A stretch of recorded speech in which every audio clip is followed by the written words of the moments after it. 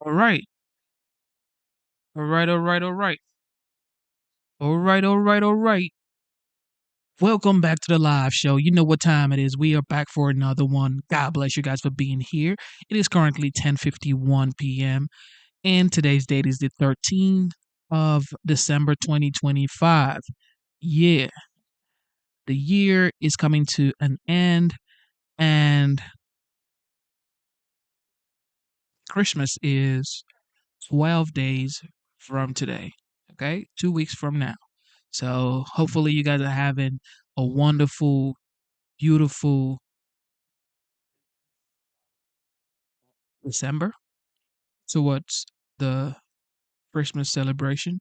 Hope you guys are having the family time that you most definitely would cherish and value as time goes on in life. So hopefully you guys are spending time with your family because you've had the whole year and now this is the last month. And yeah, get some hugs in, get some kisses, get some warm chocolate and that, round table, kitchen table conversation about how much you miss and love and care and cherish each other as a family unit. With that being said, ladies and gentlemen, like I mentioned, a lot has been going on. A lot has been going on. A lot has been going on.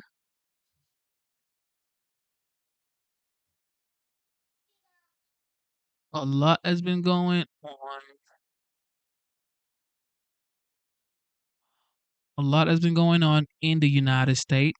The 45th, now the 47th President of the United States, 100% has been working, busy since he became the President of the United States. And it's about to be a year next year. It's about to be a year next year. Let's see what he's done.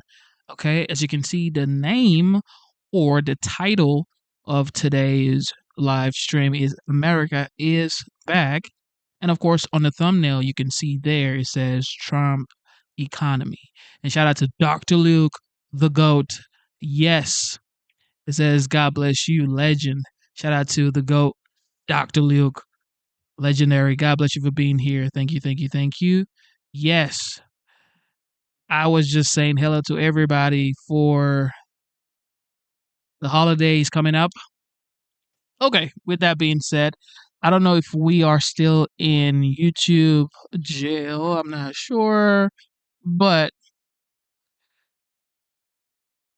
I think we may still be there.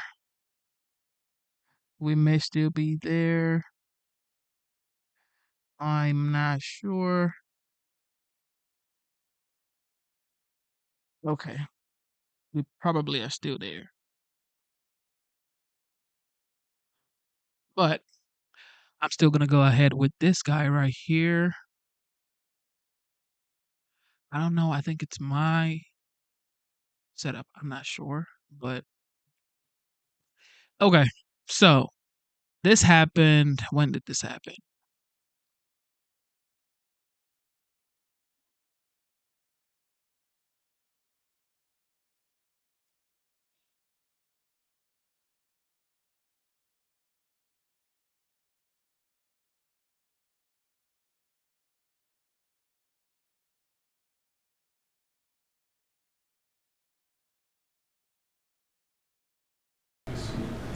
Well, thank you very much. It's been an interesting day from the standpoint of news. As you probably know, we've just seized a tanker on the coast of Venezuela, a large tanker, very large, largest one ever seized, actually.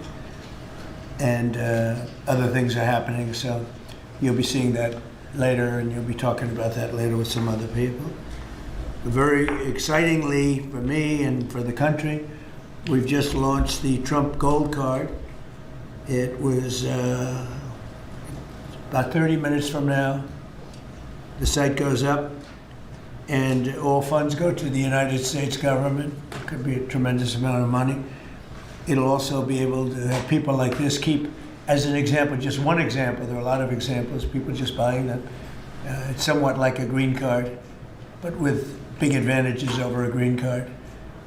And companies are going to be able to go to the Wharton School of Finance, the Stern Business School, Harvard, MIT, wherever you may get your students, any school, and you're able to buy a card and keep that person in the United States, actually, so there's certainty, because I've heard from Tim Cook of Apple, and I've heard from a lot of people, some of the people at this table, that essentially in the United States you can't keep the student. You can't hire people from the best colleges because you don't know whether or not you can keep the person. They come and have the people get out, they throw the person out of the country. You graduate number one from your college, and there's no way of guaranteeing, I guess you could say, there's no way of guaranteeing that they're able to stay in the country. Howard, maybe you'll give a little description of the Trump Gold Card, please. Sure. So for an individual, it's $1 million, and for a corporation, it's $2 million. And as the president said, for a corporation, they spend $2 million. They can then have an employee, full vetting, the best vetting the government has ever done, $15,000 vetting to make sure these people absolutely qualify to be in America, absolutely qualify. And then the company can keep them here, and they have a path to citizenship, right? Obviously, they have to be perfect people in America, and having passed the vetting, after 5 years, they'll be available to become citizens, and then the corporation can put someone else on the card. So for a company, they can keep putting people on the card, one person per card, and for an individual, it's $1 million, and it's a gift to the United States of America to help America be great again under Donald Trump. And it's really two gifts. It's a gift of getting somebody great coming into our country, because we think these will be some tremendous people that wouldn't be allowed to stay. You know, they graduate from college, they have to go back to India, they have to go back to China, they have to go back to France, they have to go back to wherever they came from. Very hard to stay. It's a shame. It's ridiculous things. We're taking care of that. The companies are going to be very happy. I know Apple's going to be happy, but a lot of the companies, nobody talked to me more about it than Tim Cook. He said it's a real problem, and it's not going to be a problem anymore. As you know, they used to send people up to Canada and other places, other countries, so we've solved that. And the other thing is it'll take in, we think, probably billions of dollars that will go to the Treasury of the United States, that will go to an account where we can do things positive for the country. So it'll be a great thing. We'll take in, I think, billions of dollars. Many billions of dollars, even. So that's very exciting.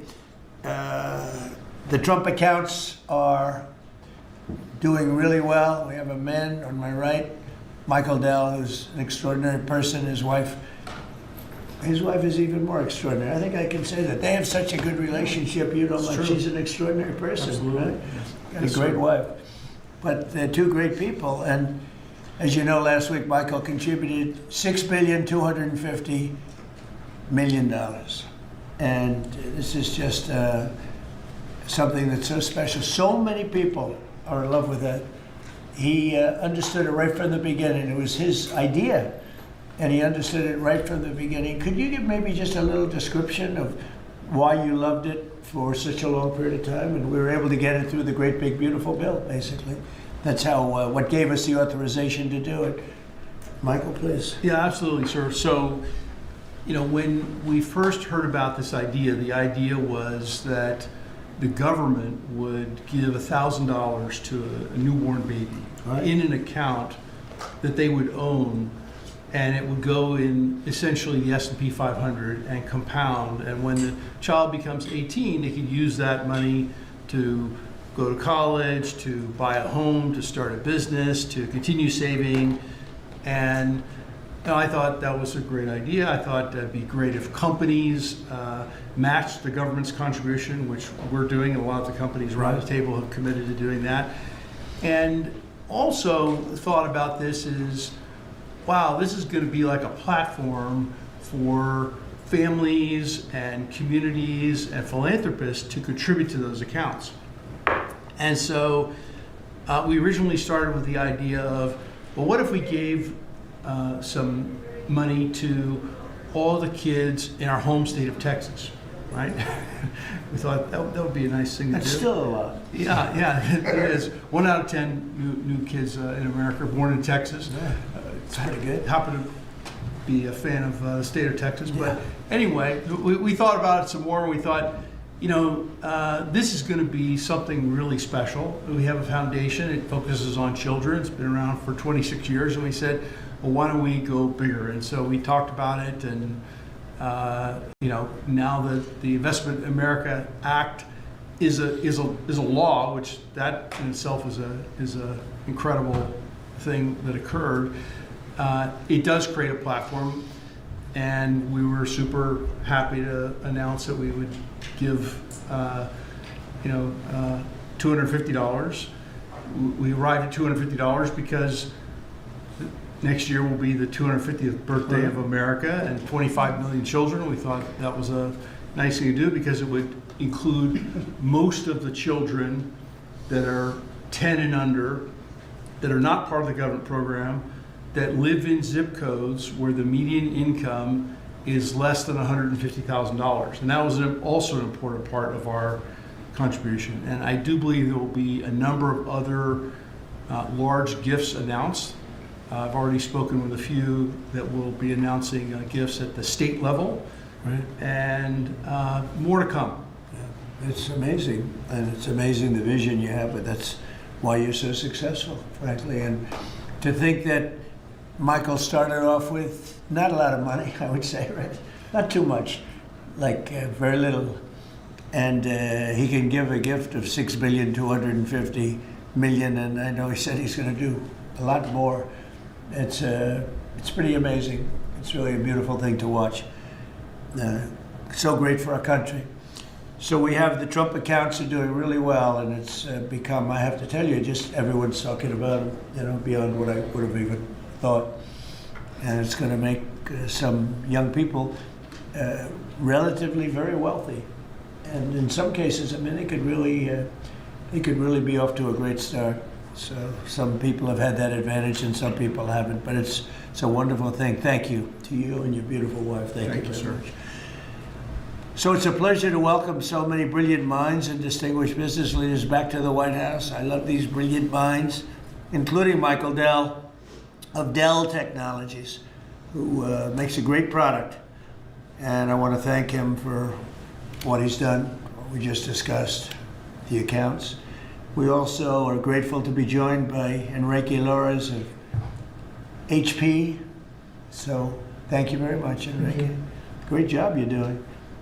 Antonio Neri of HP Enterprise. Thank you very much. What's the difference between HP and HP Enterprise? We focus on the cloud security, networking, and large systems. The cloud's good. People have done very well with the cloud. That's great. Arvind Krishna of IBM, who's actually become, I would say, a legend.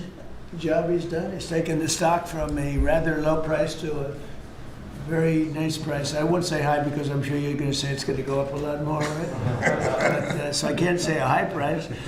But he took IBM into a new stratosphere that nobody, I think, saw. If you go back to before when he took over the company, nobody would have even imagined that you'd be able to do what you've done. So congratulations, become a good friend. Cristiano Amon of Qualcomm, and thank you very much. Congratulations on the success. Thank you. I know a lot about your company. You've done amazing. And Executive Director of the Technology CEO Council, Bruce Mailman. So, thank you very much. I think that these people know each other. We're going to be talking a little bit about technology today, and we'll take a few of your questions about technology. I'm sure you probably won't have too many of those questions. You'll be asking about some other things, right, Bruce? Our administration is committed to total dominance in technology. Right now, we're leading artificial intelligence by a lot. And I think, you look at what's going up, and we're writing rules, regulations. We want to keep it at the federal government level, so it's simple for the companies, very important, frankly. And I think we're pretty well committed. I spoke to some of the senators today, and I think we're committed to do that. We want to make it as simple as possible, as easy, because you're competing with some very big sources, and we want to stay number one by a lot. We're leading the world in building new data centers and new semiconductor and chip manufacturing facilities and new capacity for AI. And we're unleashing all of the forms, literally all forms of energy and natural gas and oil to clean, beautiful coal and safe, reliable nuclear power. And I'm giving them approval to, when they build these massive plants that cost $50 billion. It used to be that for $50 million you could build a nice little shopping center. But for $500 million, you could build one of the biggest, most beautiful centers. And now they're talking about $50 billion. So explain that one. These buildings are there's never been anything. There's never been anything like that. So you're all involved in that. It's pretty amazing. 1 year ago, our country was considered dead by many leaders throughout the world. And now we have what's called the hottest country anywhere in the world. We're the hottest country in the world right now. 10 months took us. I thought it was going to take longer, Michael. I didn't think we were going to have this success this soon. We have over $18 trillion being invested. So much of it by, like you're in for a lot. What's the number that you're looking at? 150. 150 billion. That's good. I don't know, Michael, am I allowed to ask you? You already gave 6,250,000,000. Do you have you stated a number that you're at for investment, future investment? Well, if I think about all the, investment that we make with the American companies that are adding capacity, particularly around semiconductors, it's several $100 billion. I think that's right. It's pretty good. Yeah, it's pretty good. It makes the 6 billion sound very, very small. That's very good. Antonio, what about you guys? What about you and Enrique? How's that going? Well, have you announced a number or anything? No, I'm actually happy to share with you. Over the next few years, we're going to invest an additional $3.5 billion building secure manufacturing. We built the largest supercomputer for the United States government that supports both the DoD and DOE. So in the next 18 months, we're going to build the largest 5 supercomputers that will keep the United States ahead of the game, both in life science and AI, but also to keep ahead owning the entire stack at the national security level. Great. Are you doing that separately? Are you doing that together or No, separately? we are totally separate company. Totally separate, right? From our side, we invest in the US around $18 billion per year. So if Yeah. you look at the next five, That's it right. will be close to $100 billion. And we are going to be investing in AI at the edge, not only on data centers, but how to make AI available to customers in PCs, in headsets, in devices that they would be Right, using right. every day. Which is So it's the over next 100, frontier. over $100 billion. Yes, And you're doing well. HP is doing really well. yes. That's great. We are competing hard with Michael, but we're doing well. Are you direct competitors? Yes. You are. That's it. That's why they're on different sides of the table, sir. The old days would say, why don't you make a deal? I guess now it's not so easy to make a We deal. can have an arm wrestling match now. Yeah, instead of- right. if you want to. And Cristiano, you've been amazing, right? Your company with the investments. How are you doing with We're doing investments? great. I think, Mr. President, you have a great decision. I think when you drove our company to continue to be innovating, and I think we're doing very good. We've been, in addition of doing phones, I think we're now, our chips are going to every car company in the world, all the car companies. We're entering into the robotics. There's a lot of growth in robotics and the data center. The new smart glasses going to be the future mobile devices. Industrial, I think a lot of the drive towards manufacturing the country is driving a lot of technology for smart manufacturing. We're making chips for that. So I think we're very excited. And I think, like Michael, I think the number of industries our chips are being enabling is driving hundreds of billions of dollars investments. And most important for us, semiconductor manufacturing is very important. So we are going to be customer of the fabs that are being built in the United States by TSMC and Samsung. So we're just going to keep going forward. Yeah, those investments are very important, and we are all customers of those fabs. Those two are my customers too. So Memory stuff, memory? we do the memory. We do a lot of the Who's processing. the king of memory? It's Micron and Micron's- SK Hynix. and Micron's Samsung. another one doing very well. That's great. Yeah, I heard you're doing fantastically. Congratulations. Thank you, Mr. President. The stock market has set a 51, think of this, 51 all-time record highs during the last 10 months. 51. You guys are big beneficiaries. You're setting the records, right? It's amazing. 51 times we've hit a new high. And in the history of our country, if you think about it, 51 times during the last 10 months. And Bruce, let me ask you, pull these people all together. How's it looking for technology?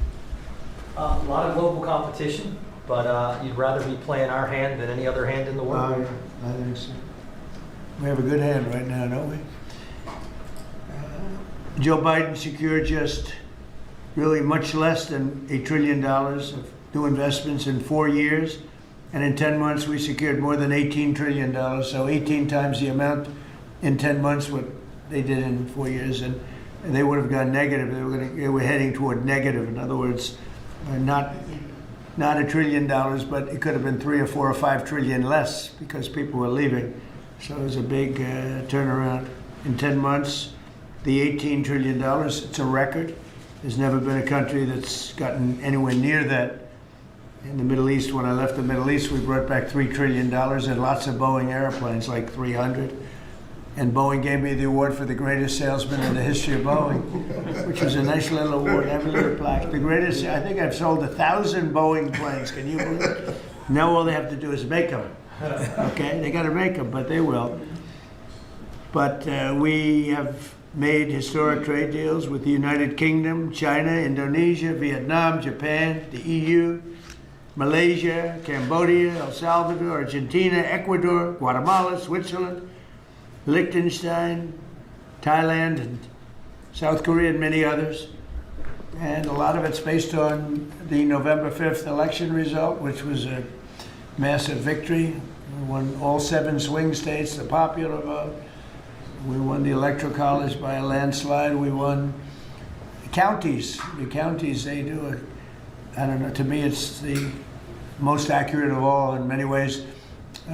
We're 2,700 counties against 525. That's pretty good, right, Cristiano? Pretty good. 2,700 against 525. 525. That's why when you see the maps are all red, except for 2 little blue lines on the right and the left side of the map. They're probably changing too. Americans are great builders, and in the Trump administration, America is once again a country where innovators get a green light. You have the greatest innovators in the world at this table, and representing a lot of their friends who are competitors and friends. But we're really on a big move to get rid of red tape so they can run their businesses and not have to wait 10 years for an approval. In the old days, getting some of these approvals for plants that are already being built would have taken 10, 15, even 20 years prior to rejection. You'd get rejected. You'd work 20 years and then you'd lose 5 to 4. And we're getting plants approved in a matter of weeks. The biggest plants ever built in a matter of weeks. For every new regulation, we're slashing more than 10 old regulations. So we're not allowing regulations unless they slash 10 old regulations. We did that in the first term, and we cut more regulation than any administration ever. In our first term, we have the all-time record. I think we're exceeding it here. In fact, now it's 1 in 24 is the number we're at. It's 1 in 10 you have to do, otherwise we're not letting you do it. But we're actually up to 1 in 24, so we get rid of 24 regulations for every one. That's not a bad deal, right? And it's been very exciting, actually. But including, we're allowing 100 in the Great Big Beautiful Deal. We're allowing 100% expensing for capital expenditures, including investments in factories and equipment and structure. So including even structure. So that if Michael goes out and builds a factory, you you can take it against tax immediately, the whole thing. You don't have to wait 38 years or do it over a 38-year period. And I think that's what made the first tax cut, which we, by the way, got extended in this tax cut. So, and you add it up, it's the biggest tax cut in the history of our country.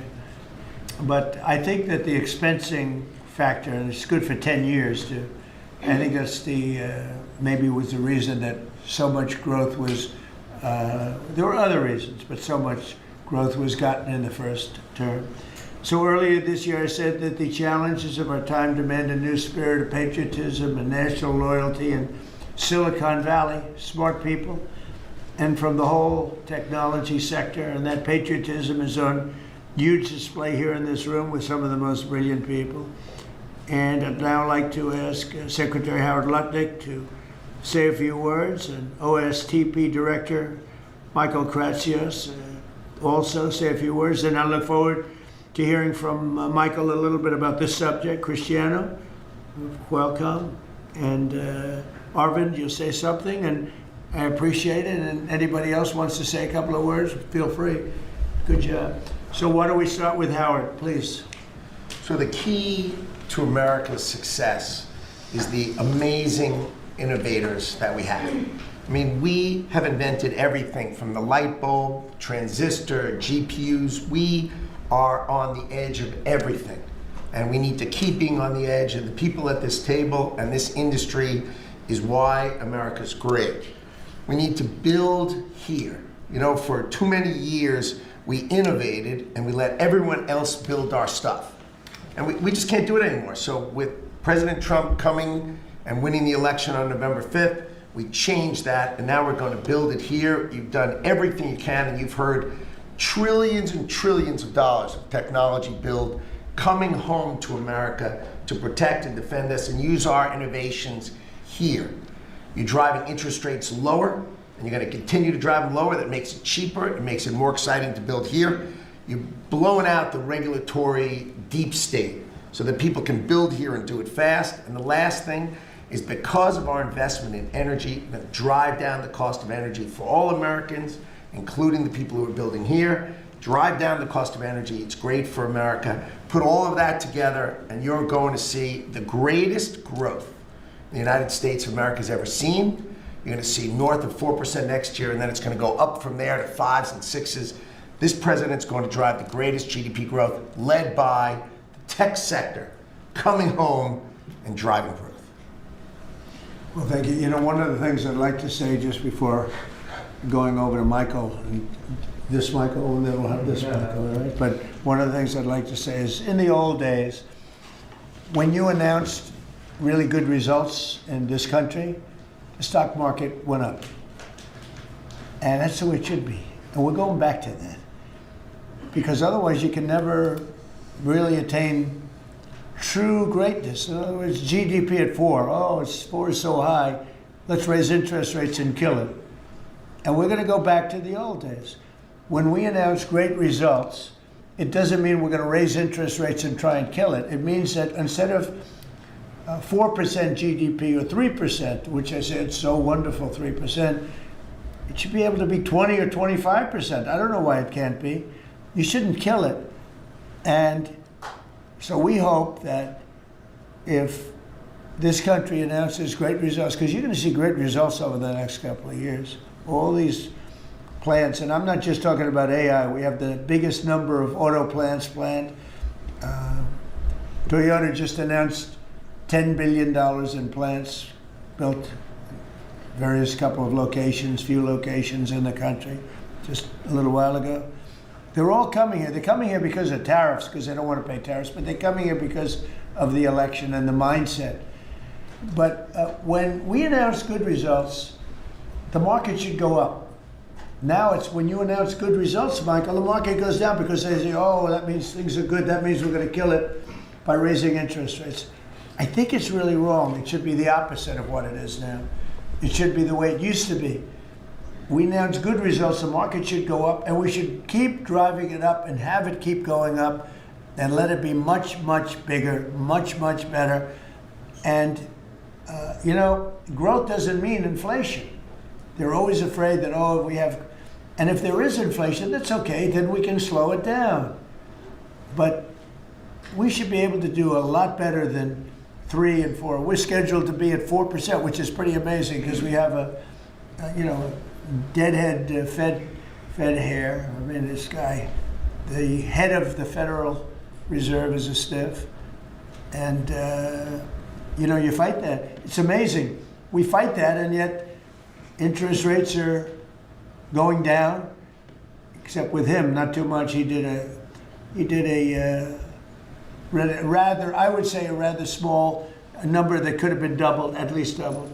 And that's the other thing. I think the rates for the United States are always the lowest in the world, because without us, there is no world. Without this economy, there's no world.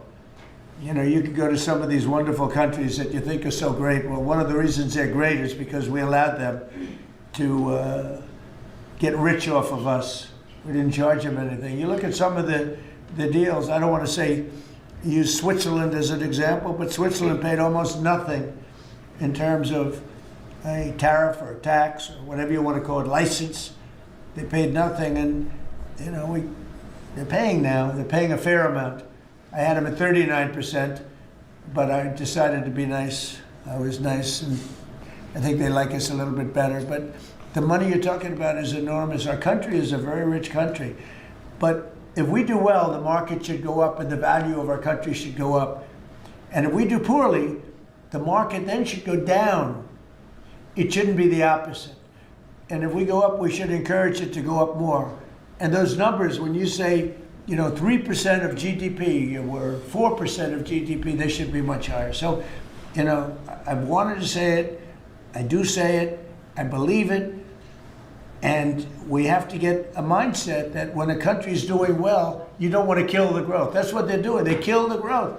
I don't know if you guys even agree with that. They kill the growth because they're so afraid of inflation.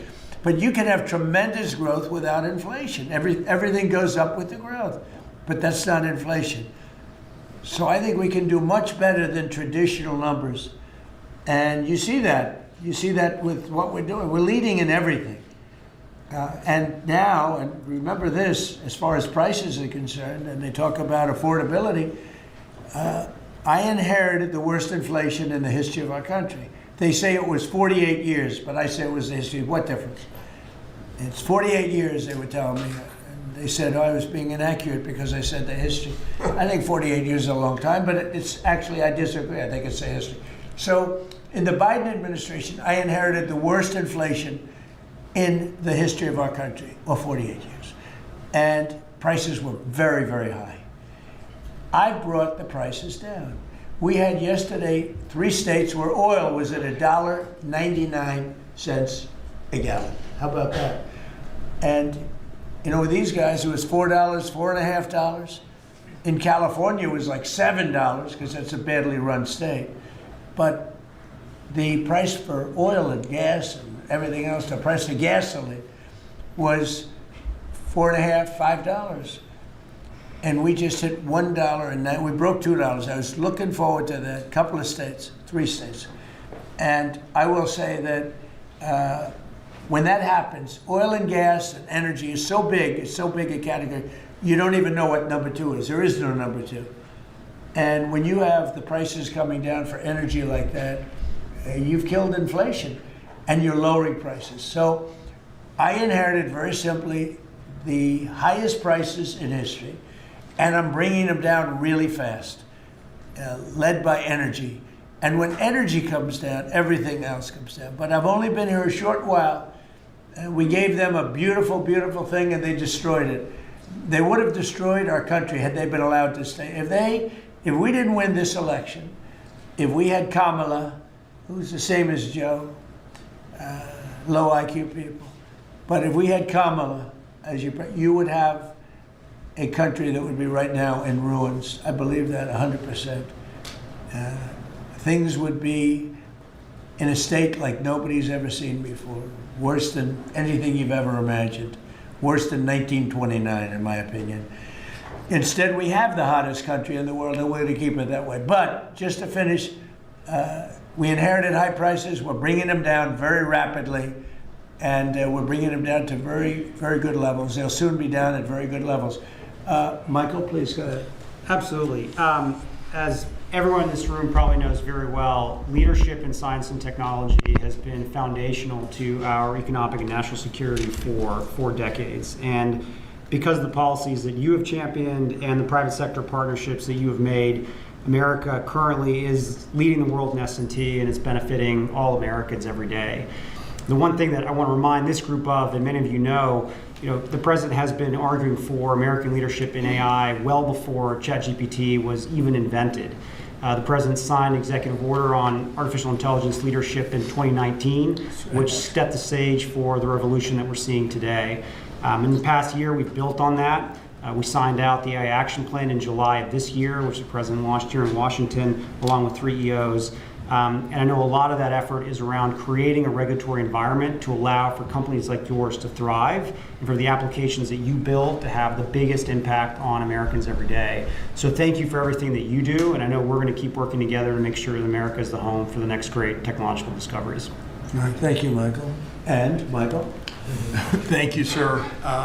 Well, look, we greatly appreciate the focus the administration has on lowering energy costs.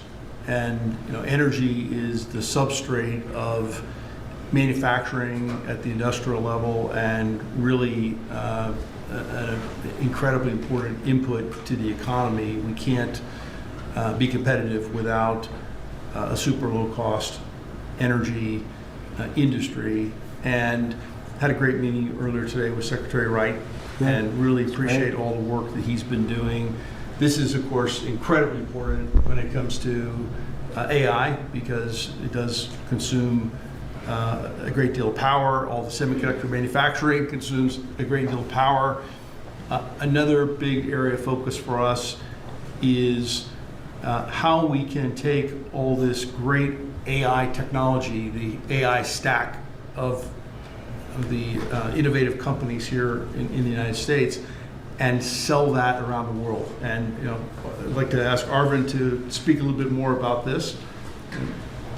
Arvind? Thank you. So, Mr. President, first, we really would like to thank you for everything you're doing for economic growth, as you said. I completely agree with you. Economic growth then drives a lot of other benefits to everything else. We also want to thank you for all the work you're doing on deregulation and making things easier for business to participate in that growth. Michael spoke of the AI stack. It's incredibly important that under the action plans that you have laid out and Michael Kratz just spoke of, we really help promote the AI stack, which is not semiconductors only. Those are incredibly important, but it's semiconductors, it's software, it's the systems which many of us here build, and it is the software applications on top. The ability to take those to all our friends in countries, so all the friendly countries, is going to be very, very important. And we wish to work with your government to make sure that we can do that, because otherwise we're afraid that competing countries are going to be able to get that stack. So we would say that.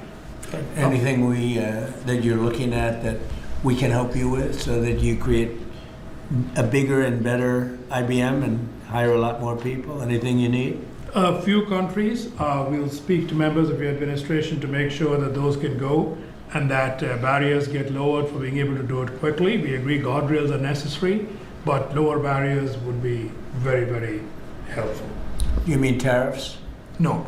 Because are these countries tariffing you, making your life difficult? Are they doing anything else to make your life difficult? It's the ability to take certain systems which have semiconductors inside them into these countries. So right now, because we have controls on where all the semiconductors can go, then the entire system is restricted. That's what we want to do. The same as how many countries do that? Probably a half dozen. So I can tell you the countries already. I know. Yes. I know every country very well. And we have ways of combating that quickly.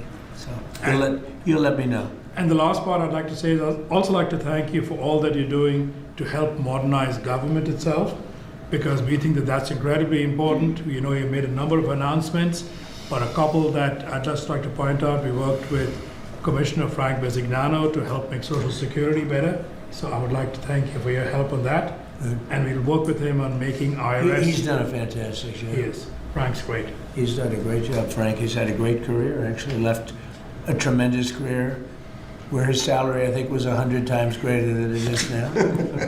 And he was at JP Morgan Chase, and he's doing a fantastic, he did a great job at Social Security, quickly. And we hope to help him replicate that now at the IRS also. Very good. Thank you very much. Good job.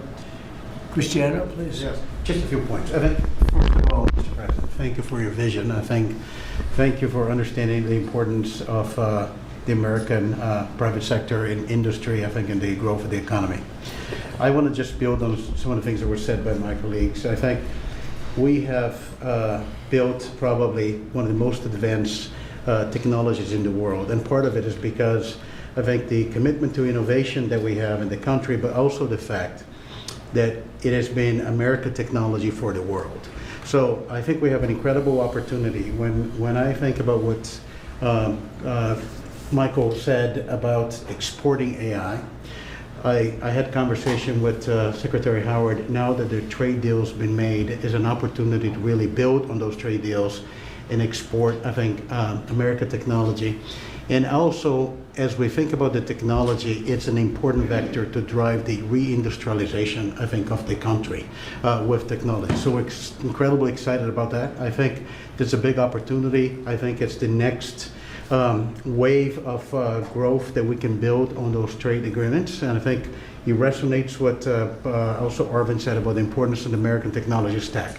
And then we're just going to finish with 2 points. There are 2 exciting things happening in the world of technology coming right now. One is as AI become the new form of computing, AI is going not only to the data center, but to everything, to cars, to PCs. And we see now the ability to run models that you can only run AI in the data center. You can run that on a microcomputer, on a computer for Enrique, on a server, with small server on premise. So I think we're going to see the proliferation of AI.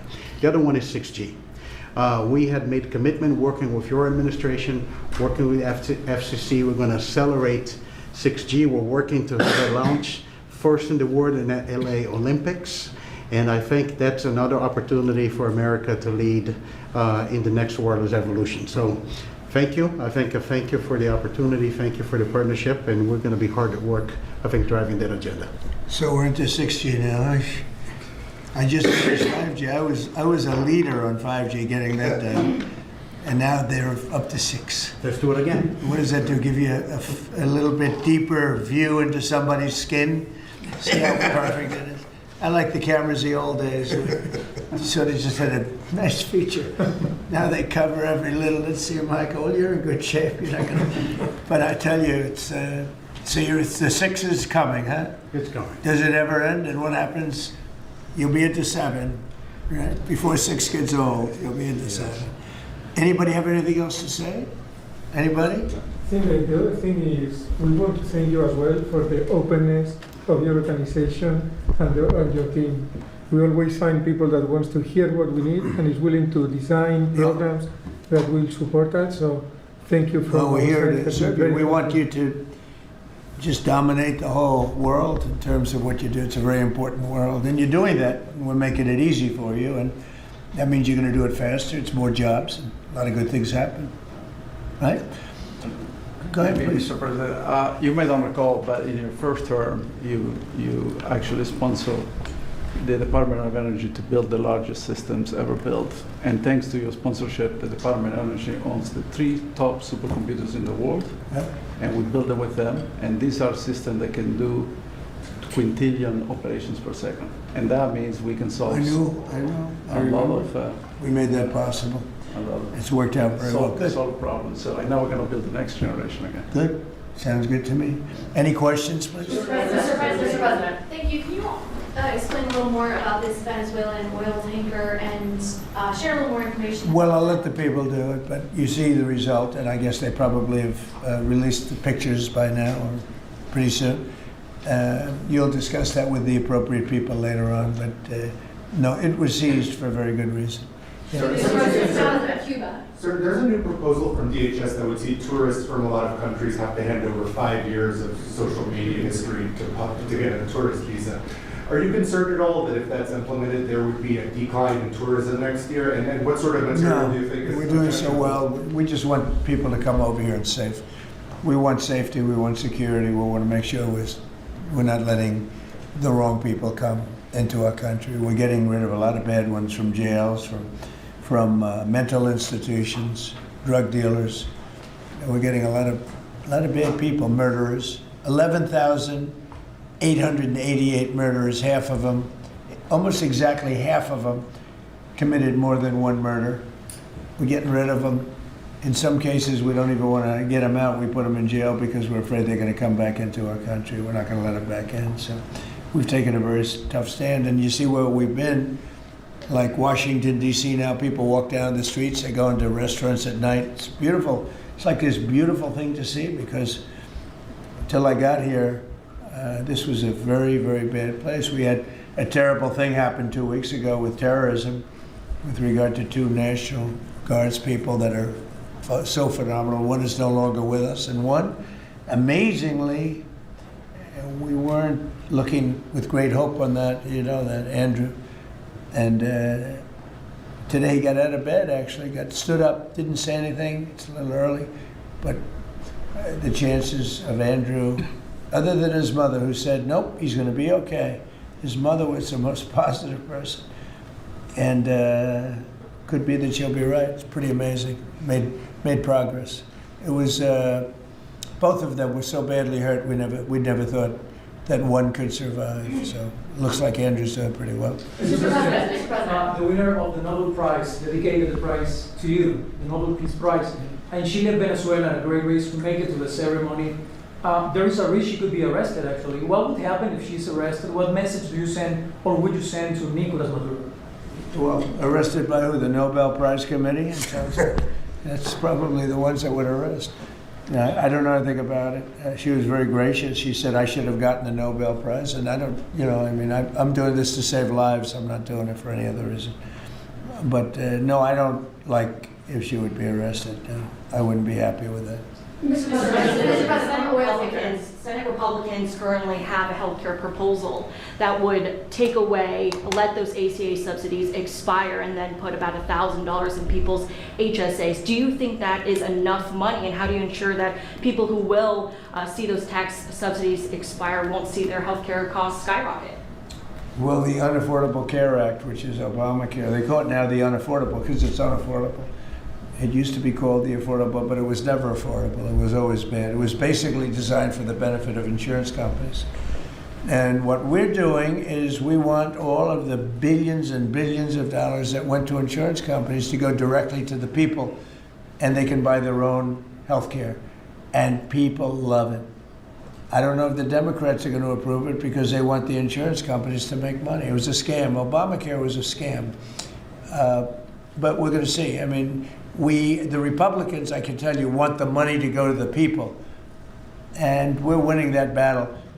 The Democrats are having a hard time with it because they're in the pocket of the insurance companies. Yes, please. Yes, we spoke to some European leaders today, I think, sir, about Ukraine. I did. Could you tell us about that? And is there a new revised peace plan that Ukraine has presented?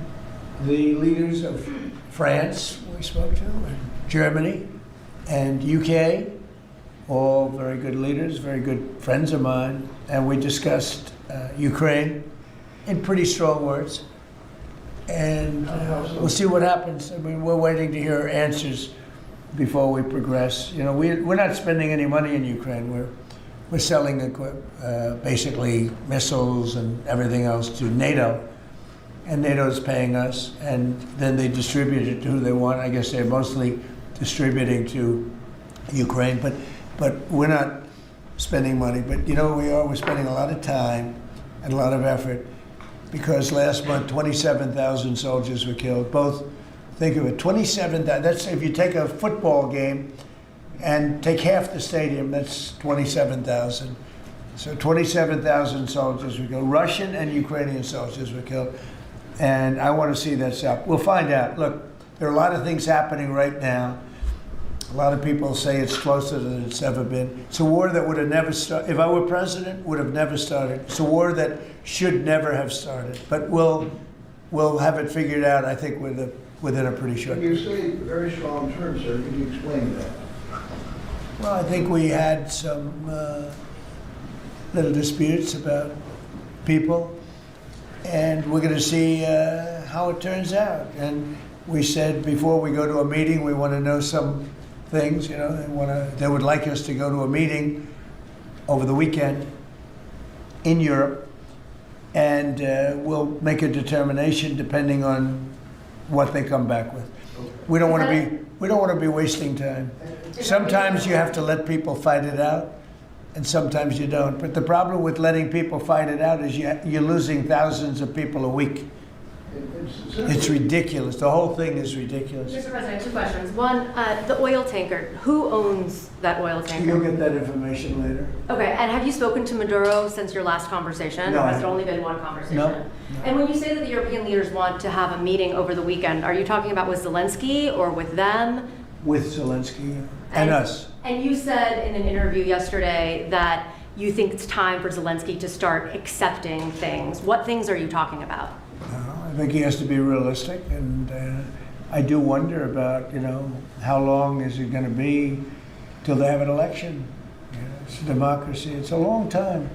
They haven't had an election in a long time.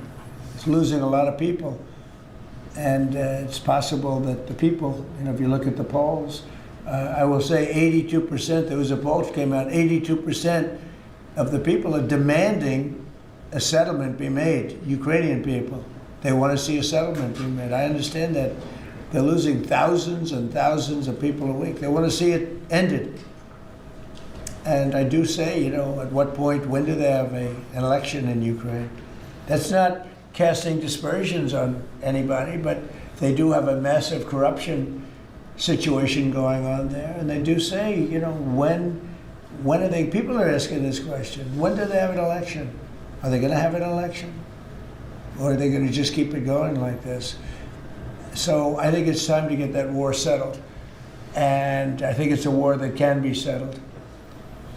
But it takes two to tango. Mr. President, you talked about the new owners of Warner Brothers Discovery to make changes at CNN, big changes, and have you spoken to Jared about it? What are you doing with him, or are you just sort of wall him off a little bit? So what do you want to know? What changes do you want to see at CNN under new ownership? Well, I'm not involved in that. I will be probably involved, maybe involved in the decision. It depends. You have some good companies bidding on it. I think the people that have run CNN for the last long period of time are a disgrace. I think it's imperative that CNN be sold, because you certainly wouldn't want to put people, just leave those people with some money, good money, and CNN, so that they can spend even more money spreading poison, because it's lies. It's a disgrace. So I wouldn't want to see the same company end up with CNN, the same company with money, because right now they don't have too much money, but they have value, I guess, based on the bids. They've got value. But I think CNN should be sold, because I think the people that are running CNN right now are either corrupt or incompetent. And that'll be a factor in the decision making, because we've got some. Well, in my mind, but I can be talked out of that by some very talented people that we have, antitrust people. But I just think that the people that have run CNN into the ground, by the way, nobody watches, very few people watch. I don't think they should be entrusted with running CNN any longer. So I think any deal should be guaranteed and certain that CNN is part of it, or sold separately. But I don't think the people that are running that company right now and running CNN, which is a very dishonest group of people, I don't think that should be allowed to continue. I think CNN should be sold along with everything else. Sir, you spoke about affordability earlier in your remarks and yesterday in Pennsylvania. How much more can we expect to see you on the road kind of delivering that message? And are you worried at all about the Democrats winning a couple more things in Miami and Georgia? I don't worry about it. It's like statistically, it's amazing when you win the presidency, even if you win by a landslide like we did, and even if you do a good job, and some people say we've done the best opening 10 months in history, in the history of the presidency. I think we have. Who's done better? We ended 8 wars. We have the strongest economy. We have $18 trillion coming in, which is more than any country had, times I think 5 or 6. 18 trillion's a lot even in your standard, right? Yes, sir. Even for that guy, 18 trillion's big numbers. But we have $18 trillion coming in. Pretty amazing, right? I think Qualcomm would be very impressed if they had even a little piece of that. So we've done a great job. But for whatever reason, and nobody's been able to give me an answer, when you win the presidency, you seem to lose the midterms. Even if you win the presidency by a lot and you do a great job as president. Some presidents have done good and they've lost. I think it's like 2 times in the last many, many years it's been won. I don't know why. It doesn't make sense. Usually I can figure things out, but I don't know why, but that seems to be. But other than that, we should win because we're doing great. The economy is roaring. I think the economy is only going to go, better with all this money pouring in. We have factories being built, and forget about AI. We have AI more than anybody. We're leading AI by a lot. But we have many car companies coming in from Canada, from Mexico. They're closing up. They're coming in from Mexico. They're coming in from Canada, from Japan, from Europe, all over Europe, Germany, all over Europe. We're doing great. But for whatever reason, it doesn't matter how well they're doing, good and bad. The bad you understand, but even when a president is doing well, they seem to not do well in the midterms. So we're going to try and change it. There should be no reason for it. If anybody at the table can figure out, Bruce, a nice psychological reason, but so I want to win, and winning the midterms is important. People want us to win the midterms, and I think we have great spirit. We should win the midterms, yeah. Under Joe Biden's administration, during COVID specifically, Biden removed the safety standards on abortion drugs. Now I'm hearing from a lot of pro-lifers that they're very anxious because yesterday Bloomberg reported that your FDA is slow walking a review of the abortion drugs that Secretary Kennedy promised. Yeah, How soon do you want to see that? I'll find out. I'll ask them. Do you want to see it? I don't think they're slow walking anything, but I'll find out. Yeah. Mr. President, Any update on the clashes between Thailand and Cambodia, sir? Yeah, I think I'll have to make a phone call. I was going to say that the Thailand and Cambodia, one of the 8 that I settled, they've been fighting for a long time. They've been fighting for a very long time, many, many, many decades. But I got along great with both. I found they were 2 great leaders, 2 great people, and I settled it once. I think I can do it pretty quickly. I think we're scheduling a phone call tomorrow. Mr. President. With Thailand. On the Fed chair. With Thailand, if you just to answer, Steve, with Thailand and Cambodia, I think I can get them to stop fighting. Who else can do that? Think of it. Settled 8 wars. Every once in a while, one will flame up again, and I have to put out that little flame. I have to put it out, but we're going to put it out again. So I think I'm scheduled to speak to them tomorrow and see if I can. It was unfortunate what happened. I know exactly what happened. It got it started a little bit, but we'll see if we can put it out. We're interested in the seizure of this tanker. What happens to the oil on that ship? Well, we keep it, I guess. Where does it go? What port does it go to? Well, you have to follow the tanker. You're a good newsman. Just follow the tanker. Do you know where it was going? Was it going Follow to it. China? Get a helicopter and follow the tanker. Is it true it's going to But we're Cuba? I assume we're gonna keep the oil. Mr. President, on Fed Chair, Kevin Haskett said you were going to announce your decision within the next 2 weeks. Is that correct? Maybe. Are you doing your interviews with finalists today? Well, I'm meeting with Kevin Warsh today, so I'm meeting with him, and I sort of have a very good idea what I'm looking for. Again, I'm looking for somebody that will be honest with interest rates. That's all. I just want honesty. Our rate should be much lower. Our rate should be the lowest rates in the world. Because all these countries that you see, with low rates, many of them are low because of us, because they suck so much money out of us. But that's not happening anymore. We should have the lowest rates in the world. And without us, none of them really exist as an economy. I can show you these really prime, really wonderful countries. They've had nothing but success. It's because they took so much out of the United States. It's one of those little problems. I want to see that when we do well, we're rewarded for doing well, not the way it's been for the last pretty long period of time. Are you asking these finalists to pledge to lower rates? Are you asking these finalists to pledge to lower rates?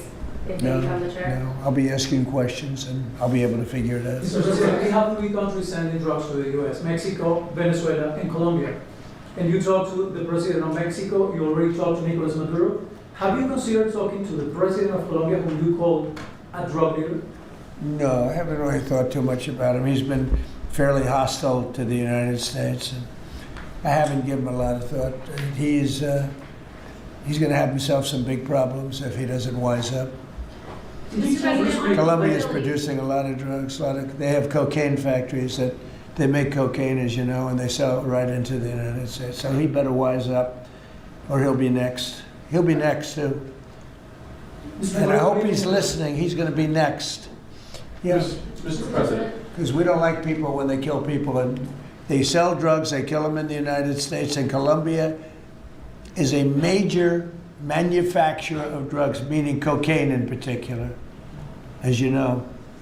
Thank you, Mr. President. Thank you. Multiple House Republicans in recent weeks, days, have been critical of Speaker Mike Johnson. I wanted to ask you if you're still confident in the Speaker to keep his conference together ahead of the midterms, and how often are you speaking about him? I think Mike Johnson is great. You know, he's had a majority of 2, 3, 4, then back to 2. We actually had 1. So we were 1 heart attack away from disaster. So everybody prayed for everybody's health. I think Mike Johnson's been a fantastic speaker. I mean, a very hard job because, you know, when you have a small majority, and we got the biggest bill in the history of our country approved, the Great Big Beautiful Bill. I call it the Great Big Beautiful Bill. There are different names for it, but to me it's a Great Big Beautiful Bill because it gives the biggest tax cuts in history, the biggest regulation cuts in history. No tax on tips, no tax on Social Security, no tax on overtime. I think Mike Johnson's been a great speaker. I think few people could have done that job. Do you want to see another big package move through Capitol Hill the next year, or? Well, we don't need it because we got everything. You know, this was supposed to be 17 bills. And I think it was my idea, but, you know, with the concurrence of people that have done this a long time. And I said, why don't we make it 1 bill? Because it's very hard to get things approved by the Democrats. And it worked out because there was something good for everybody. If we would have done 17 bills, we wouldn't have gotten a third of them approved.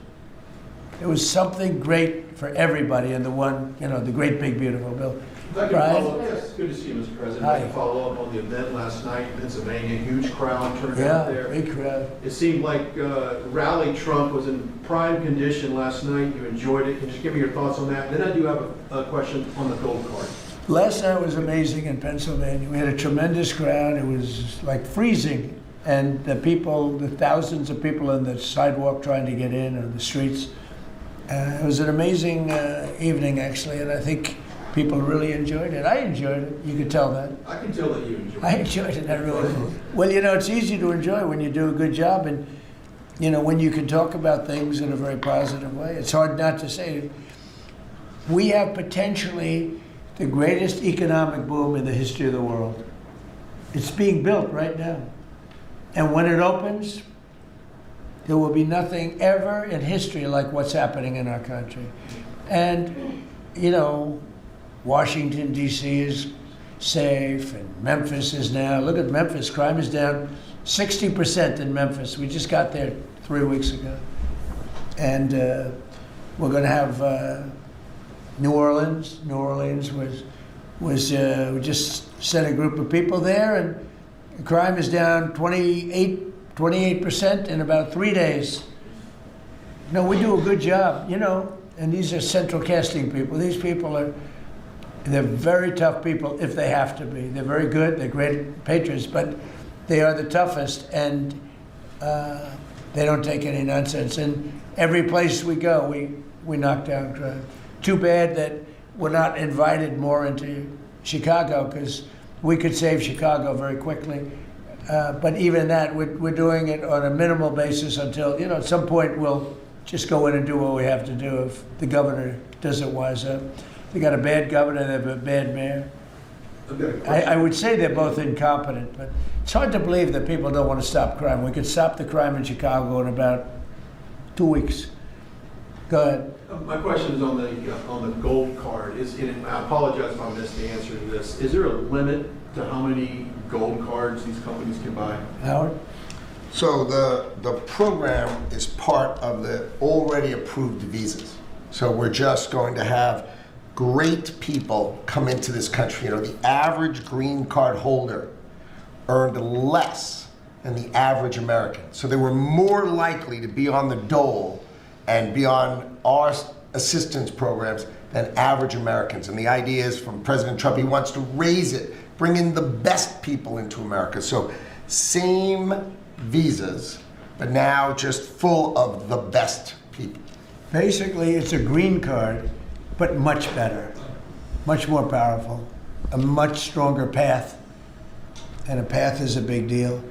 Have to be great people, but much stronger path. And it also, in addition to that, helps companies, because not only for companies, but if IBM gets somebody #1 in his class at the Wharton School of Finance, and you're dying to get the person, but you can't guarantee the person stays in the country, because oftentimes they'll say, I'm sorry, sir, you got to get out of here, you have 24 hours, right? And you say, where's my employee? Now IBM can buy a card, and that employee can be there for essentially a very long period of time. Mr. President, could you tell Bruce? It's so needed for the companies. You know, it's needed for others, but really it's basically a much better form of a green card. And you can't get green cards. They are impossible to get. This is much better than a green card. Yeah. Yes, so did you tell Bruce Blakely not to run for governor, or that she should think about not running for governor? I haven't spoken to, first of all, he's a friend, she's a friend. These are two great people running. In a way, I hate to see them running against each other. I hope they're not going to be damaging each other. But Elisa's fantastic, and Bruce is, they're two fantastic people. And I always hate it when two very good friends of mine are running. And I hope there's not a lot of damage done. Sometimes it works the other way. The victor ends up being much stronger because of it. A lot of times that happens in politics. You think you step in a couple months to actually see who performs? Well, I think in New York we have a convention toward the end of February, and I think you'll know pretty much at the end of February what's going to happen. And I'll probably have to, you know, do what I want to do. But I hope that he's running now, as you know, and she's running. We have two very talented people. Either one should win against the Democrats. Mr. President, the Prisoner Legacy story lately focuses on one of your cabinet members predicting that you're going to fire this one or you're going to get rid of that one. Of all your cabinet members, who would you perceive as the most under attack? Well, I think my cabinet's fantastic. I read these same stories that I'm unhappy with this one or that one, and I'm not. I think the cabinet's done a great job. I read a story that I was unhappy with Pete because he was attacking drug dealers. I said, that's not exactly right. I would say very much the opposite. Pete Hegseth has been phenomenal. I read a story recently, I'm unhappy with Christie. I'm so happy with it. I mean, we have a closed border. We have a border that's the best border in the history of our country. Why would I be unhappy? She's fantastic, actually. No, we have a fantastic cabinet, really fantastic cabinet. I mean, Lutnick I'll have to think about. No, Can't have everything. Can't have everything. He's doing great. Well, Howard's done really well, and Scott's done really well. We have just a fantastic cabinet. I'll tell you who's doing a great job is Linda McMahon. We're bringing education back to the states where it belongs. Education is going, we can't do any worse than we're doing right now. Let the states run it. You know, if you go back to some of our states that have run so well, so good, I would say 40 of them. And then you'll have trouble with 5, and you'll have bigger trouble with another 5. But you have 35 or 40 states that will run education as good as Norway or Denmark, Sweden. We have some, you know, the heads of the list are Denmark, Norway, Sweden, a few others. I think if you go to Iowa and you go to Indiana and you go to, I can name a lot of states, I think it would be almost the equivalent or maybe better. But you can't run a school system in Iowa from Washington, D.C. Yeah. Sir, the Gaza plan When do you expect to announce members of the Board of Peace, the leadership of that? Well, we'll do it early next year. And the Board of Peace are gonna, it'll be one of the most legendary boards ever. Everybody wants to be on it. It's mostly gonna be, I guess, you know, we weren't thinking about it that way, but they wanna all do it. Basically, it'll be the heads of the most important countries. Mr. President. They all want to be on. It wasn't really planned. We thought we were going to get very distinguished people that do that kind of thing for a living. But really, it looks like it's turning out to be, they want to be on. The heads, the kings and the presidents, prime ministers, they all want to be on the Board of Peace. Mr. President, as a follow-up to last night's rally, can you clarify, you have called the affordability crisis as a Democratic hoax, but you also want to make America affordable again? No, the word that they use is a hoax, and because they're the ones that caused the problem. I'm talking about when you're trying to say it a different way. Now, it's pretty simple, though, if you listen.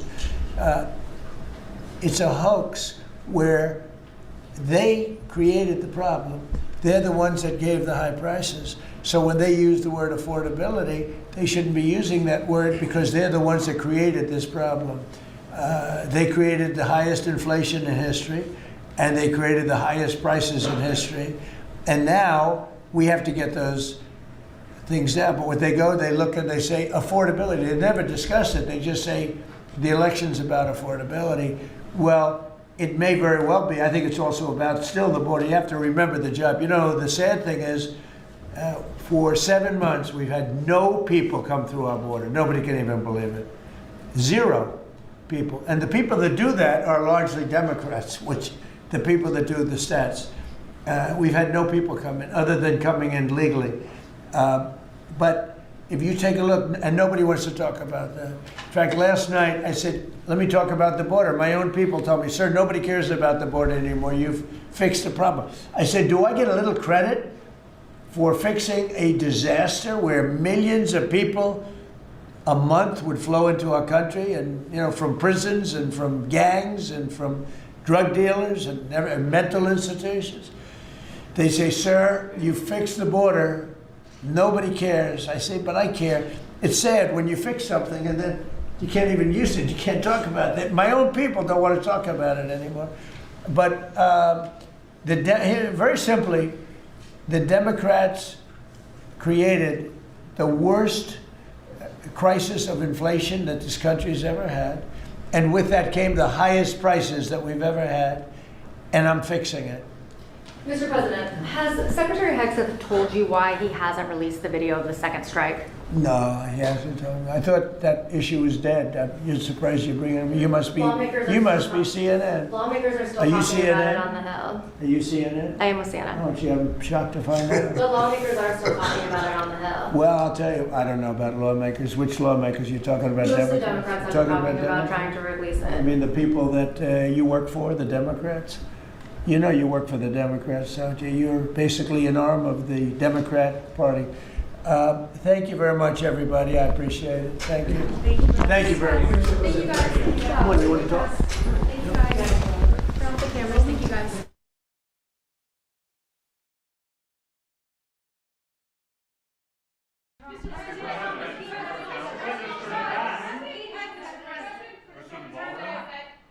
Thank you.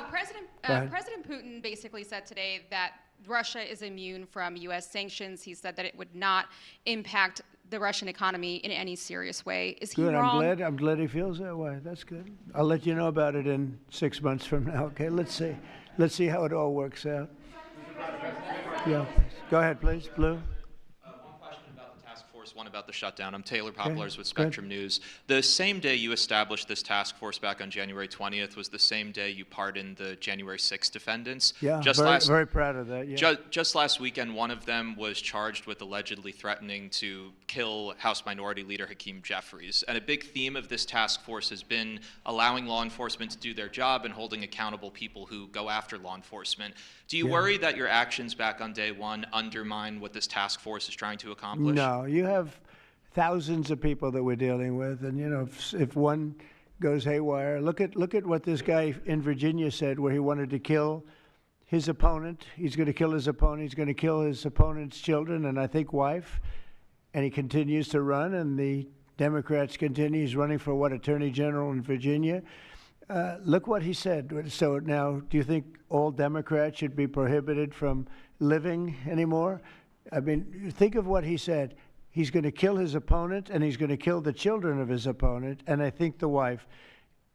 I said, this guy's sick. That is a sick guy. And how do you vote for somebody like that? But I don't view that every Democrat would say that, because not every Democrat would say that. So you can't, you could have one person, but I don't know of the incident. I can say we're very proud of what we did. We had the courage to do something that should have been done. The problem, sometimes the Republicans are too nice. They're a very nice party. The Democrats play a much dirtier fight. It's amazing. You go after dirty cops like Comey, and you go after, these are dirty cops. Letitia James is a dirty cop. You go after these people, and they say how horrible you are, and yet I got indicted 5 times and impeached twice. Nobody says anything about that. They say, they actually said the other day, he's trying to indict somebody. I got indicted 4 or 5 times, Todd, maybe more than that. Yeah, I think you could say 87 times if you really think about it, right? With the charges, a bunch of phony guys, but nobody says anything about that. But they mentioned it the other way. No, the Democrats play a very dirty game. It's all they're good at. They're good at a couple of things: cheating on elections and playing very dirty. And they have one good trait: they stick together. They stick together. They stick together through the worst policies that anybody's ever seen. It's unbelievable how they stick together. And I respect them for sticking together, but it's a dead party because their policies are no good. Okay. Brian, we'll do a few more and we'll go home. Wonderful. Everybody's going to go home. I'm going back to the Oval Office, however. Speaking of Democrats, there's a report that there's a grand jury on Adam Schiff for apparent mortgage fraud. If he is indicted, should he step down as a U.S. Senator? Well, I'm not going to comment on that. I will just say Adam Schiff is one of the lowest forms of scum I've ever dealt with in politics. He's a horrible human being, very dishonest person. I have no idea what's going on. You tell me that he's going to be indicted. I don't know. You could ask Pam. I don't know if she could say it. Probably you are allowed to say it, but I wouldn't know about that. I can only tell you he's a very bad. I think he's actually a sick person. Do you want to talk about that? We're not going to comment on any grand jury that's open. We can't legally. I don't know. By the way, I hope it's true, but I don't know anything about it. Yeah, please. Oh, millions of dollars, yeah. Well, I also give, I give a lot of money to the White House. The White House is, as you know, I give my salary, and I usually like to steer it to the White House because this house was a little bit abandoned. First of all, for 4 years, you had a guy walking around that didn't know where the hell he was. And this house was not taken care of the way it was supposed to be. I take very good care of property. I was very good at that. And you'll notice the floors downstairs. I paid for them. Marble, the most beautiful marble you've ever seen. The white floors down in the Palm Room, which they look like they came out of, I don't want to lose because they're big supporters of mine, Home Depot, so I'm not going to say bad, but they did come out of a box from Home Depot about 30 years ago. They were all broken, but now they have the most beautiful floors, the most beautiful lights and chandeliers. I think most of you, Brian, you've seen that, right? Yes. How beautiful is that? And I take care of it. So I spend millions of dollars on this building, taking care of it. It was not properly maintained, and now it's starting to gleam like it should. It should really gleam, and you should go down and visit the Presidential Walk of Fame. Have you seen it? It's quite good. I'm sure that a lot of people coming to the White House, it's hot. It's very hot, but it's really a tribute to the presidents, past presidents of our country. Yeah, please. Mr. President. Yeah, behind you, please. Yeah, go ahead. Thank Go you. ahead. So on Monday, a question for you as well as Secretary Noem. On Monday, Mayor Karen Bass of LA and Representative Robert Garcia, they held a press conference and they called for an investigation into DHS, accusing them of unlawfully arresting U.S. citizens and racially profiling and only arresting people because in Robert Garcia's words, "They look like me." He's a Hispanic individual. Do you have a response to that? Are you asking me that question? You as well as Secretary Noem. They are arresting bad criminals, and they're really good at it too. I look at the numbers. You know, they always like to say that, oh, you're arresting this and that. Then when you check it, you find out, geez, almost every single time, and you know, obviously every once in a while they may get one wrong, but they always correct it. They're able to correct it. But they are arresting really bad people. They're arresting people that kill, people that would cut your throat and not even care about it. These are brave people, and it's very dangerous. And if they go even a little bit too far, they get into trouble, you know, which is a shame. I protect them, but they get into trouble. But they're arresting very serious criminals, and they're getting them out of here. Okay, one or two more. Doug, do you have a question? I'd love to have Doug have a question, our great photographer, because he's such a great guy, and he might be the most talented person over there. I don't know. Huh? Go ahead. Let's hear your question. This guy's a real beauty. On the cartel strategy, hearing you talk about it as a war, hearing Secretary Hegseth talk about defeating and destroying and the comparisons to ISIS and Al-Qaeda, those efforts took American troops being engaged in foreign countries. Do you think that's ultimately where this is headed with the cartels, having American troops in countries like Venezuela? No, the cartels are very bad. They have a lot of bad people coming in. They were interviewed recently, and they were asking people what their problem was, and one guy said, yes, I'm up for murder. Didn't know what he was saying, obviously. You know, I'm sure his lawyer was not thrilled with his statement, but no, they're rough people coming into those cartels. Those cartels are rough. You look at what happens, the trip up is horrible, especially for women. They're being killed, they're being raped at levels that nobody thought even possible. In my opening speech, I mentioned that, but in a very light way. I mentioned the word rape. Then I found out that you take a look at what happens in those cartels. It's horrible what's going on. And we're doing the world a big service by just telling them, you know, you don't have too many cartels now because they know when they get up here, they're going to be stopped. Under Biden, they were just flowing into the country. It didn't matter what you were, where you came from, what you looked like, what your record. They didn't check records. Millions of people came into this country that should not be in our country right now. We've gotten a lot of them out. It's the single biggest problem that we were given. Inflation, I've already taken care of. Economically, the country is the strongest it's ever been. Thank God for tariffs. If we didn't have tariffs, we'd be a third world nation. But thank God for tariffs. We're the richest nation in the world now because of tariffs. And we're able to economically protect ourselves, and we're able to really protect ourselves from a national security, situation. But we have cartels that, somebody came up with the word cartel. I won't tell you who that person was, but you got a lot of bad people in the cartels. And you could look at a country like Mexico, and I really respect the president. I really respect a lot of the people over there, but a lot of the leadership. But they are in fear in their own country because those cartels are running those countries, okay? And that includes Colombia. Colombia is a drug den. It's a drug den, and it has been for a long time. You got a lousy leader over there right now, bad guy, a thug. But they make cocaine at levels that we've never seen before, and they sell it back into this, and they're not going to get away with it much longer. We're not going to put up with it much longer. Colombia is very bad. Mexico is run by the cartels. I have great respect for the president, a woman that I think is a tremendous woman. She's a very brave woman. But Mexico is run by the cartels, and we have to defend ourselves from that. Go ahead. Let's go with you. Go ahead. Let's listen to this beauty. Shutdown by the time you return from your trip to Asia? Do I expect to have it resolved by the time I return? I don't know. I said long ago, we shouldn't have been in this problem. This was September 28th. It came due in Biden's regime, and before the election, September 28th, and they pushed it off into the future. And I was running when they did that. And when you're running, but I did say, what the hell are they doing? That and debt ceiling. They also pushed the debt ceiling past the election date, so that would mean the next president has it.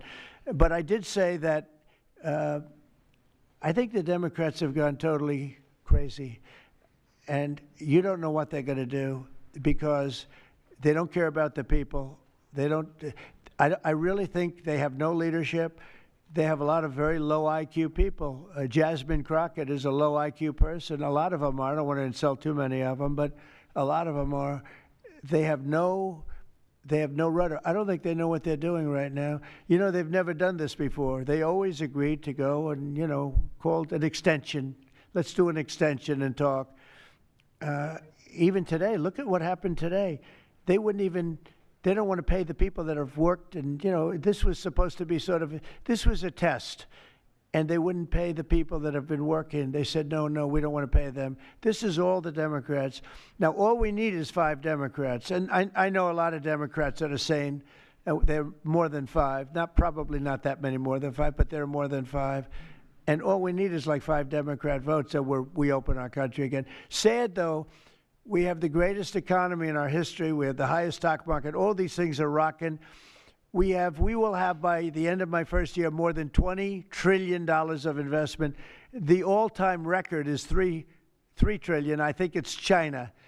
We're going to have $20 or $21 trillion. We've never had anything like it coming in because of tariffs. The money pouring into our country, the plants that are opening, AI, automobiles, everything. And the Democrats want to close our country. They're really, you know, they say deranged. They suffer, I guess it's Trump derangement syndrome, which I think is going down now as an official condition by the doctors. I think they get paid extra money if they handle it because it's more difficult to handle than a normal mental disease. But you know what? They really should approve an extension, get the country back to work, get the people paid. And, you know, it's very simple. You just don't know what's going on. There's something wrong with them. Yeah, it's sad, actually. Have you raised the full $300 million needed to fund your? Have you raised the full $300 million needed to fund your ballroom? And how much specifically are you donating to this construction raised, project? I think $350 million. All donor money and money that we put up. We've raised. It's going to be. It's going to cost right in the neighborhood of $300 million. It's been expanded and made absolutely. It'll be the most beautiful ballroom anywhere in the world, I think. And how much specifically are you donating to it personally? How much am I donating? I won't be able to tell you until I finish, but I'll donate whatever's needed. I'll tell you that.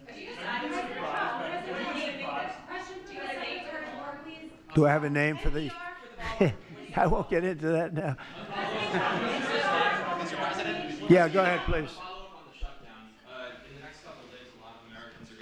Without their first full paychecks, federal workers. By the way, a friend of mine, talking about donors, a friend of mine, a man that's great. I'm not going to use his name unless he lets me do it. Susie can tell you about this, but he called us the other day and he said, I'd like to contribute any shortfall you have because of the Democrat shutdown. I'd like to personally contribute any shortfall you have with the military, because I love the military and I love the country, and any shortfall, if there's a shortfall, I'll contribute it. And today he sent us a check for $130 million. Do you share who that is? I would love to tell you. He doesn't really want the recognition, if you want to know the truth, but he gave us a check for $130 million, and that's going to go to which was sort of a shortfall, yeah. And that's going to go to the military, yeah. Is that the correct number? $130 million. That's what I call a patriot. Okay. Thank you very much, everybody. Thank you. Thank you.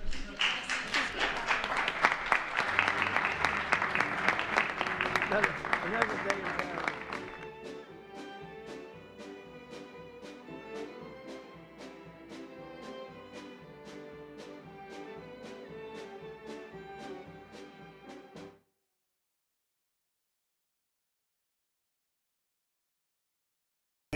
They would empty their jails into our country. They sent people into our country that we don't want. They sent their drug dealers and their drug people into our country. They sent people from their mental institutions into our country, and we're getting them out. That was bad. That was real bad. And they also sent drugs. Yeah. I'm Tim Walz, Mr. President. Do you think he should resign over the fraud scandal in his state? That who should? Tim Walz. Over the fraud scandal in his state. Look, I think the man's a grossly incompetent man. I thought that from the day I watched JD destroy him in a debate. I was saying, who was more incompetent, that man or my man? I had a man and he had a man. They were both incompetent, and I had a man and a woman. I thought she was very incompetent too, but now she's leading the field, and I think she's leading the field for the nomination. Anyway, look, that's up to them. That's up to the Democrats.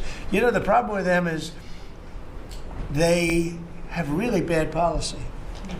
And I'm not going to say what it is because I don't want them to change it necessarily because I want to run against it, whether it's not going to be me, it's going to be somebody that's going to probably sitting at this table. Could be a couple of people sitting at this table. Could be a couple of people running together sitting at this table, you know. But I want them to win because we've done a great job for this country, and I want that to be carried forward. And you know, I think we have a tremendous bench, really a tremendous bench. But no, I think that Waltz is a grossly incompetent man. There's something wrong with him. Okay, there's something wrong with him. And when you look at what he's done with Somalia, which is barely a country, you know, they have no anything. They just run around killing each other. There's no structure. And when I see somebody like Ilhan Omar, who I don't know at all, but I always watch her for years. I've watched her complain about our Constitution, how she's being treated badly. Our Constitution, the United States of America, is a bad place. Hates everybody, hates Jewish people, hates everybody. And I think she's an incompetent person. She's a real terrible person. But when I watch what is happening in Minnesota, the land of 1,000 lakes, or however many lakes they have, they got a lot of lakes, but this beautiful place, and I see these people ripping it off, and now I'm understanding, and you're going to look at that, Scott, I hear they ripped off Somalians, ripped off that state for billions of dollars, billions, every year, billions of dollars, and they contribute nothing. The welfare is like 88%. They contribute nothing. I don't want them in our country, I'll be honest with you, okay? Somebody would say, oh, that's not politically correct. I don't care. I don't want them in our country. Their country's no good for a reason. Their country stinks, and we don't want them in our country. I can say that about other countries, too. I can say it about other countries, too. We don't want them to hell. We have to rebuild our country. You know, our country's at a tipping point. We could go bad. We're at a tipping point. I don't know if people mind me saying that, but I'm saying it. We could go one way or the other, and we're going to go the wrong way if we keep taking in garbage into our country. Ilhan Omar is garbage. She's garbage. Her friends are garbage. These aren't people that work. These aren't people that say, let's go, come on, let's make this place great. These are people that do nothing but complain. They complain. And from where they came from, they got nothing. You know, they came from paradise, and they said, this isn't paradise. But when they come from hell, and they complain, and do nothing but bitch, we don't want them in our country. Let them go back to where they came from and fix it. Okay. Thank you very much, everybody. Thank you very much. Thank you, President.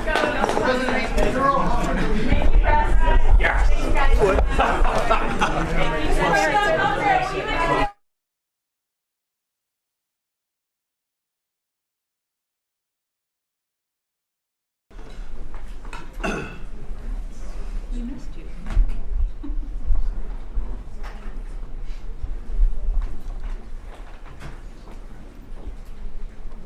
Well, thank you very much. It's a great honor to have the leader of Argentina, a place that I love, I've been to, and one of the most beautiful places in the world, President. And I really want to thank you very much.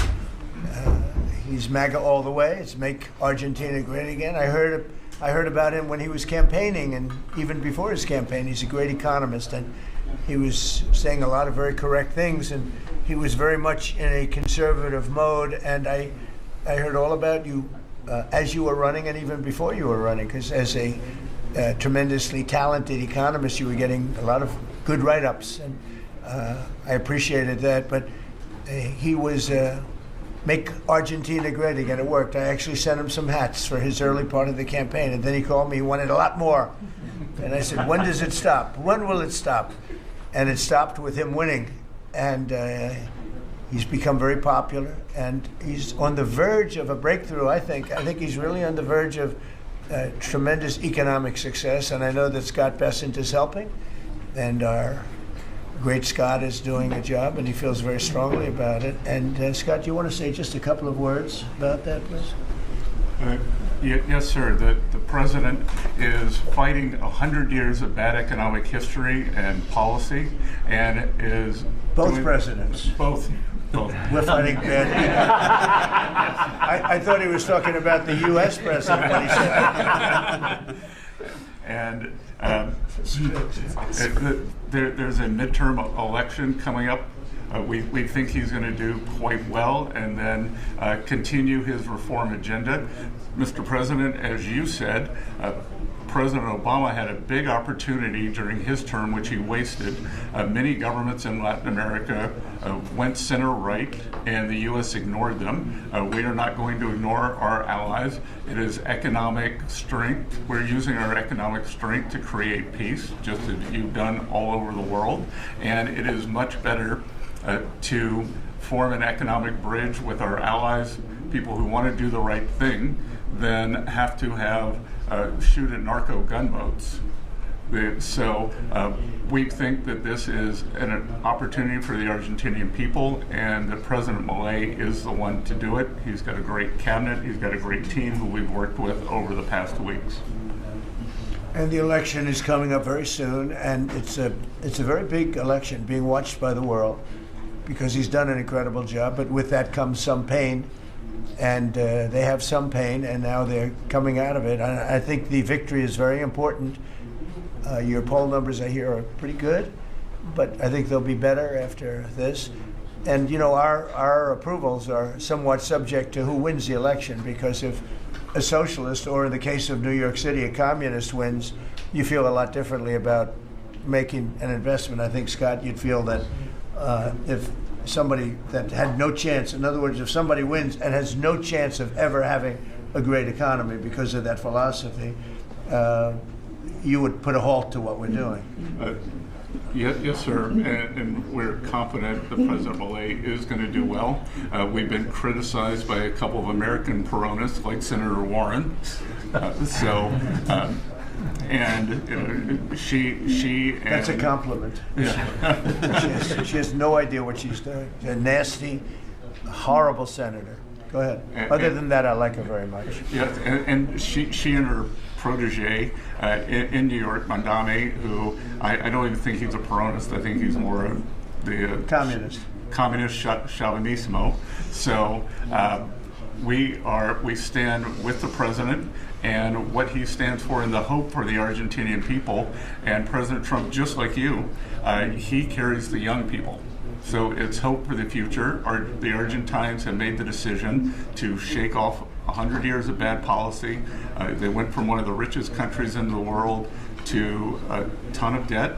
And I think that with the bridge the U.S. is giving them and the strong policies, that Argentina can be great again.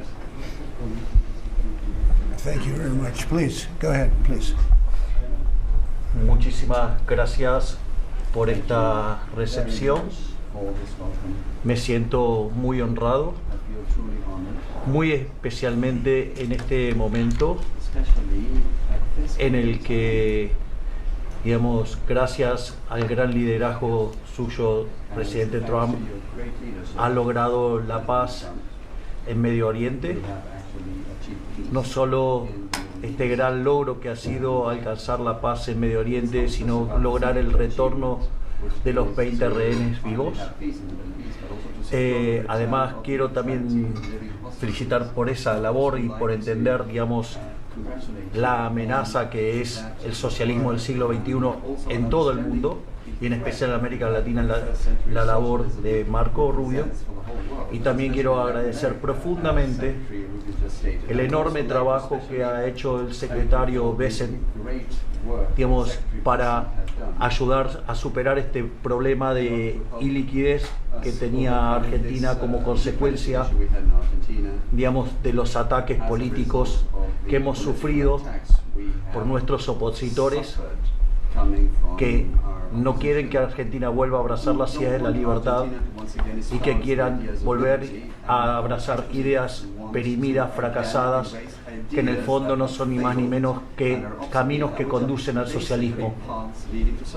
Así es que, en primer lugar, muchas gracias por recibirme, muchas gracias por lo que están haciendo por el mundo libre y muchas gracias al secretario Bessent por la enorme tarea que ha llevado a cabo y que, digamos, nos permite tener una ruta para poder transitar tranquilos y hacer lo que los argentinos de bien necesitan, y que creo que va a ser un buen caso para mostrar al mundo que las ideas de la libertad funcionan y generan prosperidad.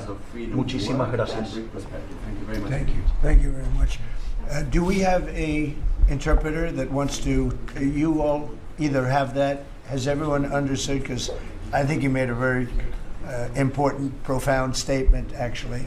But we could have it interpreted if you want. Does anybody want it interpreted? Would you like that? Would you like it? Can the interpreter speak what, do we have somebody set up for that? You want? It's actually simultaneous, so if the President would like to repeat his statement, we can do it. No, that's okay. Don't worry about it. We'll leave it that way. So it's an honor to have you here. And I just want to tell you that your career has been an amazing one, and it's going to continue with the election. You're going to win the election. We're going to endorse you. I'm going to endorse you today, fully endorse you. And you know, people in Argentina like me. A lot of people like me. I'm even surprised myself. But we had a great week. We had a great weekend. We had a great period of time in the Middle East. It was very comprehensive. It went very rapidly, and I think it's going to lead to something that's going to be unrecognizable, certainly for the Middle East. What's taken place in the last few days, people can't believe it. I've never seen anything like it. I've never seen the love and the spirit. And I've done a lot of things. I've done a lot of deals. I've done a lot of political deals where countries come into line or whatever, but I've never seen anything like this, the level of love. And it has to do with the mystique of the Middle East, I think, because if I did other countries, I did 7 other settlements of wars, complete settlements of wars, and it was very well received. But this is something I've never seen anything like it. The media covered it very fairly, and even the fake news, of which we have a lot, they actually covered it fairly for a change. And I appreciated that. We have to get back to that. It's so important. But I just want to say it's a pleasure to be with you, and we're going to have lunch, and we'll take a couple of questions from the news, and I'm sure they'll be extremely non-hostile and friendly. Like JD went through a very friendly interview with George Slobodanopoulos, who was nice enough to pay me $16 million the last time we came. He had to pay $16 million to me, which was good. It was worth having somebody lie. If you get $16 million, that's good. But JD had a very nasty person interviewing him, and we can't let that happen. Just as inappropriate to cut off a highly respected vice president of the United States mid-sentence. I guess it's one way to win an argument. That was the only way he was going to win the argument. So it was pretty inappropriate. I want to tell you that. So thank you very much. Do you have something there? Yes. Oh, good. Thank you. Sí. Quería darle. I'll get it.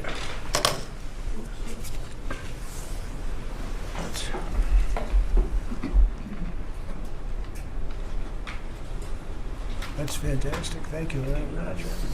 And when he did this letter, Mr. President, your settlement in the Middle East wasn't done.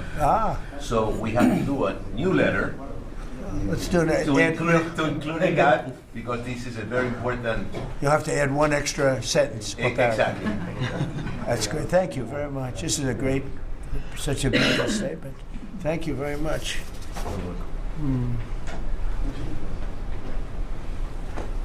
That's beautiful. Thank you. Mr. President. Mr. President, how is this Argentina? Why don't we talk about Argentina first? And then go ahead. How is Argentina going? Mr. President, how is this China in Argentina? Sorry. Go ahead. How is this Argentina rescue package America first? And is this rescue package meant to help President Milei's party in the coming election? No, it's helped. It's really meant to help a good financial philosophy where Argentina can, after 20 years of disaster, because it was very successful at one point, and it can be again, like Venezuela. Venezuela was very, very successful, and now it's a dictatorship. So when we can help our neighbors, we're making tremendous progress in South America. South America, Marco was telling me, he's like our great expert here, he really knows it, but you were telling me that so many of the countries are coming our way. And we had, a few years ago, when I just came back, so I've been here now almost 9 months, but when I just came in, I was amazed to see how poorly we've done. We lost so many, and one of them was Argentina, would be lost if he wasn't there. And I think he will be there because the people recognize he's done an amazing job. He took over a real mess. So did I take over a mess. I took over a mess by, the Biden group. And Obama he started it, I'll tell you. Barack Hussein Obama started it. Could you give a couple of words on South America? You were telling me so well yesterday how well we're doing. Go ahead. Well, first of all, we have now 8 or 9, 10 countries, Argentina being foremost among them, that have aligned with the United States on issue after issue in international community events all over the world. They're, in fact, these great allies like Argentina, but I can go into others, Costa Rica, I don't want to leave anybody out, El Salvador, but I think one of the more promising developments is later this month there'll be an election in Bolivia after 25, 30 years of anti-American hostile government. Both of the candidates running in that election, in the runoff election, want strong and better relations with the United States and another transformative opportunity there. But so I think this is important. This is our hemisphere. It's where we live. And having strong neighbors such as this. And great progress has been made, really. And we'll make more. Absolutely. Over the last 9 months. Really over the last 9 months. Yeah, please. Mr. President, from Argentina, Buenos Aires, do you imagine soon a free trade agreement with Argentina? Could it be possible soon? Yeah, it will be. Well, we're going to discuss some of it today. But no, we want to help Argentina. And we want to always help ourselves. But we want to help Argentina. And one of the ways we can do, they have great product. And we used to do a lot of trade, and then if you look at what the Democrats, well, they didn't know. They didn't know. Honestly, they didn't know what they were doing. But a lot of that trade disappeared, and they have great product. So we will be trading with Argentina. That'll be helpful to them, and it's helpful. It's good for us also. Mr. President, was China trying to draw a wedge between the U.S. and Argentina by buying soybeans from Argentina and not U.S. farmers? I would say so. Yeah. And China on China likes to draw wedges. Yeah, sure. I mean, I guess that's natural. It's China, and it's natural, but it's not gonna mean anything in the end. Mr. President. Mr. President, from Argentina, should Argentina end the China swap and close the space base in Neuquén? I don't think you should be doing business much with. You can do some trade, but you certainly shouldn't be doing beyond that. Certainly shouldn't be doing anything having to do with the military with China. And if that's what's happening, I'd be very upset about that, yeah. What about you the understand swap? that, Scott, right? Mr. President, you do understand. Mr. President, what about the swap? Because it's so important for Argentina, the swap. Okay, go ahead. The central bank. The American assistance is not predicated on the swap with China being closed. Any reporting to that effect is incorrect.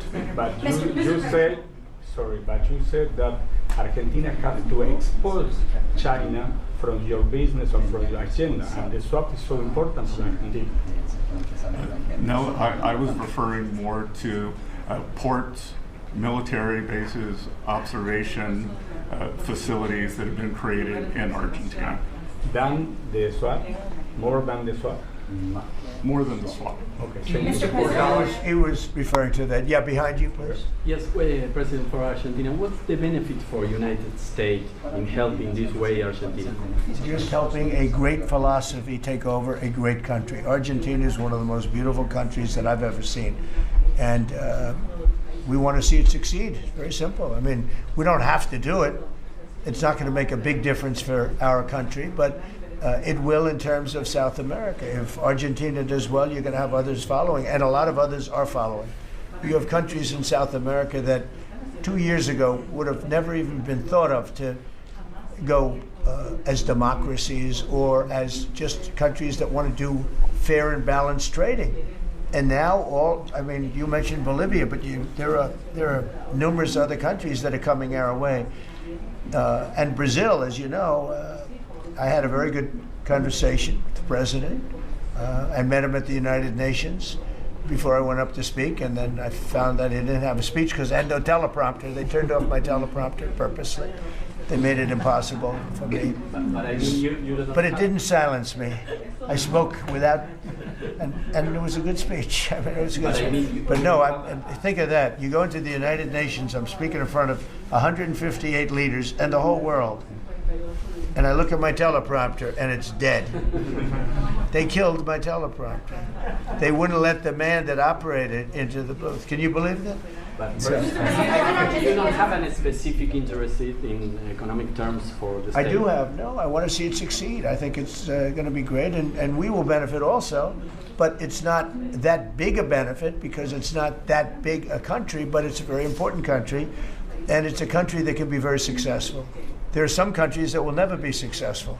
This is a country that has great potential if it has the right leadership, and you have the right leadership with this man right here. Okay? Mr. President, would you support dollarization? I would say that I'll leave that up to my my economic people, but I like the dollar. I'm very strong on the dollar. And anybody who wants to deal in dollars, they have an advantage over people that aren't. But for the most part, we're keeping it that way. I think if Biden would have, Biden, that group would have gotten elected, meaning Kamala, you wouldn't have the dollar as your currency anymore. You wouldn't have a world domination by the dollar if I didn't win this election. And now the domination, like BRICS. I told anybody who wants to be in BRICS, that's fine, but we're going to put tariffs on your nation. Everybody dropped out. They're all dropping out of BRICS. BRICS was an attack on the dollar. And I said, you want to play that game, I'm going to put tariffs on all of your product coming into the U.S. They said, like I said, we're dropping out of BRICS. And BRICS is like, they don't even talk about it anymore. Scott, you want to add to that, please? We're very happy with the current currency arrangement. Mr. President. Your ABC fake news. I don't want to. Go ahead, Brian, please. First of all, congratulations. I don't take questions from ABC fake news. After what you did with Stephanopoulos to the Vice President of the United States, I don't take questions from ABC fake news. Brian, go ahead. Yes, sir. First of all, congratulations on achieving peace. You're indeed the peacemaker. Hard to believe, right? Did you ever think I was going to be called a peacemaker? Actually, I did. I did too. Go ahead. But on a lighter note, Alyssa Farah, she is one of the hosts on ABC's show The View. She said a while back, I'll quote, "If Trump gets Israeli hostages out, I promise I will wear a MAGA hat for one day on this show and say thank you for doing it." Your response. Well, did she put the hat on? Well, she hasn't got the hat yet. Who is it? Which one? Alyssa Farah. Oh, yeah. Well, she used to work for me. So she used to work here. I'll tell you about Alyssa. She worked here. She gave me the most beautiful letter when, the administration, the time came up, the election was rigged, I left. She gave me the most beautiful letter you've ever seen. I was a great president. What a great job. Some of the letters have been quoted. This is Alyssa, who I never thought was very outstanding. I figured she would not make it. And she didn't have a big role here either. And then we had January 6th, and she left after that or before that, but she gave me the most beautiful letters. And then even months after she left, and while we weren't here any longer, she sent another letter, glowing letter, beautiful letter. And then she got hired by The View, and they gave her a couple of bucks, and she changed her view very quickly. I never thought she'd make it. Never thought she had what it took in any way. You know what that means. But she's on The View. But it just shows what a fraud The View is, because this woman gave me letters and statements. She said I was the greatest president in her lifetime. Now, she's not that old, so I didn't consider it a great compliment, but I've had better. Can we send her a hat? Well, recently I've had the greatest president of them all. I like that much better. Because I said, does that include Washington and Lincoln? Yes, sir, it does. I said, I like that person. So I think she's a joke. Mr. President, on Gaza, how long will it take Hamas to disarm, and can you guarantee that is going to happen? Well, they're going to disarm, and because they said they were going to disarm. And if they don't disarm, we will disarm them. How will you do that? I don't have to explain that to you. But if they don't disarm, we will disarm them. They know I'm not playing games. Okay? Now, we did something monumental. We got the hostages back. That was the first thing we had to do. Above all else, get the hostages back. Now, they misrepresented because we were told they had 26, 24 of dead hostages, if we can use those terms. And it seems as though they don't have that because we're talking about a much lesser number. But that's a very tough subject. I want them back. That's what they said. I want them back. Also, they said they were going to disarm. And initially speaking, they needed, they did take out a couple of gangs that were very bad, very, very bad gangs, and they did take them out, and they killed a number of gang members. And that didn't bother me much, to be honest with you. That's okay. We had a couple of very bad gangs. It's no different than other countries. Like Venezuela sent their gangs into us, and we took care of those gangs. We have Washington, D.C. is one of the safest cities in the country. It was one of the worst cities in the country if you go back just a little while ago, right? Now it's safe. You can walk to work. Isn't it nice? But we have told them we want to disarm, and they will disarm.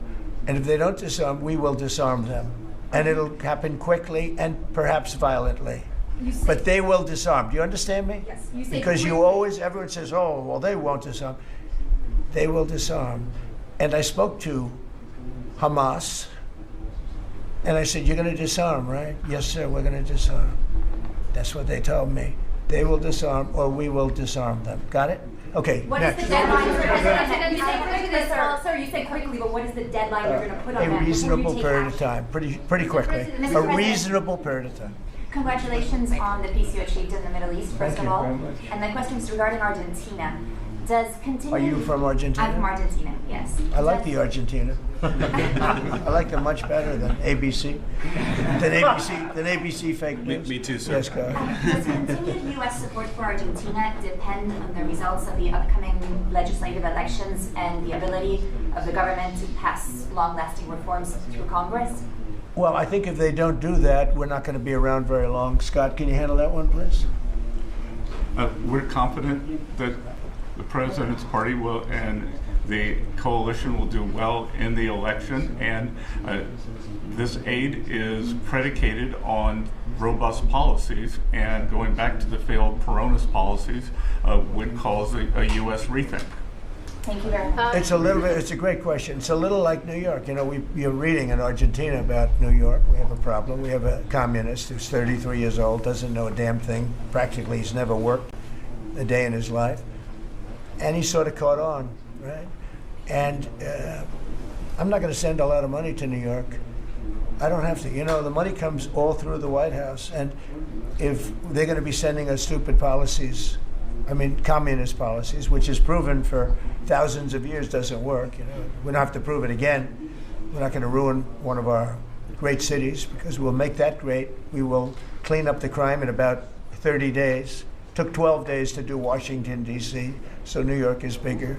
And Chicago, we've already made a lot of progress despite fighting from the government, but Chicago's doing great. Memphis is doing really great. We have great support there from the political leaders. They said, please come in and clean up crime. And we love it. We've in 1 week, Memphis is so good. It's so much better. We'll have it within a month. We'll have that into a safe city again. And all of these cities, we want to clean them up. We don't like that opposition. But if somebody's going to be a communist mayor of New York, it's a fluke if he gets in. There are a lot of failed people that he's running against. We have inferior candidates or something, because it's impossible to think that New York City can have a communist mayor. He's a communist. He's not a socialist, by the way. There's a big difference. He's a communist. He's down and dirty. He's a communist. He hates police. He wants to get rid of all police. How can a policeman? He hates Jewish people. And yet he's got Jewish people supporting, hates Jewish people. So it comes through the White House. The funding for New York and for every place comes through the White House. And I'm very generous, and I was always very generous with New York, even when you had opposition there, but I was always very generous. But I wouldn't be generous to a communist, a guy that's going to take the money and throw it out the window, because you're talking about hundreds of billions of dollars. And we're not going to let somebody get into office and squander the taxpayer money from this country. We're not going to let it happen. So it's a little bit like that with, if you take a look at Argentina, if the president doesn't win, I know the person that he'd be running against, I believe, probably. We probably have the person. A person is extremely far left and a philosophy that got Argentina into this problem in the first place. So we would not be generous with Argentina if that happened. If he loses, we are not going to be generous with Argentina. Mr. President, you talk about Argentina and important in the Latin America. What is your plan for Venezuela? But is the terrorism, the narco-terrorism in the President Maduro? What is your plan? Well, Venezuela's done a couple of things very badly. Number one, we get drugs and all of that. But we get something in a way worse, because they're a big purveyor of drugs, but we have worse. What they do very well is they send their criminals into the United States, and they send Tren de Aragua, that you know very well. You're from Venezuela, I assume. And they send them in by the thousands, literally. And these are the worst of all. And they empty their prisons into the United States. They empty their mental institutions into the United States. And because we had a president who's low IQ, he didn't realize what was going on. And the people that are high IQ that surround him, but they happen to be lunatics, radical left, they're highly intelligent, radical left lunatics, okay? So in a way, that's worse than having a guy like Biden. But they ran the show. You heard about the Autopen. The person that really operated the Autopen, but it was really the people that told the person that operated the Autopen what to do. Those are the people that really were president, okay? So we're not going to stand for it in this country. And by the way, that Autopen thing is under serious investigation. Just this, I don't think you care, because you're from Argentina, you couldn't care less about that. But I just want to say, because I do the weave, you know, the weave, cover a lot of different subjects. But the people that are involved in that Autopen scam, because he barely signed anything. I mean, this guy, I don't know how you can be president. He barely signed it. But the only thing we can find for sure is that he signed Hunter's pardon, his pardon. Hunter's pardon, I like that. That's a good combination. So we're going to work very much with the president. We think he's going to win. He should win. And if he does win, we're going to be very helpful. And if he doesn't win, we're not going to waste our time, because you have somebody whose philosophy has no chance of making Argentina great again. What's your advice? Steve, go ahead. Steve. Just to check Steve, go ahead. Just to check something. You said Hamas assured you that they would disarm. Was that a direct conversation or through my people? Mr. Witkoff? Or? Through my people. Okay. Thank at the highest level. What's your advice? And it was meant for me. Yes. What's your advice for President Milei and Argentina as a political leader? My advice is to hold strong to his principles, because he's right, and he's proving that he was right. He's got one problem. He's got people that are giving him tremendously bad press, even though they know it's wrong. He's got to hold true to his principles, because he's going to win. He's going to win. He's doing the right thing. Everybody knows he's doing the right thing, but you have a radical left sick culture that's a very dangerous group of people, and they're trying to make him look bad. I believe he's going to win out. And what about the rivalry with China in this house? China? Well, you have to be careful with there's China. Look, we have, everybody deals with China. They have to deal with us too. We have to be careful with China. Look, I have a great relationship with President Xi, but sometimes it gets testy, because China likes to take advantage of people, and they can't take advantage of us. But we have a fair relationship with China, and I think it'll be fine. And if it's not, that's okay too. You have to do and go where the punches are thrown. You got to put up the blocks. We have a lot of punches being thrown, and we've been very successful. Look, we have the most success. I think we're the most successful we've ever been as a country. We have now close, I've been saying 17, we have, I think, close to or maybe even exceeding $18 trillion going to be invested in the United States. That's more money than ever invested in any country before. Even countries with much bigger populations like India or like China, nobody's ever had $18 trillion invested in the country. We have, and that's because of November 5th election, because I won. Oh, if she won, you'd be negative. You'd have people getting out of the country. This country would have been in a major depression. If she won, we would have been 1929.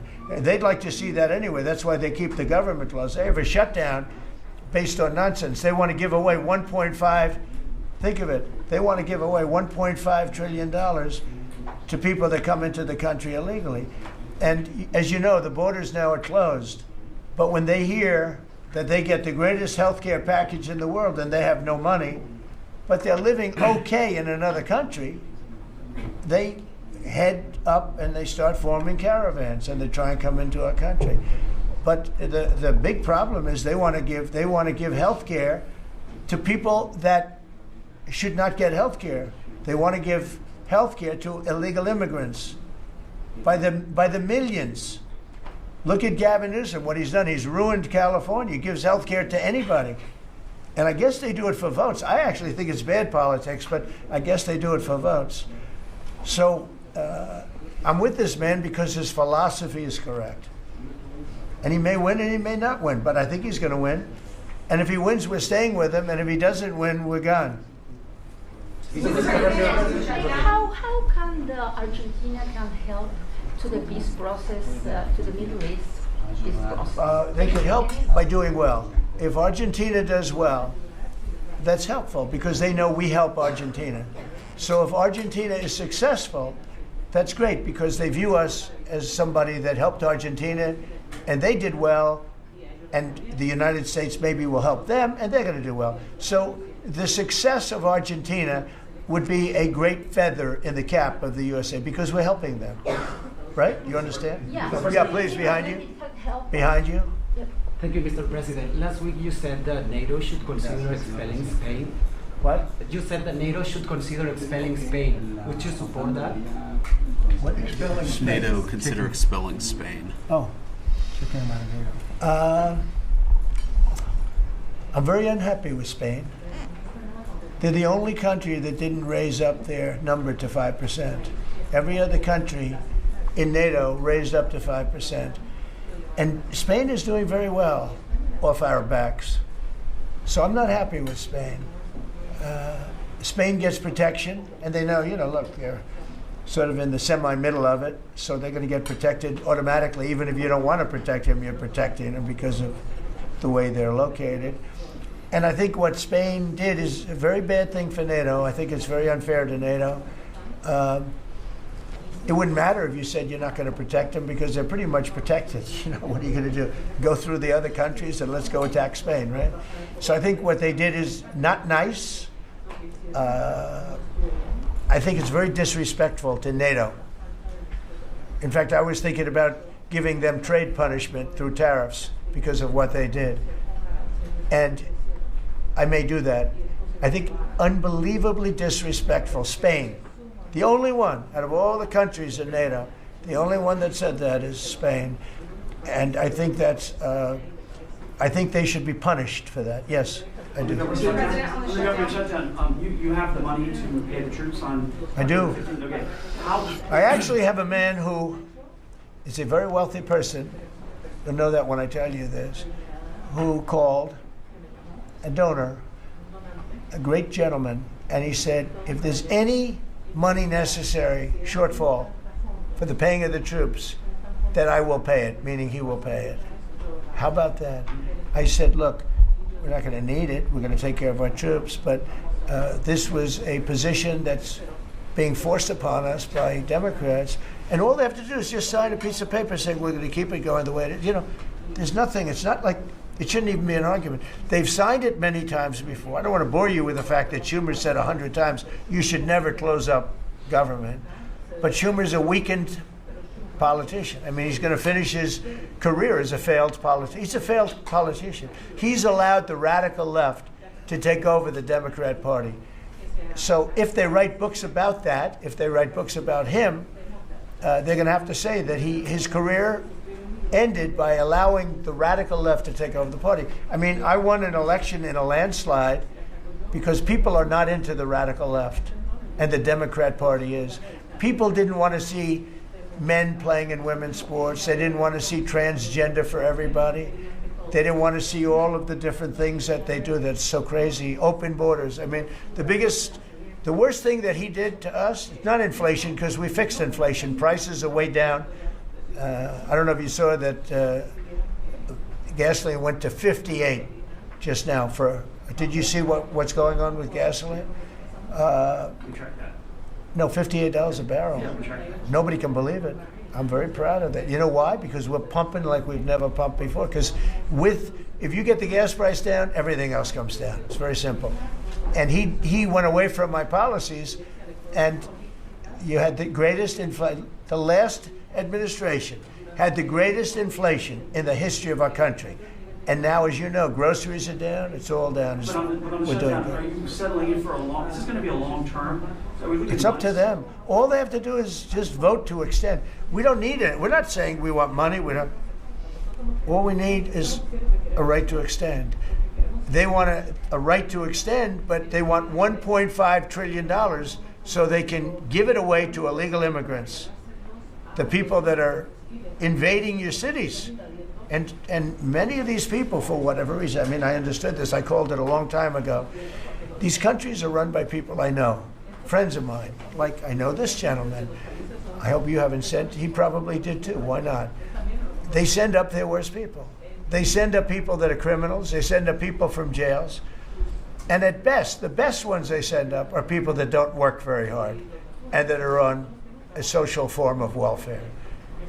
And they're sending those people into the United States. I don't blame them. I'm angry at them, but I don't blame them. But I'm really angry at Biden and Kamala and that group of lunatics for allowing it to happen, because it's the hardest thing. Now, you know, we're sending them out. It's incredible the job that Christie and Tom Homan and the whole group is doing.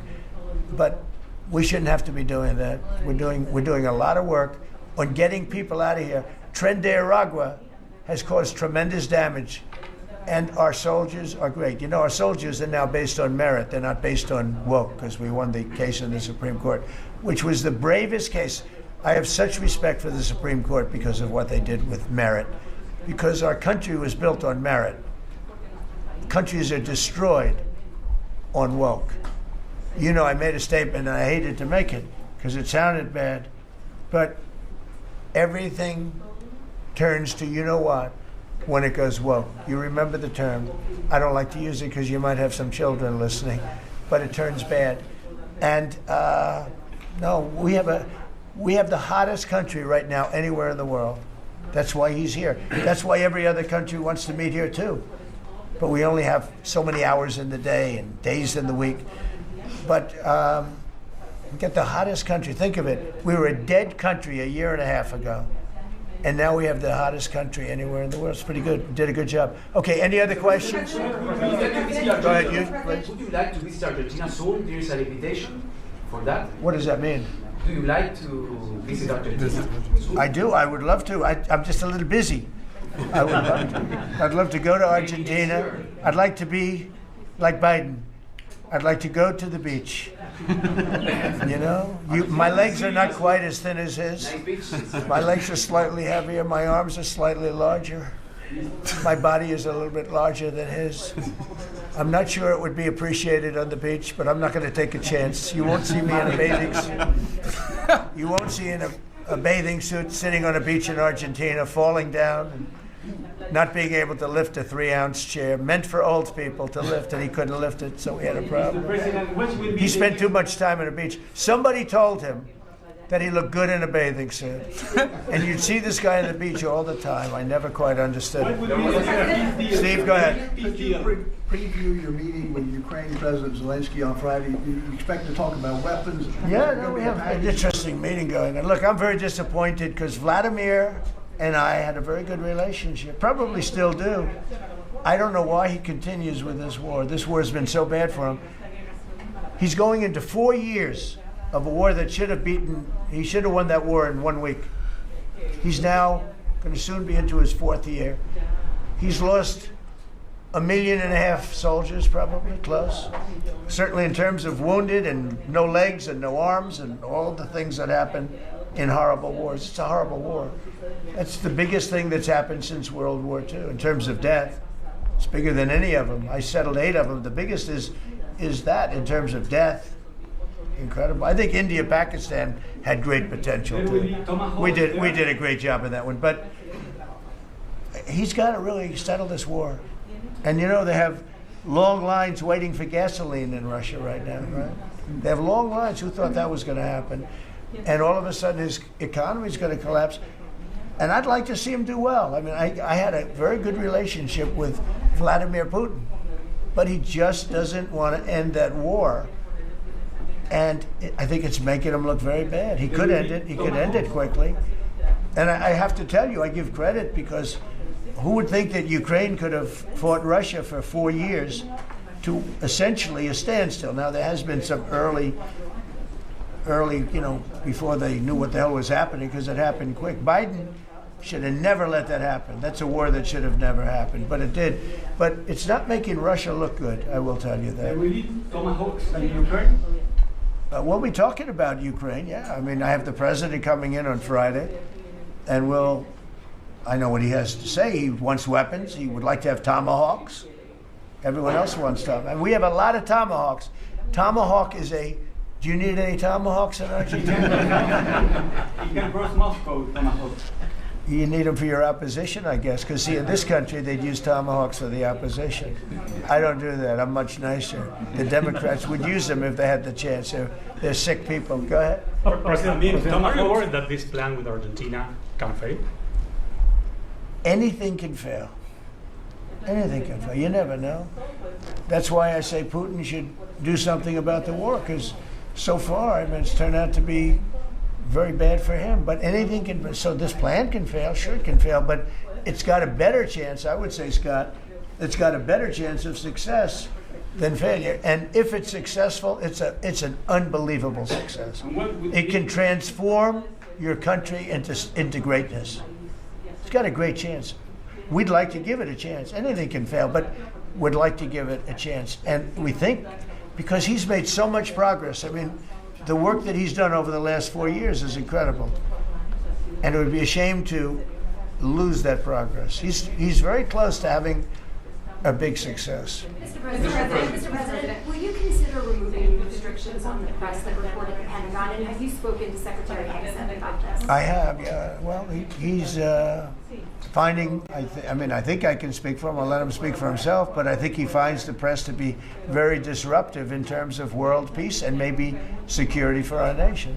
Press is very dishonest. Not you, but the press is very dishonest. You have something to say, Peter? Well, I very much appreciate the question, because it was interesting to watch. We had a chance to go along on the historic trip of Middle East peace, which our generation of veterans never dreamed would be possible. So you would think that the Pentagon press corps, of all press corps, would be front and center across the board on wanting to give credit to the president for forging this kind of peace, and instead what they want to talk about is a policy about them, which simply says maybe the policy should look like the White House or other military installations, where you have to wear a badge that identifies that you're press, or you can't just roam anywhere you want. It used to be, Mr. President, the press could go anywhere, pretty much anywhere in the Pentagon, the most classified area in the world.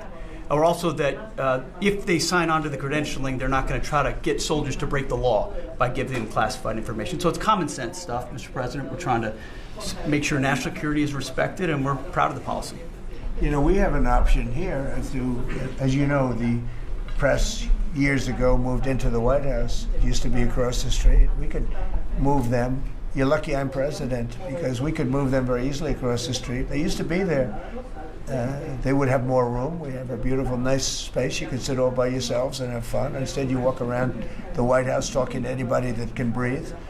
And, you know, but I find that when it comes to war, and now our great Department of War, we have some great people over there. I think it bothers me to have soldiers and even, you know, high-ranking generals walking around with you guys on their sleeve, asking them, because they can make a mistake, and a mistake can be tragic. They can do it innocently too. They can, and they're not press people. They don't really deal with the press, so they're not really necessarily good at it. Although I think it's mostly instinctual one way or the other. You're either good at things or you're not. But I could see you being bothered by that. And so you have them in an area and you treat them fairly, but they're not allowed to go into much like the somebody's office and sit with them for 10 hours. Right? Yes, sir. Yeah, I can understand. Boston had some street takeovers that we saw. Are you going to work with or try and work with the mayor of Boston? And then they have a World Cup. They have several World Cup games. I know Argentina has about World Cups. They have several World Cup games. Could those games move to cities that do work? It could. We could take them away. I love the people of Boston. I know the games are sold out. But your mayor is not good. They're worse than her. At least she's intelligent. Some are extremely low IQ. Those bother me more. She's intelligent, but she's radical left. And they're taking over parts of Boston. That's a pretty big statement, right? We could get them back in about 2 seconds. All she has to do is call us. We'll go in and take them back. But she's afraid to because she thinks it's bad politically. She could take them back, too. The Boston police are great. I know them. They love me. She'll never tell them to go after Trump because they love me and I love them. And I got a tremendous police vote and military vote, and fireman vote, all of them. No, I think she is hurting Boston. The answer is yes. If somebody is doing a bad job, and if I feel there's unsafe conditions, I would call Johnny, the head of FIFA, who's phenomenal, and I would say, let's move it to another location. And he would do that. He wouldn't love to do it, but he'd do it. Very easily he'd do it. And this is the right time to do it. If I thought Boston was doing something that was going to cause safety conditions for the World Cup, I could say the same thing for the Olympics, because we have events that are in different locations for the Olympics. It's based in LA. If I thought LA was not going to be prepared properly, I would move it to another location if I had to. On that one, I'd probably have to get a different kind of a permission, but we would do that. Gavin Newsom, he's got to get his act together, because had we not gone in at the beginning of my term, had we not gone in with a very strong, powerful force, they would have lost LA. Now, you already lost 25,000 houses to fires. You got a big scar right in the middle of the city. And that should have never happened, because they should have had the water flowing in from the Pacific Northwest. All they had to do is open up the valves. He didn't want to do it. And he didn't want to do it, he says for environmental reasons. I don't believe that, but for some reason he didn't want to do it. Lost 25,000. You had no water in the fire pumps. You had no water in the sprinkler systems in the ceilings. There were no houses. Normally the things would go in you might not have lost 2 houses. So if he doesn't play ball, we're going to have to be very tough with him. He's done a bad job. Just to finish off on that, so when we went in, we did a phenomenal job. We went in with great force, and that was the end of it. We put it out. We extinguished that fire, which was agitation, and it was a very dangerous position to be in. And we went in and did a great job. But the chief, said we could have never done this without President Trump and without the federal government coming in. Okay, that was it. He said that. Now, 2 or 3 weeks later, he said, we could have done it. But he knows he couldn't. The city was going to be taken over if I didn't go in. And you have to remember that. Los Angeles was going to be taken over. And we have it where the chief said it, I believe, numerous times. But that was as it was happening. That was a rough one. That was nasty. And if we saw a situation like that, we'd be forced to make a move. Boston better clean up their act. That's all I can say. Go ahead. One more question. Mr. President, talking about shutdowns? Yeah, please. Do you feel any urgency to end the shutdown in the next week, 2 weeks, or would you be fine if it stretches into November and then toward the holidays with folks not getting paid? Well, shutdown, we've had many, many shutdowns. And this is a shutdown that shouldn't have happened. A group of people brilliantly decided to make it after the election. I said, thank you very much. In other words, give it to Trump instead of Biden. So it shouldn't happen. And likewise, debt ceiling shouldn't have. But the great big, beautiful bill solved the debt ceiling problem for Is there a 2 point where years. you would reach out to No. Here's what's happening in the shutdown, though. Honestly, Can I put it in plain words for you? And you're a smart guy, so you'll understand, but a lot of people don't. The Democrats are getting killed on the shutdown because we're closing up programs that are Democrat programs that we were opposed to. So we're being able, and they're never going to come back in many cases. So we're being able to do things that we were unable to do before. So we're closing up programs that are Democrat programs that we wanted to close up or that we never wanted to happen, and now we're closing them up. And we're not going to let them come back. The Democrats are getting killed. And we're going to have a list of them on Friday, closing up some of the most egregious, socialist, semi-communist, probably not full communist, we're saving that for New York, but semi-communist programs, and we're closing them up. We're not closing up Republican programs because we think they work. So the Democrats are getting killed, but they're not telling the people about that. I say it, nobody, well, I haven't said it probably as bluntly as I just said it, but so we are closing up Democrat programs that we think, that we disagree with, and they're never going to open again. Thank you very much. Thank you, everybody. Thank you.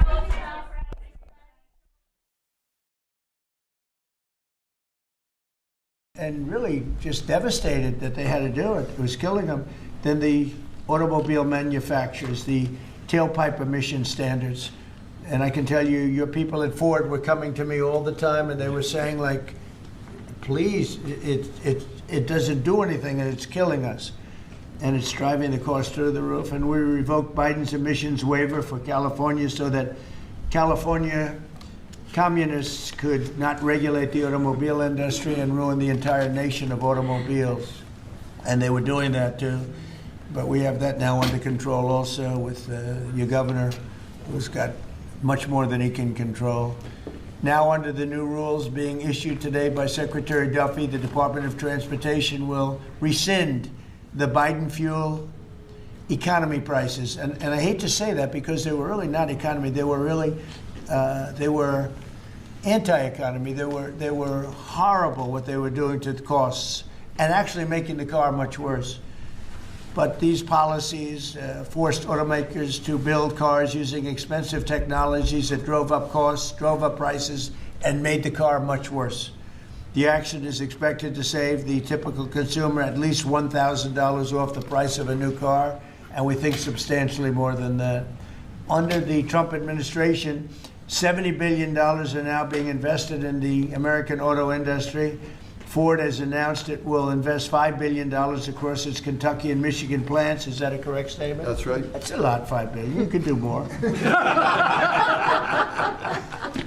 Creating at least 4,000 new jobs. Stellantis announced that it will invest $13 billion to expand its U.S.-based manufacturing by more than 50% and open new manufacturing facilities across the country. And I think a big part of that is also the tariffs.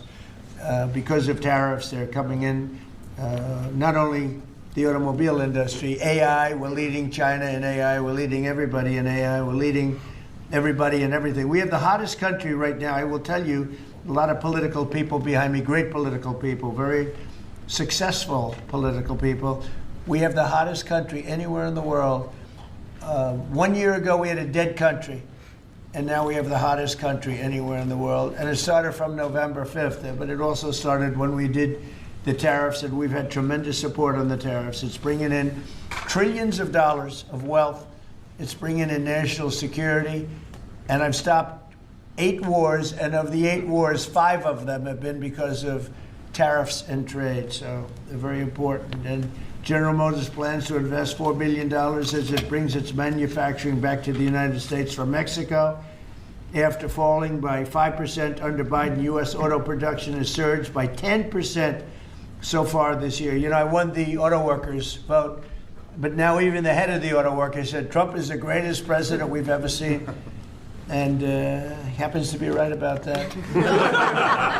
But we're protecting our auto workers, and we're making it easier for every family to afford high-quality cars. In other words, we're bringing automobiles back and the manufacturing of automobiles back into this country. We lost 52% over the years, 52% of our automobile manufacturing. You see it, closed factories all over the place. Now they're all opening up. They're being, in most cases, they're being knocked down, and new ones are being built in their place. And a big beneficiary is the state of Michigan, but South Carolina, even states that didn't really do too much with the automobiles, they're opening up plants. It's been amazing. So between automobile plants, AI plants, and plants of every other nation, really every other type, including chips, we're going to have a big percentage of the chip market very soon, not because of the CHIPS Act, which was horrible and ridiculous, where we just gave these companies billions and billions of dollars and they just kept the money, but because of what we did with tariffs. They have to build here, otherwise they're going to have to pay tariffs. They won't be able to do business in the United States. And we're going to have a big percentage of the chip industry. As of about a year ago, 2 years ago, we had none. And now we're going to have a very big percentage when it all finishes out. So I'd like to ask Secretary Duffy to speak, and then Mr. Farley, and then Filosa, and Urbanik, and Castrita.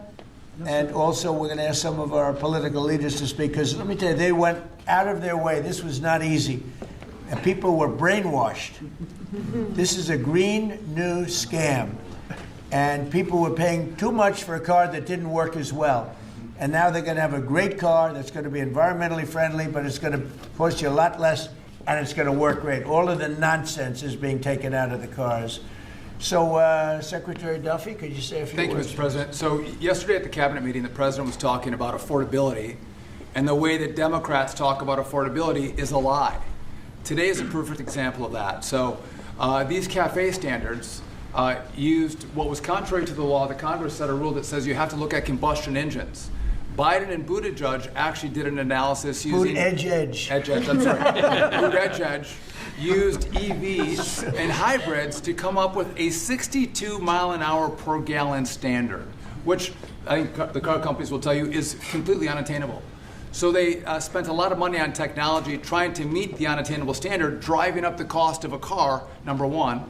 And then number two, if they couldn't meet the unattainable standard, they had to trade for carbon, costing billions of dollars, and again, driving up the price of the car. So, Mr. President, what Democrats were doing were not making cars more affordable, they're making them less affordable. The consequence of that is going to be that more Americans can afford to buy a new car, which means they're going to be safer on the roads because of all the great new technology we have that save lives. So we'll have less death on American roads.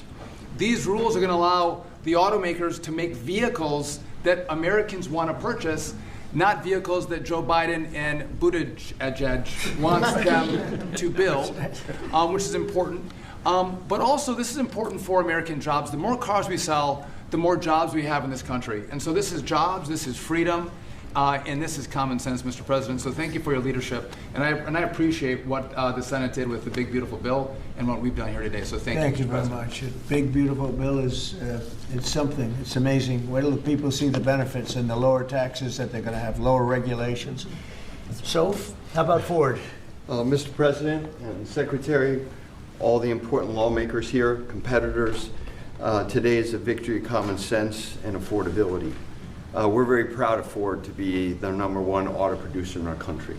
80% of the vehicles we sell here we make in our country. Great. And we never left, unlike many of our competitors.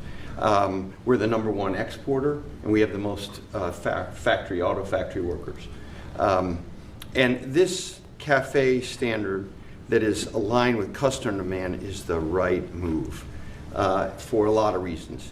We were #2 last year in EV sales. We were #3 in hybrid, and we're the leading brand for combustion. We believe that people should be able to make a choice, as you said, Mr. President, and we will invest more in affordable vehicles. This allows us to invest in affordable vehicles made in the U.S., which we will take the lead on, and will allow us to make vehicles more affordable. So thank you for making this step for all of you. Thank you very much. One of the other things we're doing, it's separate from this meeting, but I think everybody here would agree with it. If you go to Japan, where I just left, and if you go to South Korea and Malaysia and other countries, they have a very small car, sort of like the Beetle used to be with the Volkswagen. They're very small, they're really cute, and I said, how would that do in this country? And everyone seems to think good, but you're not allowed to build them. And I've authorized the secretary to immediately approve the production of those cars. So you'll be able to buy, they really are, they're actually, some of them are really beautiful, actually. If you take a look, Honda, some of the Japanese companies do a beautiful job.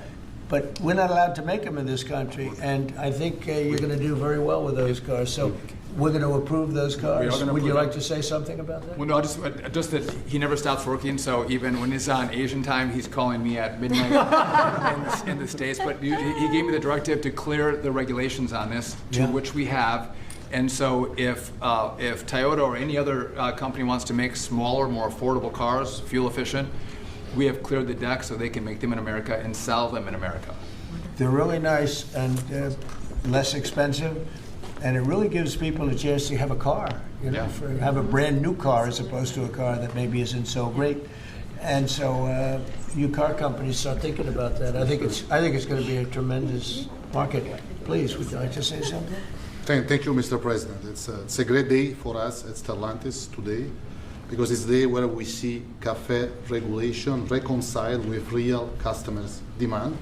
That's why at Stellantis we decided to invest to Jeep, Ram, Dodge, and Chrysler $13 billion in the next 4 years, increasing production by 50%, delivering to the market 5 new vehicles, and creating 5,000 additional jobs. That's because we believe in what you, Secretary Duffy, and all your team is doing in this country. We believe in growth, and we are ready to invest even more. So thank you very much. Thank you very much also for this great news of the K cars, which we are very interested in. And we are very looking forward to work with Secretary Duffy, your team, in the future for the next steps. Thank you very much. We'll get ready for those cars because we've already cleared the way. You can start right away. We will. Thank you very much, Mr. President. Thank you very much. Please. Mr. President, thank you so much for having me. Thank you very much. We support your leadership for this issue that is so important to the auto industry. I'm here representing the hard-working men and women of Orion Assembly in Michigan. Right. The facility, our manufacturing facility there, is currently going through a retool so that we can build additional U.S. manufactured pickup trucks and full-size sport utilities for our customers, and we're so excited about that. And thank you for your support. Secretary Duffy, thank you as well. And this is largely coming in because of the tariff situation. We're taking in trillions of dollars, actually, trillions, and we have so many other advantages, but these great companies are coming back to the United States. They left the United States. If somebody was sitting behind this desk that knew what they were doing, that wouldn't have happened. They would have said, well, you can sell your car here, but we're going to put 100% tariff, and you would have never had the auto industry leave. We lost more than 50% of our auto industry. And now it's all coming back, and I think it's coming back. Ultimately, it's going to be bigger. I believe it's going to be bigger than it was before, actually. But it's an honor to have you here, and please, would you like to say something? President, thank you very much. Tom Castriota, sir. I'm the chairman of National Automobile Dealers, and represent 18,000 dealers in the country, along with 3,000 heavy-duty truck dealers. And what the actions that you've done as the president and your administration is definitely going to save our customers money. And you made your promises that let the consumer buy what they want, sir, and you delivered on that. And the other thing that you delivered was your promise in the big, beautiful bill, the tax deduction on loans that had gone away some years back. Right. And now that makes it affordable for our buyers that can save money through that loan of the tax, anywhere from several hundred to several thousand. So again, sir, on behalf of all the dealers and our customers, we appreciate what you and your administration have done, and of course our legislative support as well, Mr. President. Thank you. That's very nice, and I'm glad you brought that up. We're allowing people to deduct. So if you go out and buy a car, and this is for middle income, but for lower income, no matter what, they never really had deductions. You know, rich people like deductions, but middle income people were never really afforded deductions, which is very unfair. You borrow money to buy a car, you're allowed to deduct the interest from your income tax.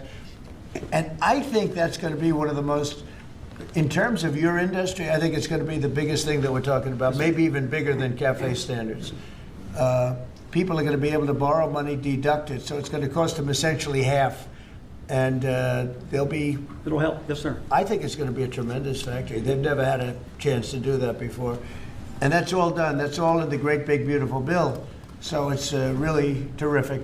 I'd like to ask a couple of our political leaders to say, because you guys have done an amazing job. This was something that was going to be very tough. We had to fight lunatics to get it done, and they had no answers. You know, it's you just present them with the facts, and they just say, well, we're just not going to vote for it. They couldn't talk about it, but they didn't want to vote. I see Mike Kelly, my friend back there, has been with me from day one, right? Yep. What do you have to say, Mike? Well, you know what? I think you hit the key. Everybody's talking about the same thing. In America, Look at the way they like each other. You can see there's no hatred between these two guys. No, as long as I beat his price, we're friends. No, but you hit it nail on the head. The American people have always been able to choose what they want to buy. Right. They don't want to be taken out of a market by people who, quite frankly, don't even drive their own car, and saying this is the way you've got to go going into the future, and say, well, you may say that, but you're not in the market. You have no idea. And I know the business we're in. At the end of the day, if you were there with me, I'd say, oh, so Mr. President, other than price, what's keeping you from taking the car home today? It's always price. And the fact that we can build a car that's affordable, that people want to buy, that's the key to it. What you've done is unlock the most ridiculous statute that ever came in with CAFE. It wasn't done by the Congress. It wasn't done. It was done by President Obama after the courts failed on it. So thank you for doing what you're doing. You're making America great again in every single way. Thank you. Thank you. It's going to be so big for the auto manufacturers. People aren't even going to believe the impact this has. You know, Mike used to come to my rallies all the time, and we'd have a rally. It was like 0 degrees. It was freezing everywhere, and he'd sit there without a shirt on. And I didn't need that, you know. I didn't say it was pretty, but he would sit there in the cold, and he didn't mind it at all. I said, "That's one tough cookie, right?" You lit it up. We didn't need any heat. You were there. We had a good time. We had a lot of great rallies. We right? did. We did. Pennsylvania. Please, Mr. Congressman. Thank you, Mr. President. I represent the dealer, but I'm a dealer, and we got some other dealers in here. But this is huge for the dealer body, the local car dealer. We're going to be able to sell what the customer wants. The manufacturer's going to make what the customer wants. We've got all kinds of options to the big bill. It's going to enable people, as we talked about, to deduct payments and so forth. As we say in the business, they've never been cheaper than they are today, Mr. President. And it's going to be a great opportunity for the dealer body to sell what consumers want. And 99% of the businesses in America are small businesses. Many are car dealers, employ a lot of people. It's going to be a great year for us. We appreciate your leadership, and we appreciate, from a retail standpoint, we appreciate the manufacturers going to step up and build cars that customers want and that we want to sell. So thank you very much. It makes it a great country. He's also a very brave congressman because he was there on the baseball field that horrible day with Steve Scalise and some other people. He was hit. But he took it very well. He took it very well. You're my pal. Thank you. Thanks. Great job. Appreciate you. Great job. Appreciate it. Kevin, could you say a few words of wisdom? One of the really smart economic forecasters, I will tell you, beyond an economist. He's a real forecaster. Please. Sir, I think that there's a massive macroeconomic benefit to what we're doing today. And the way to think about it is that the car that has the best gas mileage that you could buy that has only gasoline is a Honda that gets about 36 miles per gallon. Joe Biden wanted to make every car on average be above 50. So there's no car made in the U.S. that you would be able to sell 2 years from now, 3 years from now under that rule. Because what he wanted to do is make everybody have an electric car, as you know. But here's the thing, that if everybody had an electric car, then nobody would be buying gasoline anymore, and they'd have to take all the miles that they travel and put it on the grid.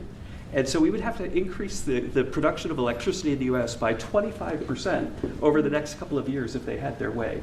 And so you've really stopped a massive disruption for the economy with this. So thank you, sir. And that wasn't the main reason, and yet it certainly is a main reason. You wouldn't have been able to do it even if you wanted it. It's just so crazy. That was the mandate, which we ended. Troy, would you like to say something? Great honor, thank you. My family is a former dealer, 48 years, Chrysler Dodge dealer. And then I got into the political world, sir. Yeah. I had more fun in the dealership world, but I miss it. But I still play a big role in automobiles and grateful. I remember under President Obama when the CAFE standards changed, as Mike brought up, and going through those challenging times as a Chrysler dealer before Stellantis came along. It was Daimler before you guys got it. So thank you very much for being here and making these changes. And as you said, that interest on the car loan piece was big. And I know that Bernie led the charge on that in the Senate and get it into one big, beautiful bill. That really is a big deal, and people need to understand how big a deal that is. They did a great job. And by the way, we had a great victory last night. All to all. Yes. Matt Epps is going to be great. I like our race, huh? He's going to be a great congressman. I think so. Really, like us, right? Yeah, like us. It's one of my early endorsements, right? Yes, sir. Can we talk about it? Yeah, right here is the man. Come in. Let me say hello to you. Please go ahead. Thank you, Mr. President, for your leadership. But the thing I've admired most, you've been in business, you've been in the battles over the years, and you're helping us lead us out. Most people that are up here have no idea about business or small business. It makes a big difference. One is. Number two is, I would just say in terms of the tax stuff we're talking about, one of the things that get missed, and I'm in Florida, Sarasota region, is the ability to deduct. Most people have a small business, they'll have a lawn business, they'll have this, that, they buy a new or used truck. They can take that deduction, let's say they're in a 20% tax bracket, but the vehicle's 60 grand, they can take 20% of the 60 grand, get a $12,000 write-off. They can pay their payments for the first year. That's a powerful tool we don't talk about, I don't know why, but at the end of the day, because of what you've put in place, full expensing, that's the tool that would use. And you could just think about all the people in Florida, just general places. They're buying old vans or new vans. They're buying trucks, mainly trucks, and they're getting a deduction. They don't even have a payment for a year. That's right. So it's one of the best things for Florida. One of the biggest things in the bill. Expensing is a powerful tool. They can write the whole asset off the first year, take that deduction, put $12,000 in their pocket on a $20,000. Now, let me mention one other thing. They got into the e-vehicles, electric cars. And I'm talking to dealers that come in and talk to me, and basically they couldn't sell one, they couldn't give one away, and when these companies, or they got in because of whatever political pressure under Biden administration, and they end up realizing that they got no market. A guy says the car's been sitting there a year, I can't get rid of it. So they don't understand the market. The people produce the vehicles, and that's made a big difference in your leadership. But thanks for what you're doing here today. It's big, it's huge, it'll make a big difference. $12,000 on a $60,000 vehicle up front day one. Thank you. Thank you very much. Great job. You know, we're just talking about something that's interesting. Ford would make, and I don't want to speak for Ford because we have one of the top people right here. Mr. President, it's fine if you want to talk about Ford. But Ford would make numerous electric cars in order to sell one Ford 150. Yes. Because they'd make all their money with the 150. Yes. And they were willing to lose money on building 2 or 3 electric cars that they couldn't sell in order to make some money on the 150, because the 150 is a monster. I'll tell you what, that no matter where you go, they love that Ford 150. Yes. But isn't it a ridiculous model when you have to build 2 or 3 cars that you know you're not going to be selling or not be selling for much in order to really do something that you should have the right to do, which is make a car that you want to make. Yes. And that the market wants, right? So congratulations on the 150. Thank you. Best-selling vehicle in the United States. Thank you, Mr. President. Just saying. Look at that. Now it's 100% built in the United States. Now it's only going to do. No, but it really is. It's amazing. It's an amazing brand. There was a lot of stupid things done here. What would you like to say? Yeah, I thank you, Mr. President, and Secretary Duffy, and all of us. You know, one of the last times I was here is when you signed the electric vehicle CRA, Congressional Review Act, that all of us participated in, the beginning of really making common sense, because it was going to impact 17 other states and really a large part of our economy. This is about affordability here. I'm just going to say one thing. Well, maybe I already said one thing, so now I'm going to say 2 things. When we talk about a car and auto, we sort of talk about just, oh, we need a car. Do you know what a car does for a family? You can take your children to school, you can go to the store, you can visit your mother, you can go to church, you can have a job, you have the flexibility that you need. A car for an American family is about a roadway to prosperity. Big deal. It's a big deal. And so by making them more affordable, making them more choice-driven by what families want and need, today is a great day for the American family. Absolutely. Thank you. Absolutely. And the American worker. Say. Well, thank you, Mr. President and Secretary Duffy, and to my colleagues that are here. In Tennessee, we make great automobiles, and we have a fantastic workforce.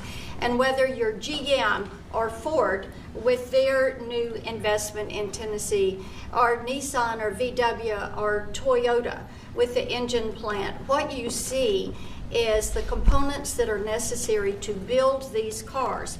And removing these standards and making cars more affordable does mean that more people will purchase them, but it also means we're going to have to make more cars to meet that demand, and for Tennessee, that is a great thing.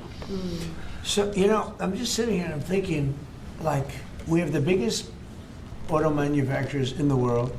They're talking about investing billions and they're investing it as we speak, but billions and billions of dollars in our country. Thank you very much. And they're here. They're not like, well, maybe we'll do it. They're doing it because of tariffs, and they're doing it because of maybe they like the president, and we're doing things like this for them, which frankly, no matter who you are, this should be done. And we're doing things like deductibility of interest. When you borrow money to buy a car, you're allowed to deduct it from your income tax. That is a massive tax cut for people that probably are going to be trying to buy that car anyway. And I really think that that interest factor is going to be one of the biggest things. When I was proud of that because I thought of it, and it seems so simple. Other people are allowed big interest. If you're a rich person, you're allowed to have big interest deductions for different things you do. But if you're a middle-income person that has to buy a car, you were never entitled to anything. And now you're getting a full interest deduction on the loan. And I think that's going to have one of the biggest impacts. But we're here with companies that are investing tens of billions of dollars in our country as we speak. It's not going to be in 2 years or 3 years. A lot of it's because of the expensing provision in the bill, in the big, beautiful bill. But a miracle is happening in our country. It's a miracle. This is just the auto industry, but we have other industries where it's the same thing. They're building all over our country, and this is a revolution is happening. It's a business revolution. It's a jobs revolution. It's a car revolution. We're bringing back the car industry that was stolen from us because we have people that didn't know what they were doing sitting at this desk. They put the wrong people in because they weren't advised properly. And this is really an incredible thing that's happening. Go ahead, Kevin. Well, thank you, Mr. President. And I think in many respects, pretty much everything that could be said has been, except that I think what Kevin talks about in terms of the cascading economic opportunity from this one single event is just the tip of the iceberg. When you think of all the rules and regulations that you have repealed, I think it's more important, frankly, than the tax cuts. However, in the Working Family Tax Cuts Act, remember we made permanent a lot of really good policy from the first Trump era, not the least of which for small businesses is bonus depreciation. The opportunity to depreciate the year that you purchase an F-150 for your small business or a large truck for your farm. I just think we're going to roll into 2026 and we're going to see an escalation of economic opportunity, the likes of which I probably have never seen. I think nobody's ever seen it, nobody in the world, because there's never been 18 or whatever it ends up being. In 10 months, we have $18 trillion being invested. We never had $1 trillion being invested. And Biden had much less than that. Think of it. He had less than $1 trillion over 4 years. We have $18 trillion in 10 months, and it's actually as of 9 months. So there's never been anything. Eric? Yeah, Mr. President, thank you. And on behalf of the people of the great state of Missouri, who we actually make things from F-15s to F-47s now, thanks to you. We'll be building the F-47 and then F-150s. And those are real jobs, and we make things in Missouri. This is going to go a long way, I think, for making things more affordable for normal people. Nothing could be more American than driving a car on a highway, and this is going to make that more accessible for more people. So thanks for your leadership. Your state's doing a great job. Yeah, well, they love you too. It's a great place. Thank you. Please. Thank you, Mr. President. I'm going to talk to you just a minute from a rural perspective, because these CAFE standards are absolutely unworkable in rural Missouri. We need vehicles that are practical and affordable and can haul for our small businesses, for agriculture, and it just simply didn't work.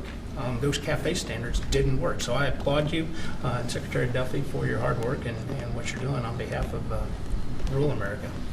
Well, it was keeping a lot of manufacturers out of our country, too. They said, we're not going to, are you crazy?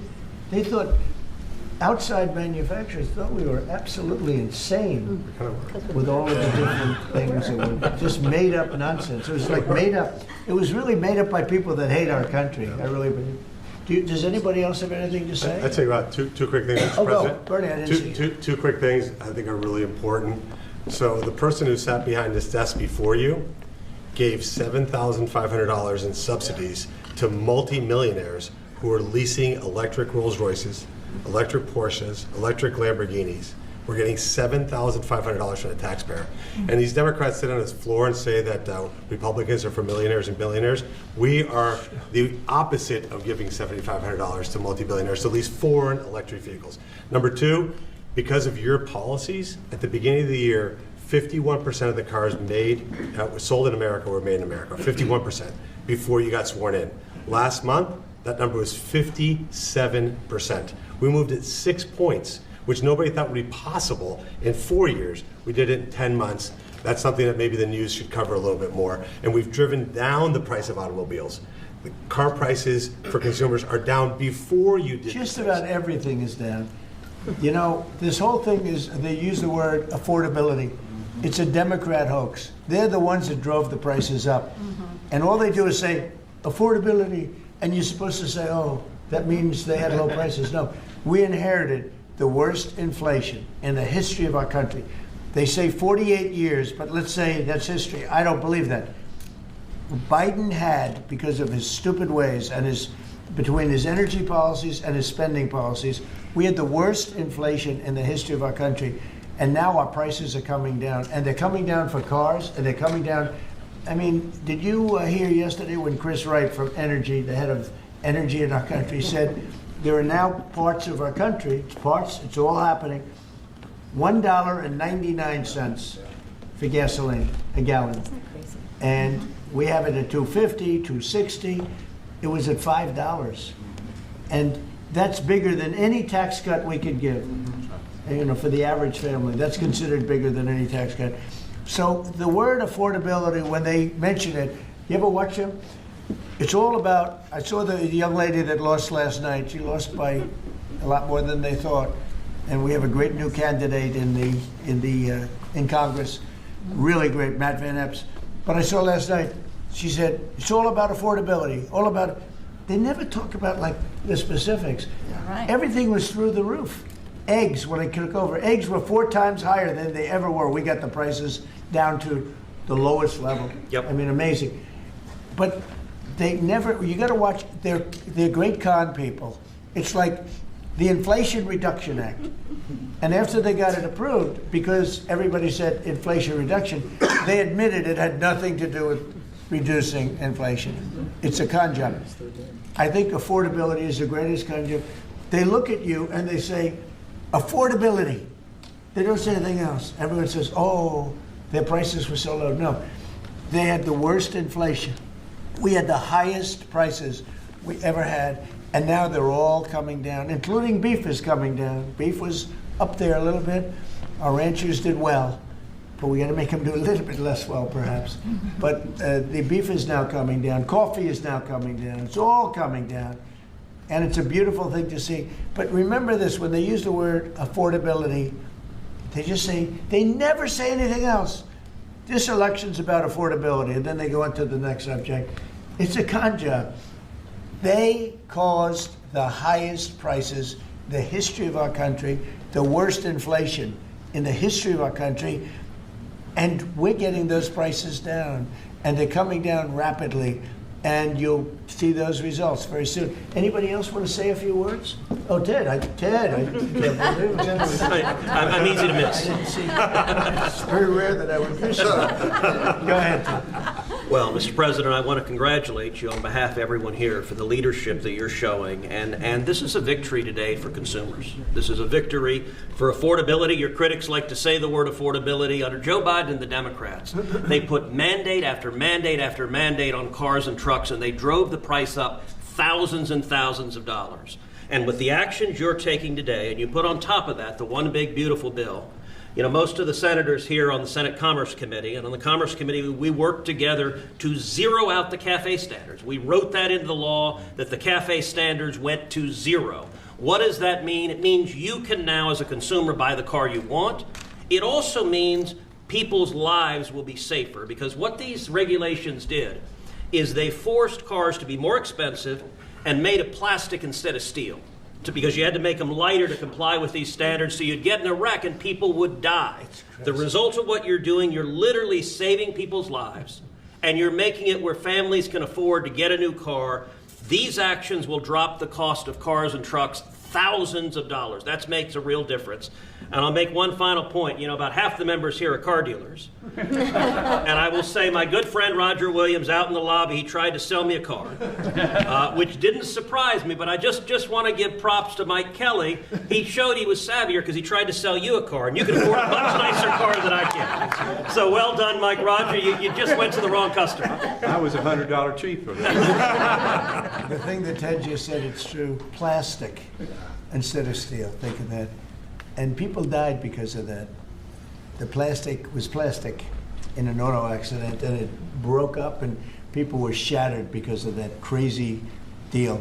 But it's a really good point. Go ahead. And Mr. President, I'll tell you, the Senate Commerce Committee on January 14th, we're going to have a hearing with all of the big three there and Tesla, and the entire hearing is going to focus on how your leadership has reduced the burdens on car makers. That's lowering costs, that's giving consumers more choices, and it's producing more jobs in America. And it's highlighting that's a real record of success. Yeah, well, it's an honor. And, you know, they were going by California. We had like 2 different countries, California and 15 that followed California, because you had 15 states follow California.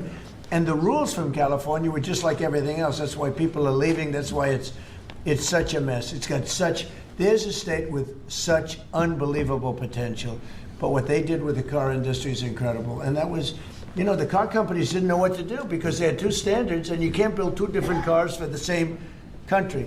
And what we're doing today is very big. Would anybody like to say something? Would you like to say something, my friend? I just want to say thank you. Yes, thank you.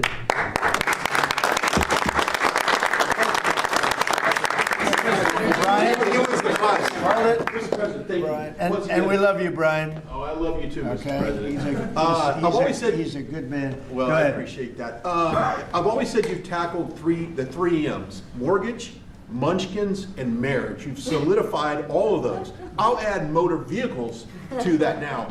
My question, I got one about consumer confidence. We just came off one of the record high Black Friday, up 9.1%. Record high, highest ever, biggest amount ever purchased in one day. Yeah. Which I think counters this narrative of affordability, because apparently the Americans are spending money. So I want to see, how do you view that for a consumer confidence being so high going into Christmas and going into next year? And I do have one for the auto group after you. Yeah, I just think that we have tremendous confidence in the country. You know, one of the things in terms of confidence, if you go back a year and a half, you know, it's amazing, we're like into 10 months already, but you go back a little bit before the election, because after November 5th, it started changing rapidly, even though we weren't running it until January 20th.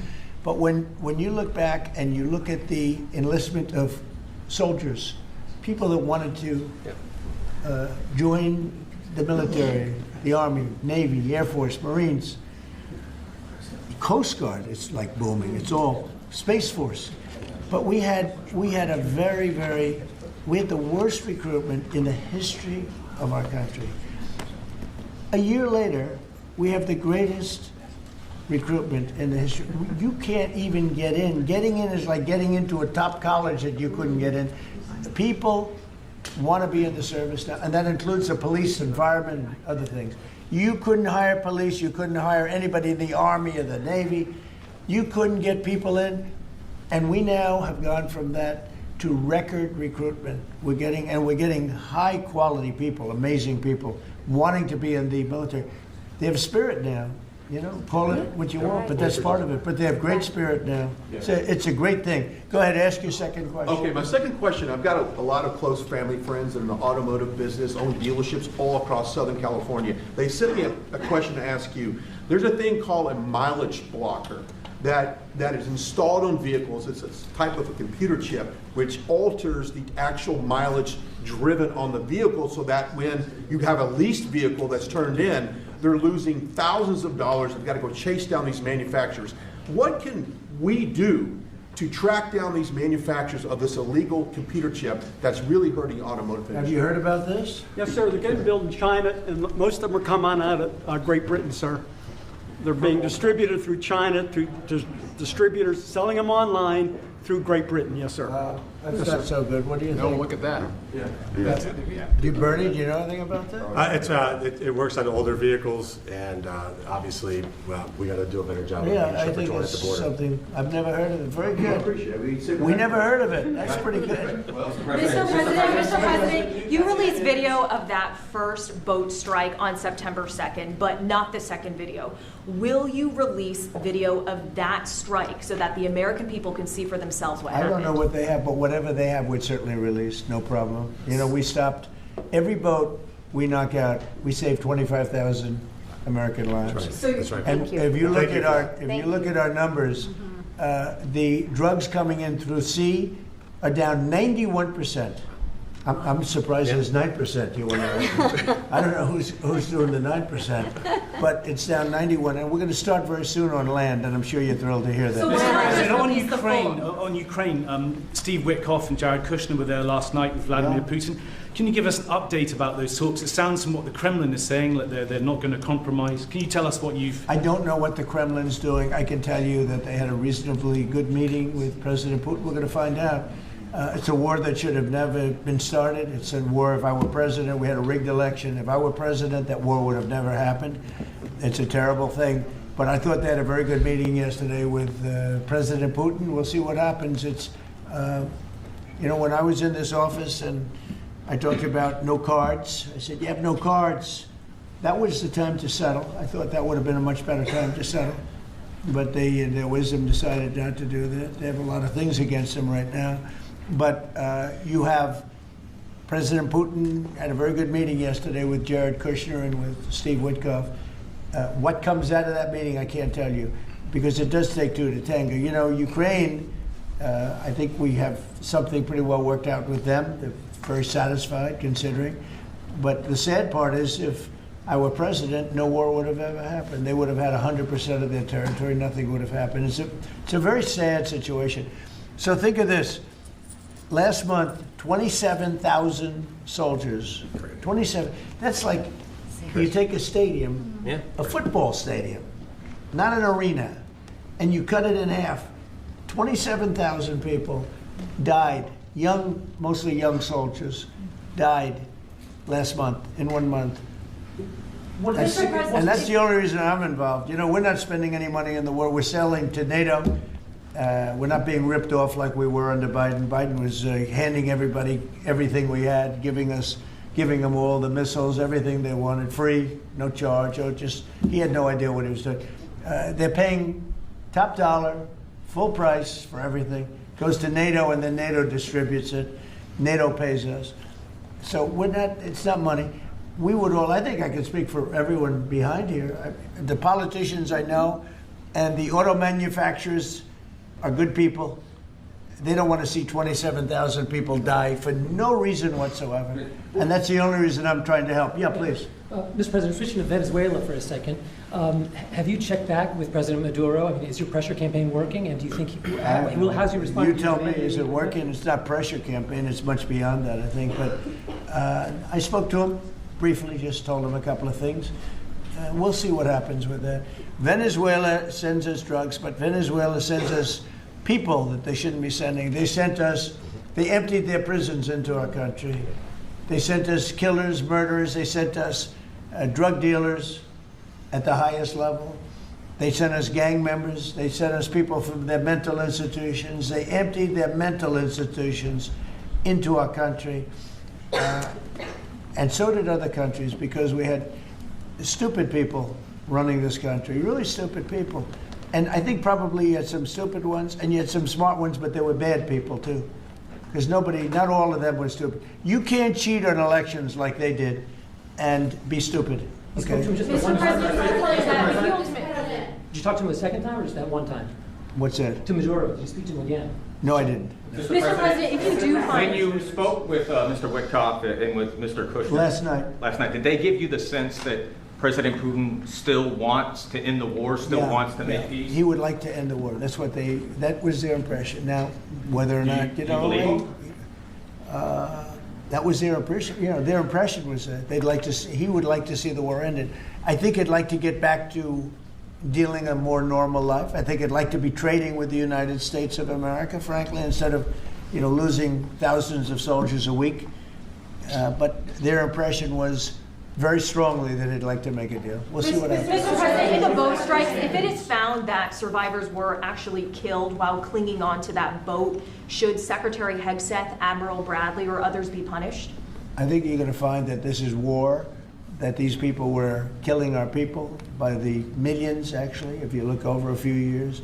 I think last year we lost close to 300,000 people were killed.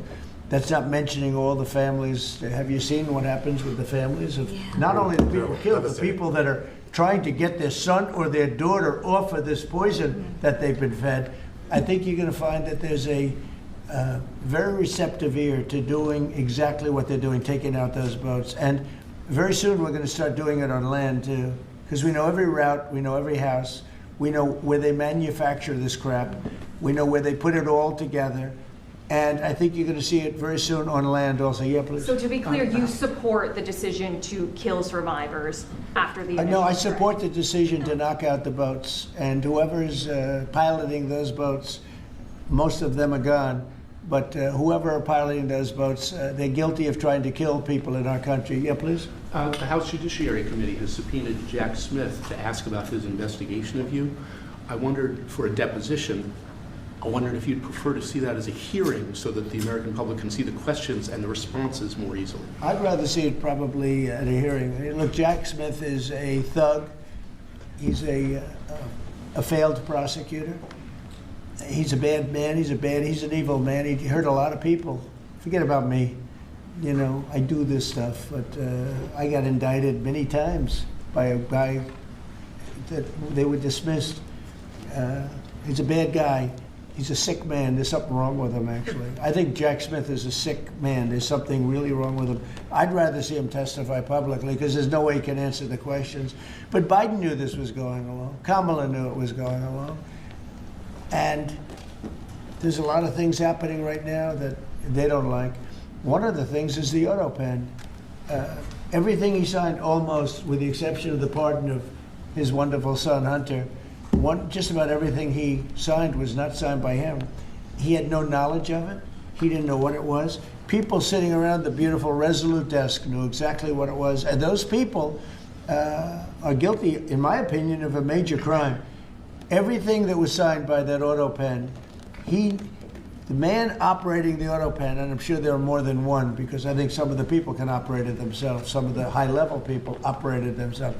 They would just go in and sign his name with an auto pen onto very important documents, not only pardons, but policy, maybe CAFE standards, okay, as an example. Who signed CAFE? If you ask Biden, what's a CAFE standard, he would have absolutely no idea. He'd say, where is the CAFE located? The guy didn't know anything. Look, that just shows you what a rigged election can be, but you understand what I'm saying. Thank you. You've had conversations with Jensen. Right. So, smart man.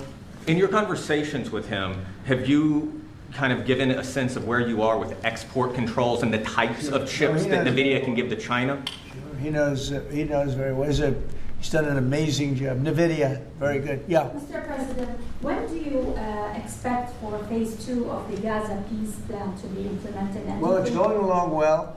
They had a problem today, I understand, with a bomb that went off and hurt some people pretty badly, probably killed some people. They're telling me it just happened. But it's going on. We have peace in the Middle East. People don't realize it. We have tremendous support. 59 countries. There's tremendous support. But phase 2 is moving along. Yeah, it's going to happen pretty soon. Mr. President, did you speak with House Republican leadership about your decision to pardon Congressman Henry Cuellar? And are you concerned that you made a vulnerable Democrat perhaps less vulnerable with that decision? It didn't matter. He's a respected person. He was treated very badly because he said that people should not be allowed to pour into our country. And he was right. He didn't like open borders. He was on the border. You know, he represents a very respected man. He represents the people on the border, and he saw what was happening.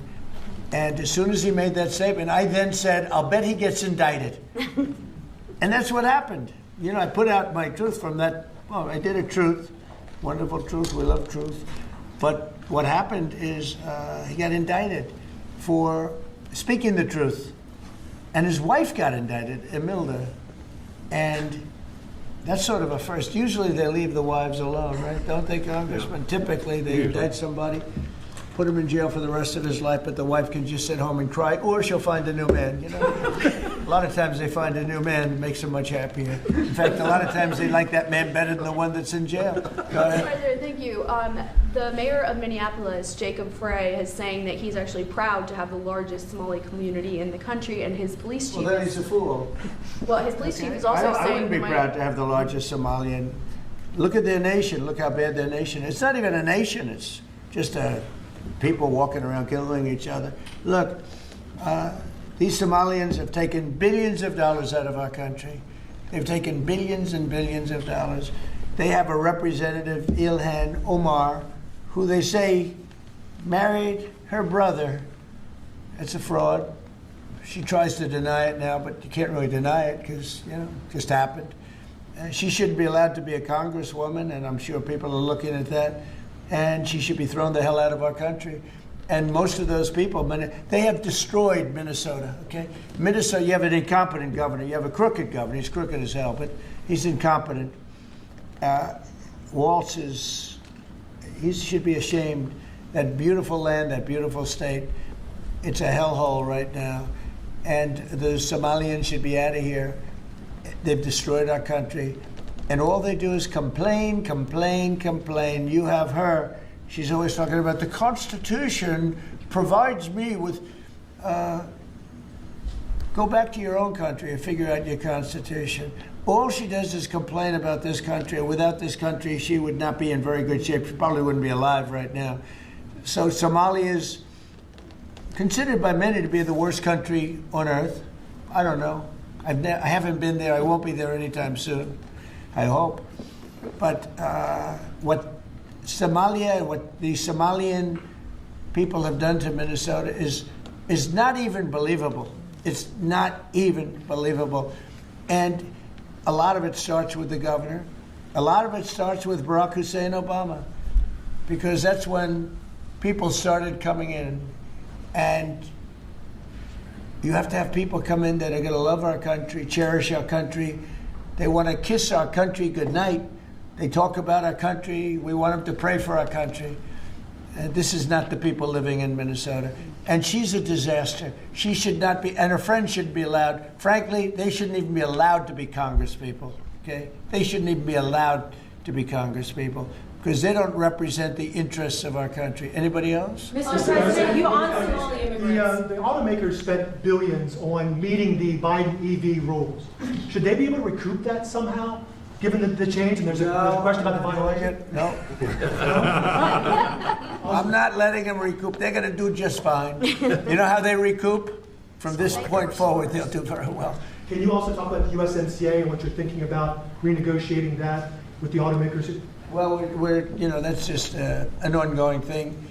It expires in about a year, and we'll either let it expire or we'll maybe work out another deal with Mexico and Canada. But look, Mexico and Canada have taken advantage of the United States, like just about every other country, in all fairness. It's not them, I'm not blaming them. But every country, because we had stupid people running our country. We had a lot of stupid people running. That's why we have $38 trillion in debt. But the beautiful thing about the tariffs is we'll start paying off that debt. The money coming in, they're finding money in our country now that they never knew existed. The other day, $30 billion. Where did it come from? I said, why don't you check the tariff shelf? They said, sir, that tariff hasn't started yet. It doesn't start till January. I said, no, it started 2 months ago. They called back, sir, you're right, it was from tariffs. No, we have a whole different country. I hope the Supreme Court I pray that the Supreme Court understands the importance of the sensible, really, I mean, this would be country threatening if something happened with regard to that. You know, the people that brought that case are bad people. They're very bad people. They hate our country. They represent foreign countries, including China, but they represent, and China's paying us a lot of money now in tariffs, but they represent people that really don't like our country much. And I know some of them, and they're scum. In my opinion, they're scum. They're absolute scum. And they're not suing for any good reason. They're just suing to see if they can stop it, because they make money if this country does badly. You know? So, but we're taking in trillions of dollars. We're stopping wars. We have great national security because of tariffs. And then to think that we have to even go and justify this. The reason a lot of these people, I can tell you this, maybe we would have had the political people, we wouldn't have these people without tariffs. The people that are up here from Stellantis and Ford and General Motors, great companies, including this gentleman, they wouldn't be here today if we didn't have tariffs. They'd be building their plants in Mexico and other places. They're leaving Mexico and they're leaving Canada. They're leaving because they ripped off our country. They took our businesses away from us. And now, because of tariffs, they're all coming back. So it's a great thing. Thank you very much, everybody. Thank you. Thank you, press. Thank you, cameras. We're done. Thank you, guys. Thank you, guys. Thanks. We're done.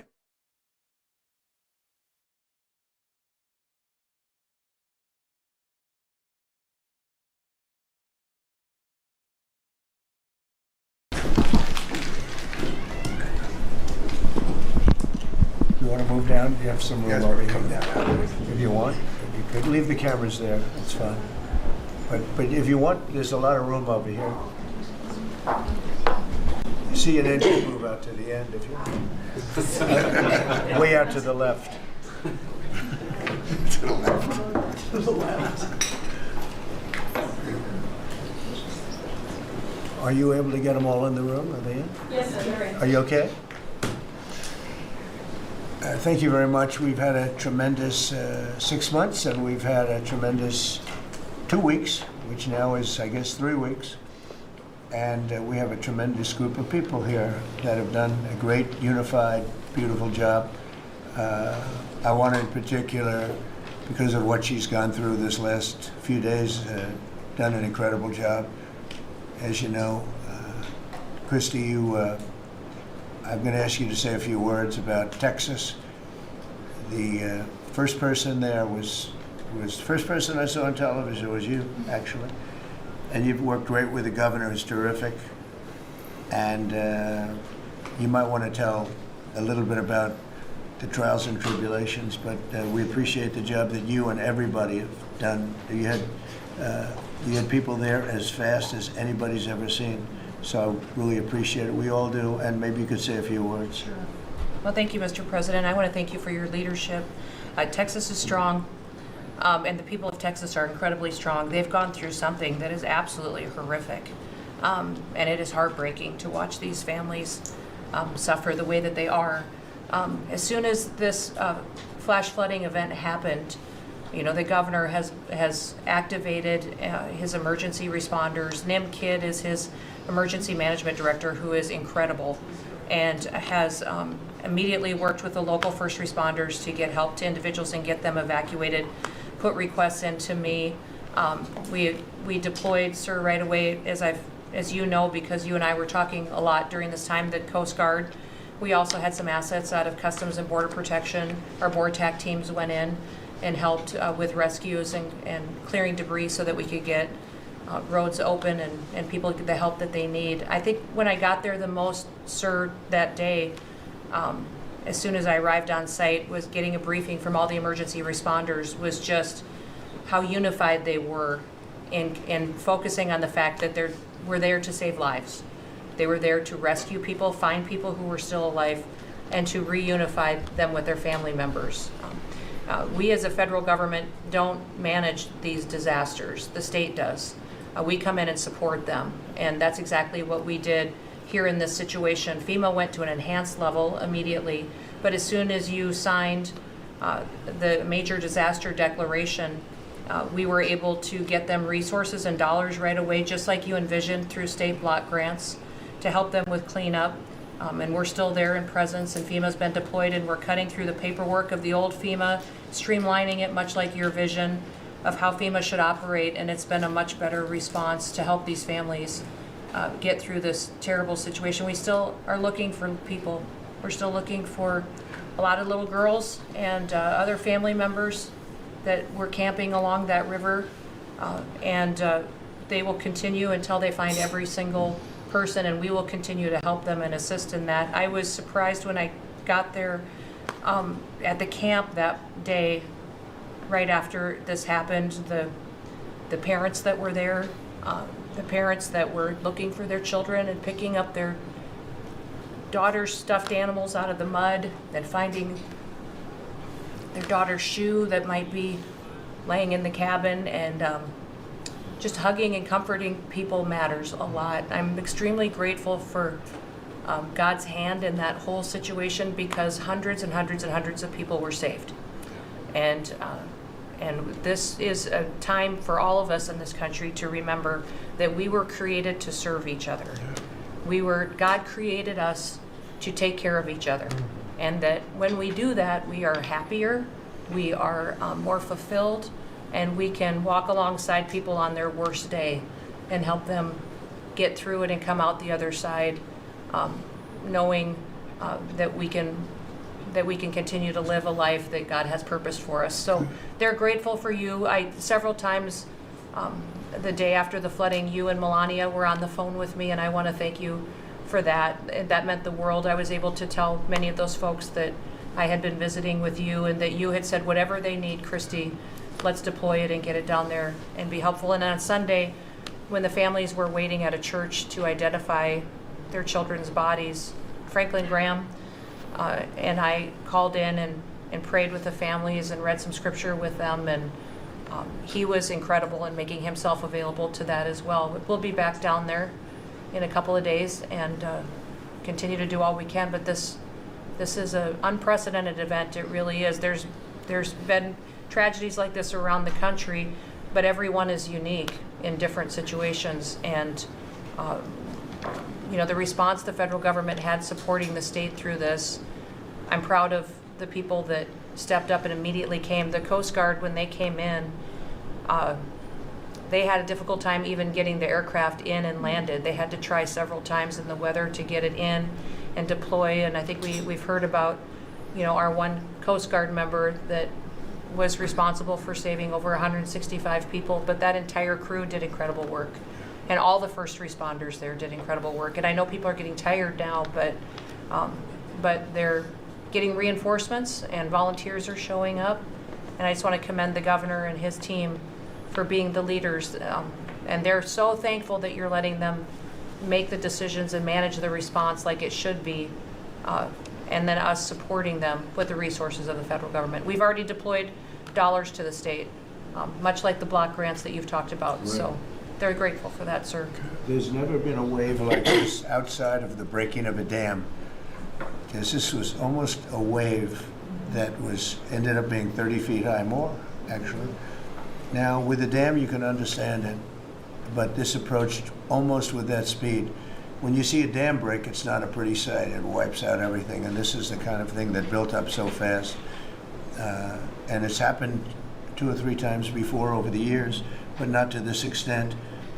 But tell them when you met the father who was picking up the daughter's clothing. And I had walked through the cabin where all the little girls died, and I had kind of fallen apart in there, but I walked out of the cabin, and a gentleman was standing there, and he said, that man over there needs a hug. And so I walked over to him, and I hugged him, and I said, do you work here? And he said, no, my little girl was in that cabin. And he said, and I just found her best friend about an hour and a half ago. She had passed away. And he just fell apart. And so then we just hugged and talked for probably an hour about that. But then there was the grandpa was there looking for his granddaughter. as well. There was a dad there of one of the counselors.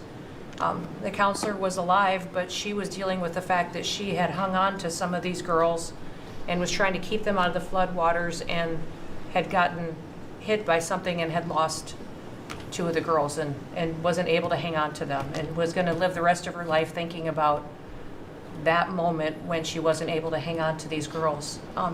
But these parents were picking up their kids' belongings out of the mud and throughout the camp and putting them in bags. And then one of the dads said, I knew 50 of these girls here.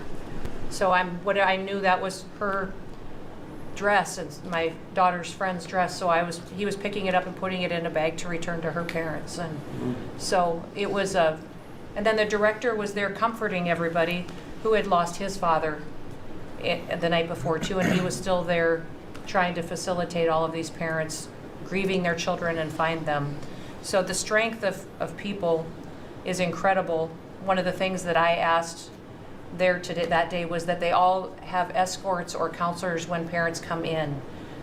So from that point, that when they came into the camp, that they have somebody with them when they're going and looking for their children's belongings or looking for their children. And so very emotional, but also just so tragic. The relationship with Texas and the governor has been obviously very good for years with me, but the relationship with Texas and their first responders and us with our first responders and lots of other people, and we brought in a lot of helicopters from all over, and we had a lot of helicopters. It was actually dangerous, a lot of helicopters up there, but they were real pros and they were responsible for pulling out a lot of people, and we got them there fast, and Texas had some good ones too, but the response has been incredible, and the fact that we got along so well, I don't know, I don't even think that's a political thing, but we got along so well, and it was so unified. I think a lot of lives have been saved. That could have been as bad as it was, and you could have lost double or triple. This thing was just really horrible. Well, congratulations on a great job, and I appreciate it. I know you're going down. I'll be going down on Friday with First Lady. We'll be taking a trip, and we don't want to get in anyone's way because that's what happens. The president goes and everyone's around focused on. I don't want anyone to focus on us, but it's possible they could have somebody saved still. There's a lot of areas. It's a big area.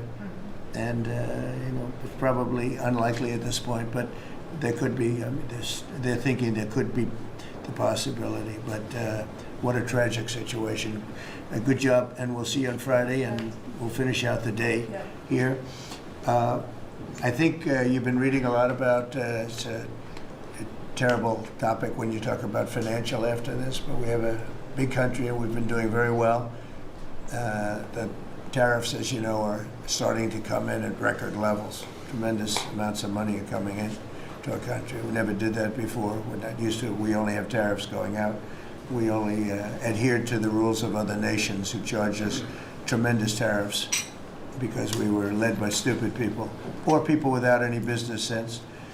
And I'd like to ask Scott, you could maybe talk a little bit about how well we're doing with regard to the money coming in. And the big money will start coming in on August 1st. I think it was made clear today by the letters that were sent out yesterday and today. Go ahead, please.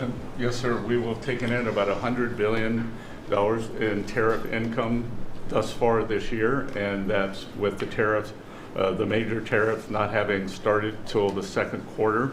So we could expect that could be well over $300 billion by the end of the year.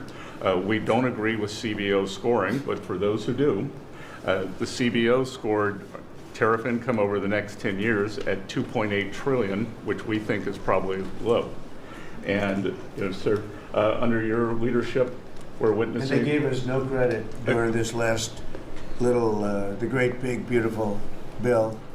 I always use the word great. I add that to it because it really is what it is. It's never been anything like it, actually. And I want to thank all the Republicans that voted for it. And I want to, scold the Democrats because they're voting for tax cuts. They're voting for no tax on tips, no tax on Social Security, no tax on overtime. And, you know, many, many other things far more important than that. Great health care. And frankly, every Democrat should lose their election because it was purely political to vote. They were told not to vote for it. So think of it, we got 218 to 2. And then with the Senate, we had 50 to 3. Democrats didn't vote at all, not one positive vote, with all of the good things in there. Economic development money, tremendous border money. Now you're loaded up on the border. And I don't think we're going to need so much of it because we had zero come in last month, so I'm not sure how much of it we want to spend. You may think about that. You may actually think about saving a lot of money because the wall's been largely built and it obviously worked, but you may want to think about that. But so I think it's incredible when I watch the Democrats and they have standard lines like they had Russia, Russia, Russia. They had the laptop from hell. It all came from Russia. You know, they make things up and they go with it and they feed it to you people in many cases. And they said, here's our line. And I hear the new line is death. Oh, it's death. Everyone's going to die. There's nothing to do with that. In fact, we're saving our country. Death is from allowing 25 million people into our country, of which 3 or 4 are stone cold, hard criminals. 11,888 are murderers, many of them committing more than one murder. That's death, and the Democrats did that. Joe Biden did that by allowing people to come in here just totally unchecked, unvetted, open borders, open borders. The whole world was dumped into our country from prisons, from gangs, from mental institutions. We have many people walking the streets, walking in areas that we don't know anything about that came out of insane asylums. They released their the insane asylum population into our country, and it's amazing the job that you and Tom Homan are doing, by the way, on that. But we have to get them out, and we have no choice. We have to get them out, and we are getting them out. And so, Pete, you want to tell them about our great military and how well we did with respect to the bombers and the B-2? We had the pilots here 2 days ago, and they were incredible people. Go ahead. Yes, sir. Truly a historic mission and demonstrated the skill and courage of the United States military. From those B-2 pilots and families that we had a chance to meet, sir, to the fighter pilots, to the refuelers, to the maintainers, to the air defenders who defended the base. What was demonstrated on the world stage was American military might and capability. And it wasn't just Fordo and Esfahan and Natanz that took notice in Iran. It was the rest of the world. That we have a decisive commander-in-chief willing to use these capabilities, which are the best in the world. As the president pointed out, no one else could have done what America did there on that night, and everyone took notice of that. With the One Big Beautiful Bill, sir, we've got $150 billion additional to invest in Golden Dome and all the other weapons systems and stockpiles and shipbuilding priorities of yours. Another month, another historic recruiting bump. It's not just the Army and the Marine Corps anymore, it's the Navy, the Air Force, and the Space Force, all historically ahead of where they've ever been. So historic spirit inside the military. We had a chance to be at NATO, Marco and I, and see how the world responds to us saying it's time for you to shoulder the burden and take the lead for your continent. It only happens with President Trump leading. And we're proud to be a part of what's going on at the border, sir. With now a 4th national defense area where we're helping get to that number 0 and securing the border. But that mission, Operation Midnight Hammer, re-established deterrence. It reversed what happened in Afghanistan. You saw the debacle of what Biden allowed to happen in Afghanistan and what that did to our image. President Trump said, with Operation Midnight Hammer, we're re-establishing American leadership and deterrence, and we're proud to be a part of it, sir. And our so-called enemies were watching. They watched every minute of it. They watched. There was very few people that weren't watching, actually, but they watched every minute. It was a perfect military performance, the likes of which we haven't seen in a long time. I mean, if you compare that to the same country, the hostages from years ago, Jimmy Carter, was unfortunate for Jimmy Carter. He was a nice man, but with the helicopters going down, the sandstorms, the prisoners, they get captured, then the election, and prisoners and Reagan and all the problems. It was nothing but problems, and that was a failure. And ours was not only the pilots. I mean, those machines flew for 37 straight hours. They didn't stop. They went skedaddle. You know the word skedaddle? It means skedaddle. They dropped the bombs, and somebody said, "Skedaddle, let's get the hell out of here." And every bomb hit its mark, and hit it incredibly. And as you know, the Atomic Energy Commission said it's gone. That place is gone. We had a lot of fake reporting, mostly from CNN, where the scammer writer, a writer for CNN, who should be fired, by the way, she was involved with the 51 fake intelligence agents, if you remember that. She did that story, created a story out of it. She created a story out of the laptop from hell, saying it came from Russia, but it actually came from Hunter Biden's bedroom, or worse. Just a scammer, and she's still at CNN, which is pretty amazing. But we'll ask you a question about her. But they came up with this concept that maybe the attack wasn't that good. Maybe it, and I saw it happen right after the attack. I saw this person on CNN. I actually watch. I like to watch the enemy. You learn from the enemy, and I watch because you have to know where they're coming from. And I watched her say, "Anderson, you know, I'm hearing stories that maybe they didn't hit their target. Maybe it wasn't that good a hit." And hearing stories. The next day it was a little more, and the next day a little more. After 3-4 days, she was saying, "I don't know. I don't think it was that." Except by that time, everybody knew it was hit perfectly. The evidence is in the planes. The pilots are the best evidence. But they actually came out of their plane because they were here the other day, and they said, it was so sad. We did such a good job. We flew into very dangerous airspace. I'll never forget, we were in the Situation Room, and they said they have entered Iranian airspace, and everyone took a deep breath because they had more missiles pointed at them, but the equipment is so good, it's stealth, way up in the air, and it was stealth, and they went right through that, and they sort of, by the time they found out they were there, they were already gone. That was the word skedaddle, get the hell out of here. But they were right in the most dangerous airspace in the world, and they took those big, beautiful, very fast, they're unbelievable planes. I mean, they become really beautiful works of art. I always thought they sort of were cool, but now they look better than just cool, don't they, huh? But they dropped the loads, and literally they would hit, if you look at this table, from here to there, they had a half a refrigerator door is the way to best explain it. Take a refrigerator door, average size, cut it in half. That was their target. They hit every single one. Then we had 30 missiles, Tomahawk, shot from submarines 300 miles away. Every one of them hit their target. It was a perfect mission. Then they came back, almost 37 hours. Every plane worked perfectly. The mechanics were here too. I said, you got to get the mechanics here. We didn't have any problems. If you remember, they had a lot of problems with the helicopters, but they did fly through a dust storm, which they shouldn't have done. Sometimes you say, let's go back and try it on a nicer day. Dust and sand don't work well with helicopters if you know much about helicopters, but that was a horrible embarrassment to us. Then we had Afghanistan, which I think was the most embarrassing moment in the history of our country, and we would have gotten out. I was the one that got them down. I would have kept Bagram, the big air base, which right now is controlled by China, one among the most powerful runways in the world, thick with concrete and steel.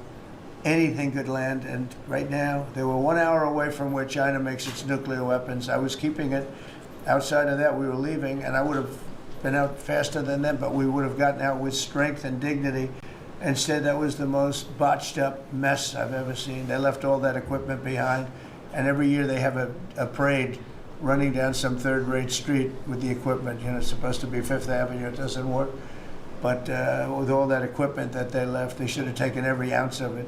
I was taking every ounce. I said every screw, every bolt, every nail you take out of there. And Millie said, I remember one time, "Sir, we're better off leaving the equipment." Why?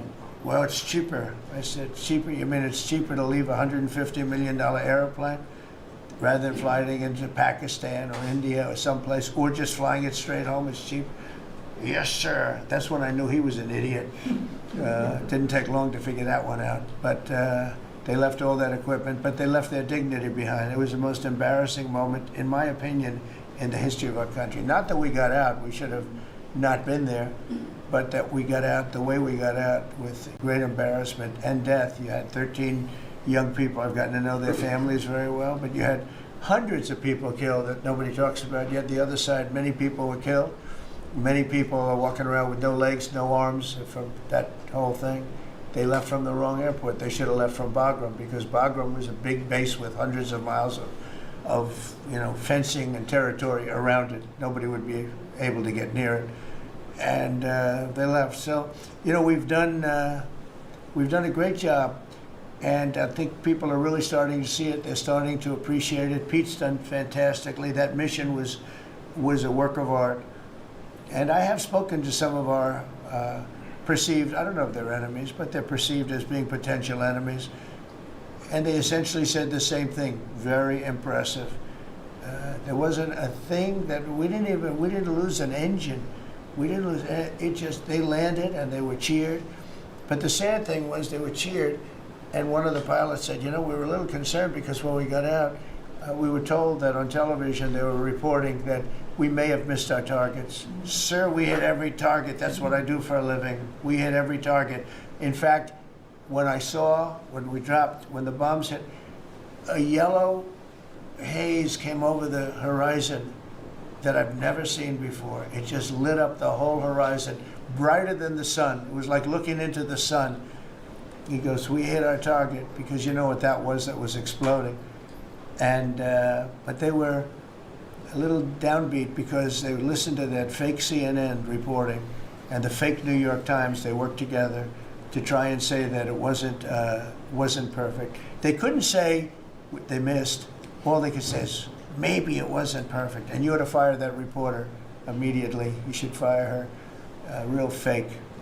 And so I just want to congratulate those pilots. And a lot of people don't like bringing things like that up. I do. I always like confronting, because otherwise the public doesn't know that you're a bunch of crooked people. But they know, they've learned, and the media has to straighten out their act. The media's down to 17% approval. You got to do a little better than that. It's important for the country that you do better. I think they ought to make a lot of changes. I think changes are going to be made to the media, but it's hard to have a really successful country if you have a corrupt media, and we really have a corrupt media. And nobody really knows why. I mean, why would you want to have open borders and criminals pouring into our country? Why would you want to have men playing in women's sports, transgender for everyone? You'll have to figure that out. But some of you don't. I mean, I'm looking at some people, they love the country, but I look at other people and they can't. But we were really proud of our military. It was, and the people that maybe don't like us or want to play games with us, because I think that had you not had the situation in Afghanistan, I don't think Putin would have gone in. I think when Putin looked at how stupid and incompetent that operation was, he said, wow, this might be a chance. And we're dealing with him now too.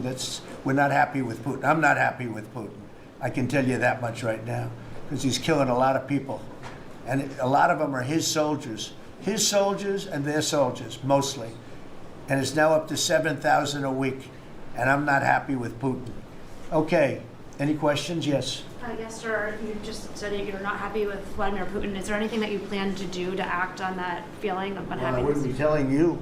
Don't we want to have a little surprise? One of the things we did with the attack is that, and you asked that question, I didn't mean to be rude, but I'm rude because I'm looking at some of these crooked people up here, so I'm rude, but your question was asked very nicely. But one of the things we did is we went over every fact. We wanted to get every fact straight. We wanted to have the distance straight, the number of pilots straight. Everything had to be correct, because this was a very important mission. If we failed on this mission, it was beyond the war that, obviously we had with Iran and Israel. A lot of hatred, a lot of years and years of hatred, centuries of hatred. People have never seen anything like it. So we wanted to be correct with all our facts. So what I was doing is just asking, it would be great if the media would be correct with their facts. That's all we ask for. So, hey, go ahead. So finish it up. Oh, yes. Just sort of turning back to Russia, if there's anything that you would signal about your displeasure with them. Well, look, I'm very unhappy with them. There's no reason for this. It's It's turned out to be tougher, but it's only tougher. And I will say the Ukrainians were brave, but we gave them the best equipment ever made. We gave them the anti-tank busters that knocked out tanks. I mean, you just aim them in the direction of the tank and the tank is gone. We gave them missiles, the latest and the greatest. They were able to shoot down a lot of things that would have normally wiped out.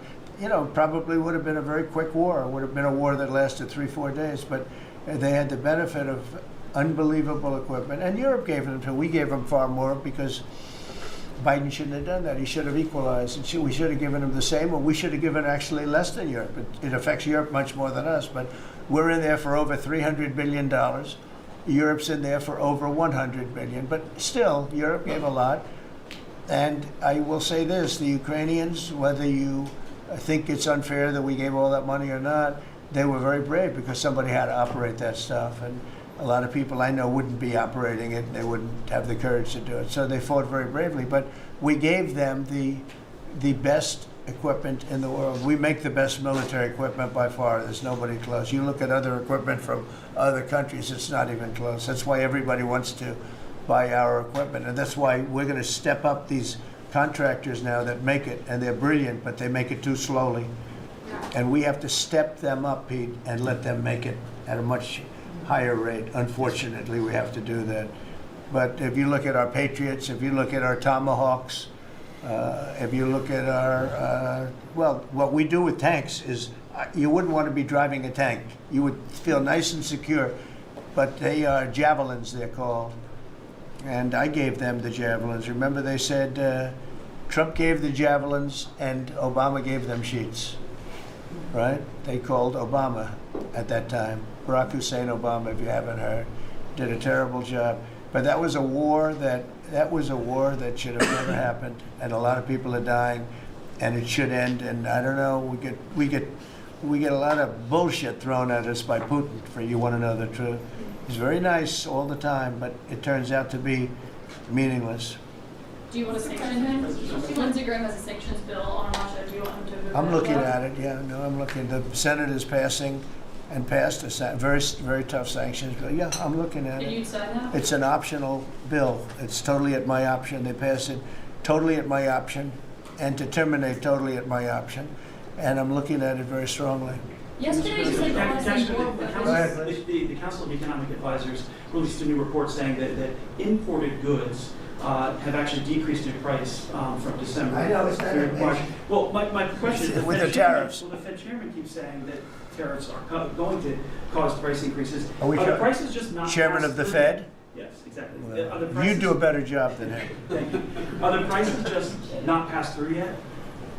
No, I think what's happening is everything's evening out. You know, when we charge, see what people don't understand, the other countries have been charged, almost every country charges us tariffs. We had deficits with everybody for years, for decades.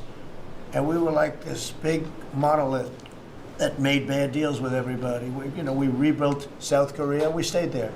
It's okay, we rebuilt it and we stayed there. And they pay us very little for the military. I got them to pay billions of dollars, and Biden then canceled it when he came in. I said to South Korea, as an example, we give you free military, essentially, very little. And I think you should pay us $10 billion a year. And they went crazy. But they agreed to 3. So I got 3 with a phone call. And I was satisfied. I said, but next year we have to talk. And then we had a rigged election, and we never got to talk. And you know what Biden did? They probably went to him and they said, listen, Trump treated us terribly, and we shouldn't be paying anything, and he cut it down to nothing. So that's what happens. It's ridiculous. That's the other thing. We're talking to countries about contributing to the military, not only just paying more in NATO, but contributing. We have 45,000 soldiers in South Korea. We have 45,000 soldiers in Germany, 52,000 actually. And that's a huge economic development for them. That's tremendous amount, just like having a city. It's tremendous money for them, and it's a tremendous loss for us. So we're talking, in a very nice way, we're talking to them about it. It's very unfair. We supply the militaries to many very successful countries. I mean, South Korea is making a lot of money, and they're very good. They're very good, but, you know, they should be paying for their own military. President Trump, can I ask you a question about Jerome Powell as well, and then the question to the Attorney General? Jerome Powell, and then I have a question for the Attorney General. Jerome Powell, who you've been pressuring to lower interest rates, he's facing accusations of lying to Congress, which is a potential crime, about the Well, opulence. then he should resign immediately. We should get somebody in there that's going to lower interest rates. Do you want congressional Why don't you call for his resignation? Do you want congressional Republicans to investigate and It's pursue okay and with punish? me. I think he's terrible. I think, look, we're paying, I call him Too Late. T-O-O, Too Late, like Too Tall Jones for the Dallas Cowboys, right? Too late. He's always late. But he wasn't late with Biden before the election. He was cutting him like crazy. It didn't help too much, did it? But he was cutting him like crazy before the election with Kamala and Biden. He was trying to get them in, I guess. I don't know. He was recommended by somebody that worked for me. I like you better. If I could ask the Attorney General a question too, President. Sure. Your memo and release yesterday on Jeffrey Epstein, Yes. it left some lingering mysteries. One of the biggest ones is whether he ever worked for a American or foreign intelligence agency. The former Labor Secretary, who was Miami U.S. Attorney Alex Costa, he allegedly said that he did work for an intelligence agency. So could you resolve whether or not he did? And also, could you say why there was a minute missing from the jailhouse tape on the night of the death? Yeah, sure. If I Could I just interrupt for Sure. 1 second? Are you still talking about Jeffrey Epstein? This guy's been talked about for years. You're asking, we have Texas, we have this, we have all of the things. And are people still talking about this guy, this creep? That is unbelievable. Do you want to waste the time and do you feel like answering? I don't mind answering. I mean, I can't believe you're asking a question on Epstein at a time like this where we're having some of the greatest success and also tragedy with what happened in Texas. It just seems like a desecration, but you go ahead. Sure. First, to back up on that, in February, I did an interview on Fox, and it's been getting a lot of attention because I said, I was asked a question about the client list, and my response was, it's sitting on my desk to be reviewed, meaning the file, along with the JFK, MLK files as well. That's what I meant by that. Also, to the tens of thousands of video, they turned out to be child porn downloaded by that disgusting Jeffrey Epstein. Child porn is what they were. Never going to be released, never going to see the light of day. To him being an agent, I have no knowledge about that. We can get back to you on that. And the minute missing from the video, we released the video showing definitively the video was not conclusive, but the evidence prior to it was showing he committed suicide. And what was on that, there was a minute that was off the counter. And what we learned from Bureau of Prisons was every night, they redo that video. It's old, from like 1999. So every night the video is reset, and every night should have the same minute missing. So we're looking for that video to release that as well, showing that a minute is missing every night. And that's it on Epstein. Mr. President, just on the tariffs again, August 1st, you said is the deadline. What incentives do countries have to negotiate? It seems that deadline keeps moving. It was April 2nd, now it's... We didn't move, no. It's always been August 1st, that's what we're paying. A statement was put out today, and I put it out just to make it clear. It wasn't a change, it was August 1st. We don't change very much, every time we put out a statement, they say, he made a change. I didn't make a change. Clarification, maybe. No, August 1st they pay. And everybody pays, everybody has to pay, and the incentive is that they have the right to deal in the United States. If they don't want to, they don't have to pay, and they don't have to deal here. But if they want to buy and make a lot of money and sell in the United States, they have to do that. If you go back and look at some of the good presidents, our country was the wealthiest, proportionately the wealthiest, from 1870 to 1913. It was an all-tariff country. We didn't have income tax. That came in in 1913. We had tariffs. And we had so much money we didn't know what to do with it. We had, we had a couple of presidents that were very, very strong. McKinley, I guess more than anybody, but he was the tariff king, but he was very, very strong. It was sort of sad. He made a fortune for this country became very rich, and then Teddy Roosevelt went out and vice president, and he spent the money. And they said Roosevelt was a great president. And let's say he was a great president, but the money was paid by McKinley with tariffs. Tariffs are charged by other countries at levels that are ridiculous. And you know, I call those other countries, and every one of them is willing to give us everything now, by the way, just so you know. Sir, we'll charge you no tariffs, nothing. We'll give you everything. We'll give you access to our markets. We'll give you everything. Is that a correct statement, Scott? Yes, sir. Howard, would you say that's a correct statement? Exactly correct. It's like they just don't, because they're very spoiled, because for years they ripped us off and we didn't have a president that understood it, or Secretary of Treasury or Secretary of a lot of different secretaries are involved, but certainly Commerce Secretary was, you know, not doing their job. I don't know about Kelly, she's small business. We'll keep it that way, okay? Her small business is bigger than almost all big businesses when you add it all up. But no, they are very respectful of our country. But the incentive is that they have the right to do business with us. Without that, they don't have the right to do business. And that would be okay, too. And with the next flurry of deals, Yeah, go ahead. in the next 24 hours, will we hear a flurry of deals? Yeah, we have a lot of them going out. But the deals are mostly my deal to them. We're picking a number that's low. We don't want to hurt them, and fair. We're picking a number that's lower than, in most cases, lower than what they charged us.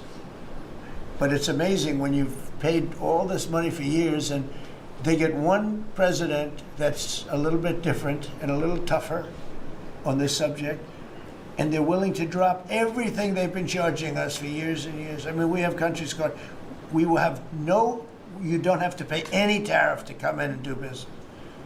They're giving us total access to their countries. They gave us no access to the country. They say, well, you cannot go into our country. Okay, good. Now it's, we will give you total access and you don't have to pay any tariffs. But please don't charge us tariffs. And we don't like that deal. So the letters I send out are, we have made some deals. We can make a lot more deals. It's just too time consuming.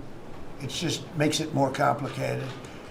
And we can do things over the years too. You know, we're not hard line, but it's about time the United States of America started collecting money from countries that were ripping us off and laughing behind our back at how stupid we were. Okay? Thank you. Mr. President, Yellow, in the yellow. on the tariff issue, so you've talked about India coming, but then a couple days ago you issued a new tariff threat to members of the BRICS countries for if they aligned with anti-American policies. 10% charge. That would be India, Brazil. That's right. They have to pay 10% if they're in BRICS, because BRICS was set up to hurt us. BRICS was set up to degenerate our dollar and take our dollar as the standard, take it off as the standard. And that's okay if they want to play that game, but I can play that game too. So anybody that's in BRICS is getting a 10% charge. Is that immediate, sir, or is Yeah, that pretty soon. if they engage in some behavior? Well, if they're a member of BRICS, they're going to have to pay 10% tariff just for that one thing, and they won't be a member long. I thought BRICS was, you know, I said this about a year ago, and it largely broke up. But, you know, there are a couple that hang around, but I thought it largely broke up. BRICS is not, in my opinion, not a serious threat. But what they're trying to do is destroy the dollar so that another country can take over and be the standard. And we're not going to lose the standard at any time. If you have a smart president, you will never lose the standard. If you have a stupid president like the last one, you would lose the standard. You wouldn't have the dollar as you.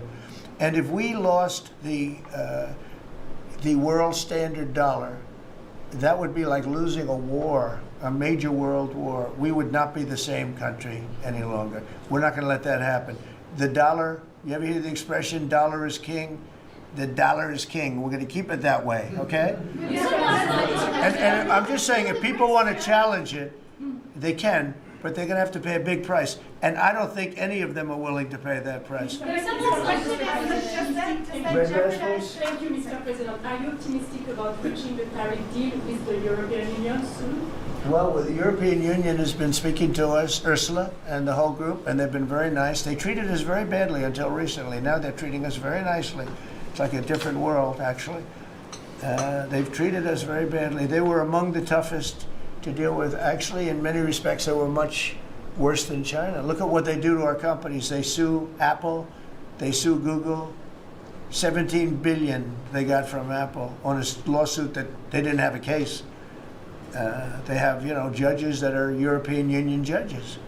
And they ruled, they take so much money away from our country in terms of that, in terms of other things that they do. They're very tough. But now they're being very nice to us, and we'll see what happens.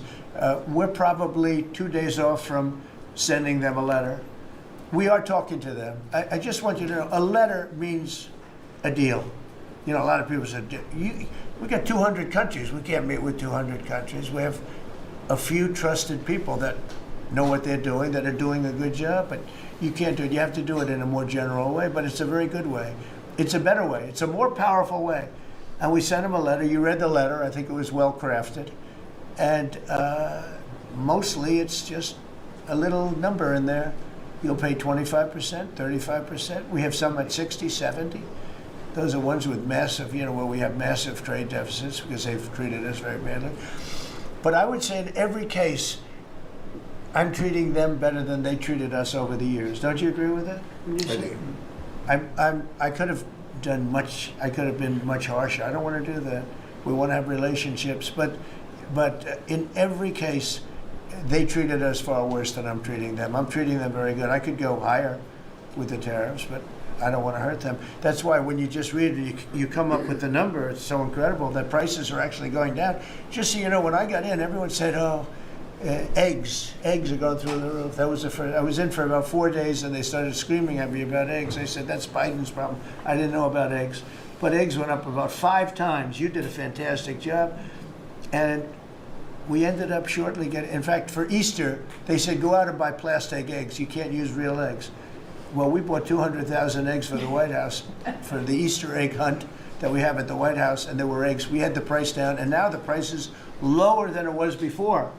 We did a good job with eggs, but we did a good job with groceries. Our prices are down in this country. A big part of it's oil. The oil, you had a couple of places last week, you had $1.99 for oil, for gasoline.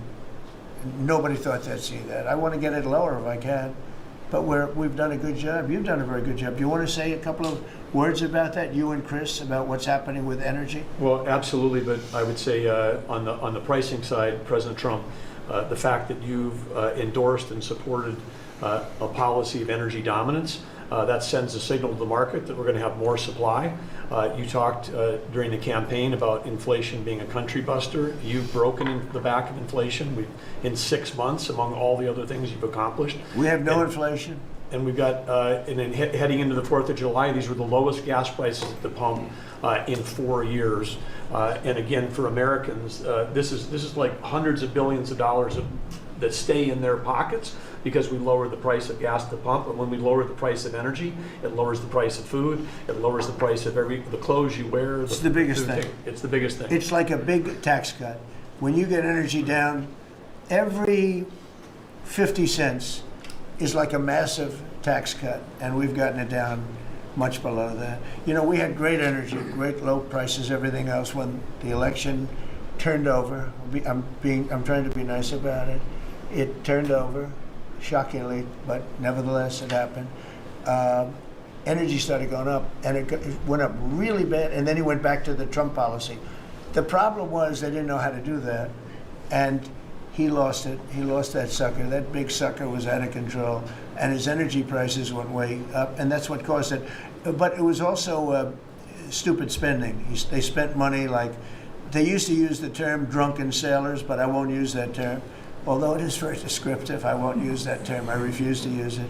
But they spent money at levels that nobody had ever seen before, and trillions and trillions of dollars wasted on the Green New Scam, greatest scam in the history of our country, other than maybe Russia, that might have been.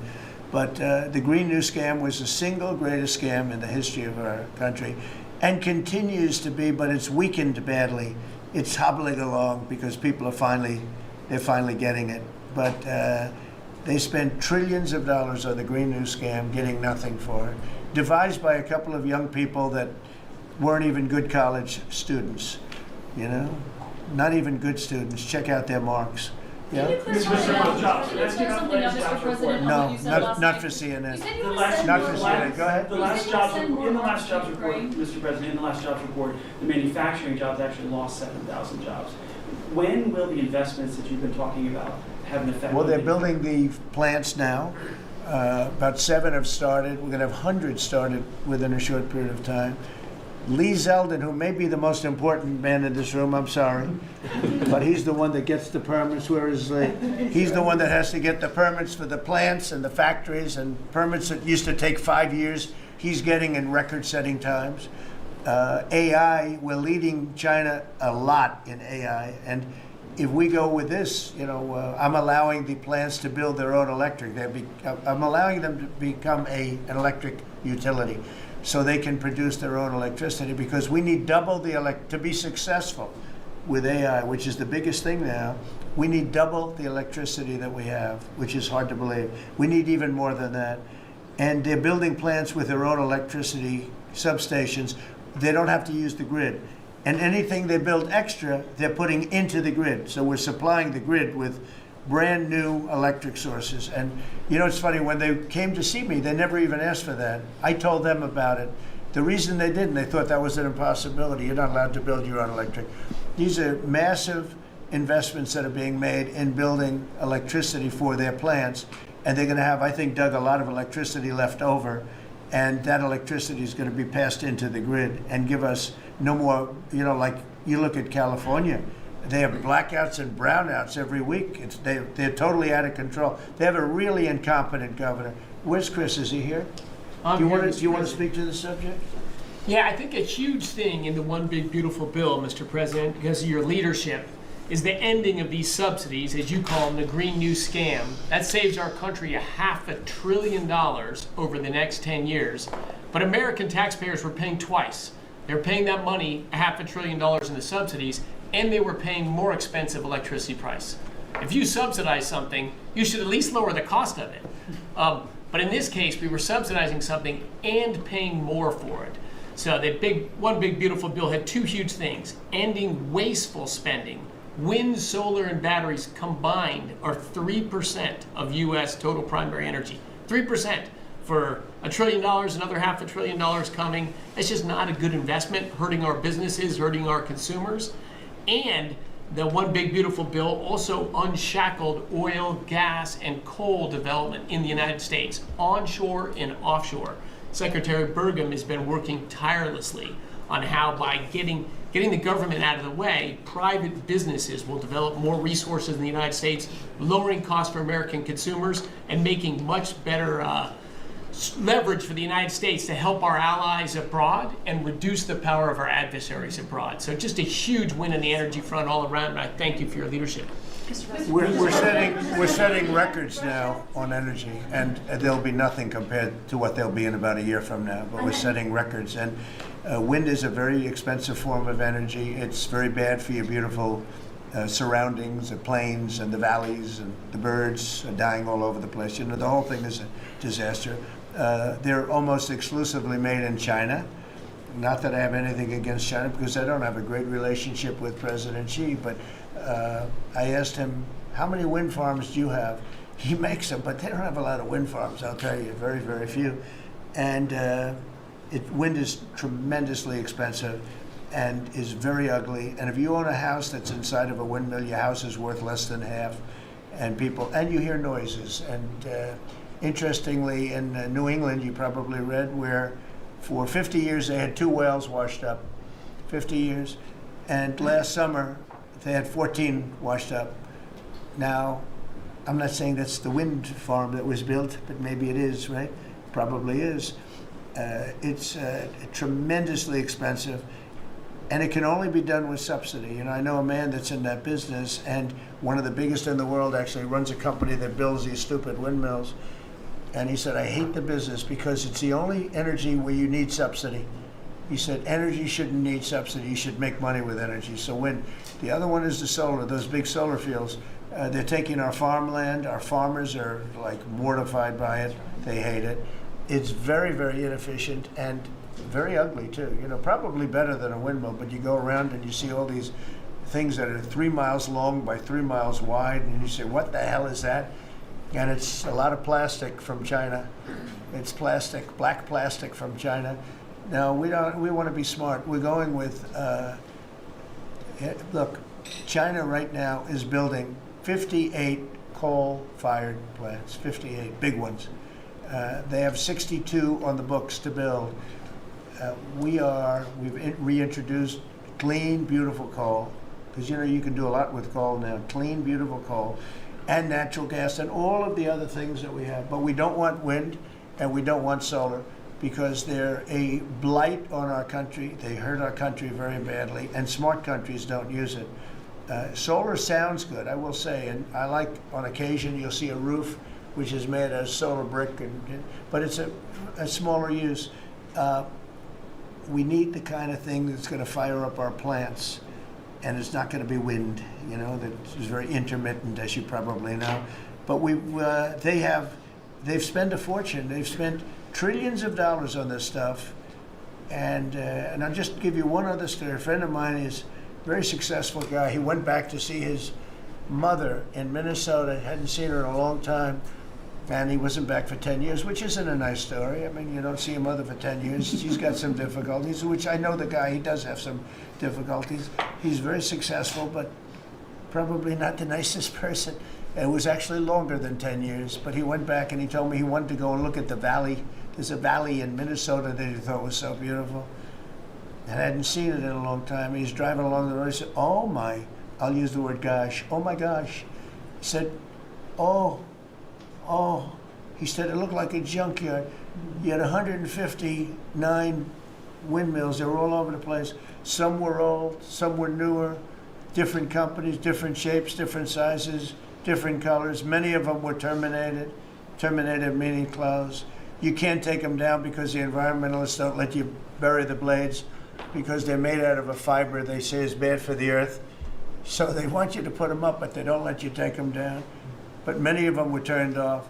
He said it looked like a junkyard. Go to Palm Springs, California, and take a look at that pile of junk. And you go into a wealthy neighborhood. Before you get there, you have to ride through hundreds of windmills that are, most of them are turned off. They're rotting, they're rusting, they're 30 years old, 20 years old, and they have a very short life. Those windmills have a very short life, especially the ones that are in the nice salty Atlantic Ocean and Pacific Ocean, where the salt just gets under that steel and decimates it. No, it's a horrible, horrible thing for our country. And I speak out. It would be nice to say wind, because it sounds so good, doesn't it, Doug? Wind. But it's not. It's these ugly machines, and they're all made, you gotta see, some are a little taller, a little shorter. They're made by different companies. They have different stocks. They have different blades. They have different everything. It is so horrible. And if you look at smart countries, they don't use it. Smart countries don't use it. And we're now a smart country. We're a brilliant country. We're not smart, we're brilliant now. We're gonna be a brilliant country. We have to be, because we have to catch up for some really stupid people that did a bad job. Yes, Brian? Yes, Mr. President, I've got a quick comment, some feedback as a native Texan, someone that I grew up bringing my kids to a camp very near the affected camp now. Thank you on behalf of Texas. I've gotten hundreds of messages that want to thank. If you're in the cabinet room, you can tell the president and his team on behalf of Texans, thank you so much for the quick response and the loving and the hugs. I saw that you gave. Two quick questions. I saw a Palestinian senator. His name is Schumer. He's a great Palestinian. No, he's a Palestinian. He's become a Palestinian. He's abandoned the Jews. But I saw him say, it's Trump's fault. Yeah, that's right. It's Trump's fault. He was actually, do you ever see John Lovitz, The Liar? Where he goes, yeah, I went to Harvard, that's right. This was Schumer. He goes, yeah, it's Trump's fault, that's right, it's Trump. I actually saw that stupid guy try and blame it on me, and I said, man, that's a tough one to take. But his career is limited because I hear AOC is going to beat him, and she's no bargain either, by the way. Go ahead. Well, I'm just saying that's an example of an America First team effort to get this country back. So that's what America First looks like for the viewers watching us at home. My two questions. It looks like we have a rogue judge, an Obama-backed rogue judge that is attempting to block the funding to Planned Parenthood, which the big, beautiful bill cuts off the funding to Planned Parenthood. Any plans to challenge that? Good. Absolutely. Yes, we're on it. We're on it. And I texted, I believe, I talked to yesterday Secretary Lutnick and Secretary Besson. I reached out to you to let you know that we were on it in the big, beautiful bill. Wonderful. And then I let her handle that question. Did you notice? I said, go ahead, handle that question. That's all to her. Then my second question was Secretary Rollins. You did an amazing press conference today in front of the Department of Agriculture. You talked about the Farm Act and the need to get China out of our country, owning farmland. For the viewers at home that might have missed that, can you recap what that means, national security, to make sure we can grow our own food? Well, thank you, Brian, sir, if you don't mind. Yes, this morning Secretary Hegseth, Secretary Noem, and Attorney General Bondi and I had a press conference at the USDA. I just happened to have a chart in case it came up, but obviously the Chinese owning of farmland in our country is a massive national security issue. And for the media, you can see the yellow is where all of the farms have been purchased over the last number of years, and the red is around all of the military bases where that farmland has been purchased. So this is a massive national security issue. The press conference this morning included 3 of our greatest governors as well, Sarah Sanders from Arkansas, Jim Pillen from Nebraska, and Bill Lee from Tennessee. The states have begun taking a leadership role to ban the purchasing of China farmland. Obviously, Congress needs to step up and catch up, and we're going to be working alongside of them as well. We had some of our members, great members of Congress there, but it is time. And I think that this morning was symbolic of many things. The first of this administration working every day to effectuate President Trump's leadership and unequivocal support of America first. But second, just how close we are as a cabinet. I don't know in any other administration that you'd have 4 cabinet members at the USDA on a Tuesday morning when it's about 110 degrees outside with the sun beating down on us talking about, sir, your vision. So I think it was a great day. It was just the start. There's an executive order coming and some other things coming behind that. But protecting America's farms isn't just about protecting our farmers. It's also about national security. So that's what we discussed this morning. I do want to say that I think we have had a really good relationship with China lately. And we're getting along with them very well. They've been very fair on our trade deal, honestly. And I hope we're going to have a great relationship. It's a big, strong, powerful country. We're more powerful than they are. We have much better military equipment than they do. But we are getting along with them very well. I'm getting along with President Xi very well. We speak often. And with all of that being said, and I understand what you're saying, but I think we're getting along with China very well. Mr. President, you have sent more weapons to Ukraine, as you said last night. Last week, the Pentagon paused some shipments of weapons to Ukraine. Did you approve of that pause? We wanted to put defensive weapons because Putin is not treating human beings right. He's killing too many people. So we're sending some defensive weapons to Ukraine, and I've approved that. So who ordered the pause last week? I don't know. Why don't you tell me? I think that's a question for the Go ahead. Mr. Yeah. President, on immigration, the Secretary of Agriculture did say this morning that undocumented workers would not be covered by any amnesty who are working on farms. You had said maybe that the ISA folks won't go after those folks on farms. So which is it? There's no amnesty. What we're doing is we're getting rid of criminals, but we are doing a work program. Do you want to explain that, please? Yeah, this morning we talked about, of course, this was a top of mind question. This morning we talked about protecting the farmers and the farmland, but obviously this president's vision of no amnesty, mass deportation continues, but in a strategic way, and then ensuring that our farmers have the labor that they need. Secretary Chavez-DeRimmer has been a leader on this. Obviously this comes out of the Labor Department, but moving toward automation, ensuring that our farmers have that workforce, and moving toward an American workforce. So all of the above. We've got to give the farmers the people they need, but we're not talking amnesty. Lori, do you want to say something about that? Thank you, Mr. President. On this, thank you, Secretary Rollins, how important this is never to displace the American worker. What the Department of Labor is doing is focusing on what the law entails now, being more modernized, more streamlining, to work through the H programs. We're going to have a concierge approach to that. where we have, developed a new office to answer the need of our farmers and ranchers and producers and not to displace the American worker and follow within the law now, and that does not include an amnesty program at all. And we've seen that working, and we'll continue to have that roll out. On the other topics that we've somewhat talked about, the jobs numbers, Mr. President, 4 months in a row, we've seen those jobs numbers increase. That's an exciting time for our manufacturers. That was asked earlier. We know it's going to take some time, but through that deregulation process that Lee and I are working on as well, the Department of Labor has rolled out 63 new deregulations that we're going to be moving through. In the first Trump administration, it was successful with over 30. We've just rolled out 63 new ones in order to double down on those manufacturing companies to let them know that we have signaled through this process that we will assist them in getting the workforce that they need. It's an exciting time. That one big beautiful bill, that was the signal to my former colleagues in Congress to get this done. It's been an important time. I spent time on the ground visiting 7 states in 9 days prior to that bill being passed because it was the most pro-worker piece of legislation that we will ever see really in this country right now.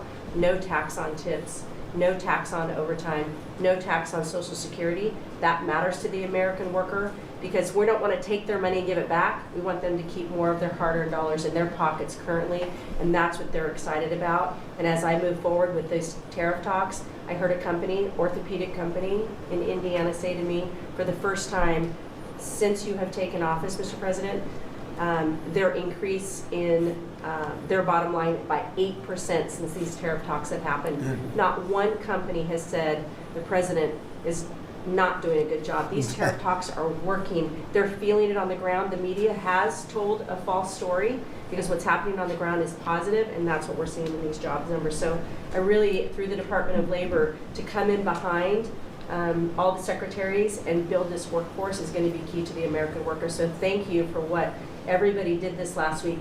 The one big beautiful bill is a doubling down of this, and we're going to see these workers start to grow. And that apprenticeship program is going to be working. That's we'll right. have that It's gonna million be- apprentices across the country. We, as you know, we're building plants all over the country now, which you weren't building any plants 4 years ago. You weren't building anything. But those plants, when they open up, it's going to be, you'll see numbers like you haven't seen ever. I don't think in history you'll never see numbers like what we're going to see in the very near future. Many of them are building the plants. Some are just starting right now. You know, it's a brand new administration. But, and they wouldn't be here except for 2 things. November 5th, the election, and the tariffs. And frankly, I guess the election was more important because of the tariffs. I mean, another person wouldn't have done this. But they're coming in because of the tariffs. They have to, they're not going to pay 25, 30, 40, 50%, 70, and 100%. And we'll be announcing something very soon on pharmaceuticals. We're going to give people about a year and a half to come in, and after that they're going to be tariffed if they have to bring the pharmaceuticals into the country, the drugs and other things into the country. They're going to be tariffed at a very, very high rate, like 200%. We'll give them a certain period of time to get their act together. But they were all here, now they all left. They went to other places because we allowed, people that sat in this room allowed it to happen. And I don't allow it to happen. The people in this room don't allow it to happen. So we're going to be announcing pharmaceuticals, chips, and various couple of other things, big ones. We did steel, as you know, they're 50%. We did aluminum, 50%. Lumber just came out. Mention that's copper. And we did cars. And now, today we're doing copper. What would that tariff be on? The section tariff? I believe the tariff on copper, we're going to make it 50%. 50%. Any breakthroughs on See, I'm Gaza? glad he didn't question it, because Any I sort of thought, what would that be? That was a quick one. I didn't have much time, but he agreed with me. That's why he's Howard. Any breakthroughs on Gaza with the Prime Minister, and there's reports that you're meeting with Netanyahu again tonight? Is that Yeah, I correct? am. He's going to come over again tonight. We're talking about Gaza, mostly Gaza right now. It's he's been very unfairly treated. I think what they've done to him in Israel is very unfair, having to do with this trial. I think, he's a wartime prime minister, had an unbelievable outcome, and I think he's been treated very unfairly. But he's coming over later. We're going to be talking about, I would say, almost exclusively Gaza. We got to get that solved. Gaza is a tragic. It's a tragedy. It's a tragedy. And he wants to get it solved, and I want to get it solved, and I think the other side wants to get it solved. Steve, could you talk on that, please? We're in proximity talks now, and we had 4 issues, and now we're down to 1 after 2 days of proximity talks. So we are hopeful that by the end of this week, we will have an agreement that will bring us into a 60-day ceasefire. 10 live hostages will be released. 9 deceased will be released. We're meeting at the President's direction with all the hostage families to let them know. And we think that this will lead to a lasting peace in Gaza. And you're doing a good job. It's a tough one. It's a tough one. A lot of hate, you know. This is called long-term hate. But we think we're going to have it solved pretty soon, hopefully with a real solution, a solution that's going to be holding up. And can I follow up? This is, I think, the first cabinet meeting since Elon Musk has now been a special government employee, not here anymore. He's now saying he's going to create a third political party. Are you worried about the impact that that could have? No, I think it'll help us. It'll probably help. Third parties have always been good for me. I don't know about Republicans, but for me. Are you second guessing any of the cuts that DOJ made since you No, described it as no. off the rails Look, the other day? we cut hundreds of billions of dollars with DOJ. We could have done it differently. I would have done it differently a little bit maybe, but it was something that we saved a lot of money. You can always second guess. I guess some of the people in this room maybe would have done it slightly differently, and some would have done it exactly the way it was done. But it was dramatic, and it was important, and we found a lot of things like billions of dollars given to people for environmental protection, where they had $100 in the account, like in Atlanta, Stacy. And then you had another one with 20 billion here, and 20 billion here, and 2 billion here, and 15 billion.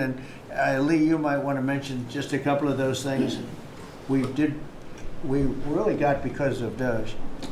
At the Trump EPA, the One Big Beautiful Bill was filled with many big beautiful wins for the taxpayer. It delivered a sledgehammer to the Green New Scam.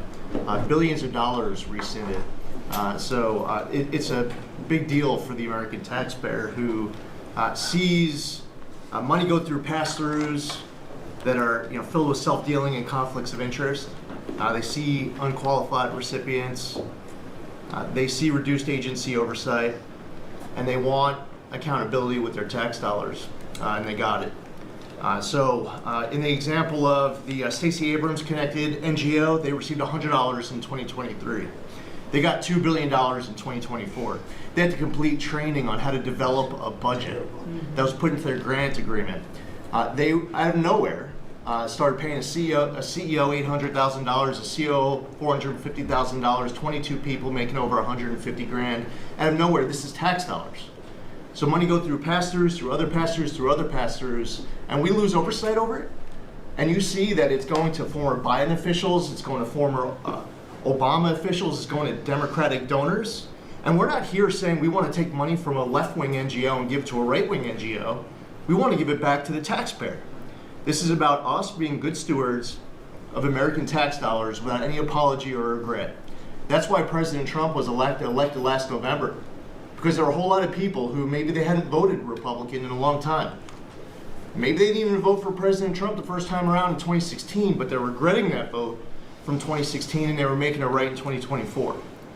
So the One Big Beautiful Bill gave us the tools to rescind billions of dollars more. We're seeing hundreds of thousands of dollars that'll get wasted per electric vehicle. As an example of this money that was going through it. They gave $50 million to a group called Climate Justice Alliance. They say that climate justice runs through a free Palestine. The Biden EPA gave $50 million to a group that says the climate justice runs through a free Palestine. We say that if you're going to spend $1 in the name of remediating an environmental issue, then spend the dollar on remediating an environmental issue. We say that we can protect the environment and grow the economy. We want to help grow more baseload power in this country.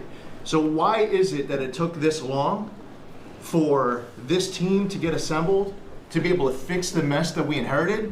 But gosh, we love showing up at our jobs every single day, first thing in the morning, because all day long we get things done for the American taxpayer. And Congress did its part last week by passing the One Big Beautiful Bill to deliver this accountability and to cut off the Green New Scam.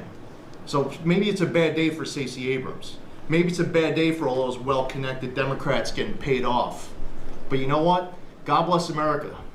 Because at the end of the day, President Trump is here, J.D. Vance is here, and the greatest cabinet ever assembled to deliver that much-needed and highly demanded accountability. That was a very good answer.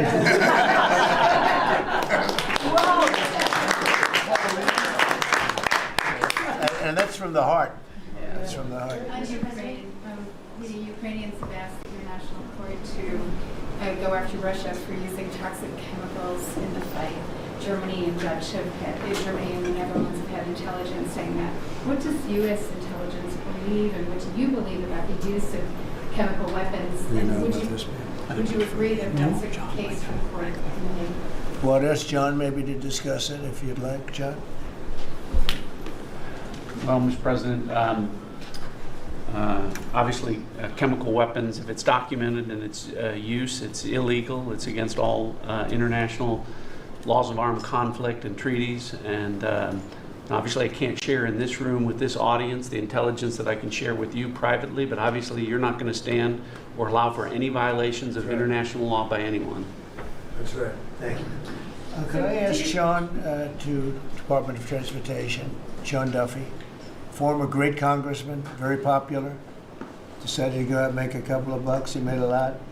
And he got bored with that, though. He likes serving people better, the people.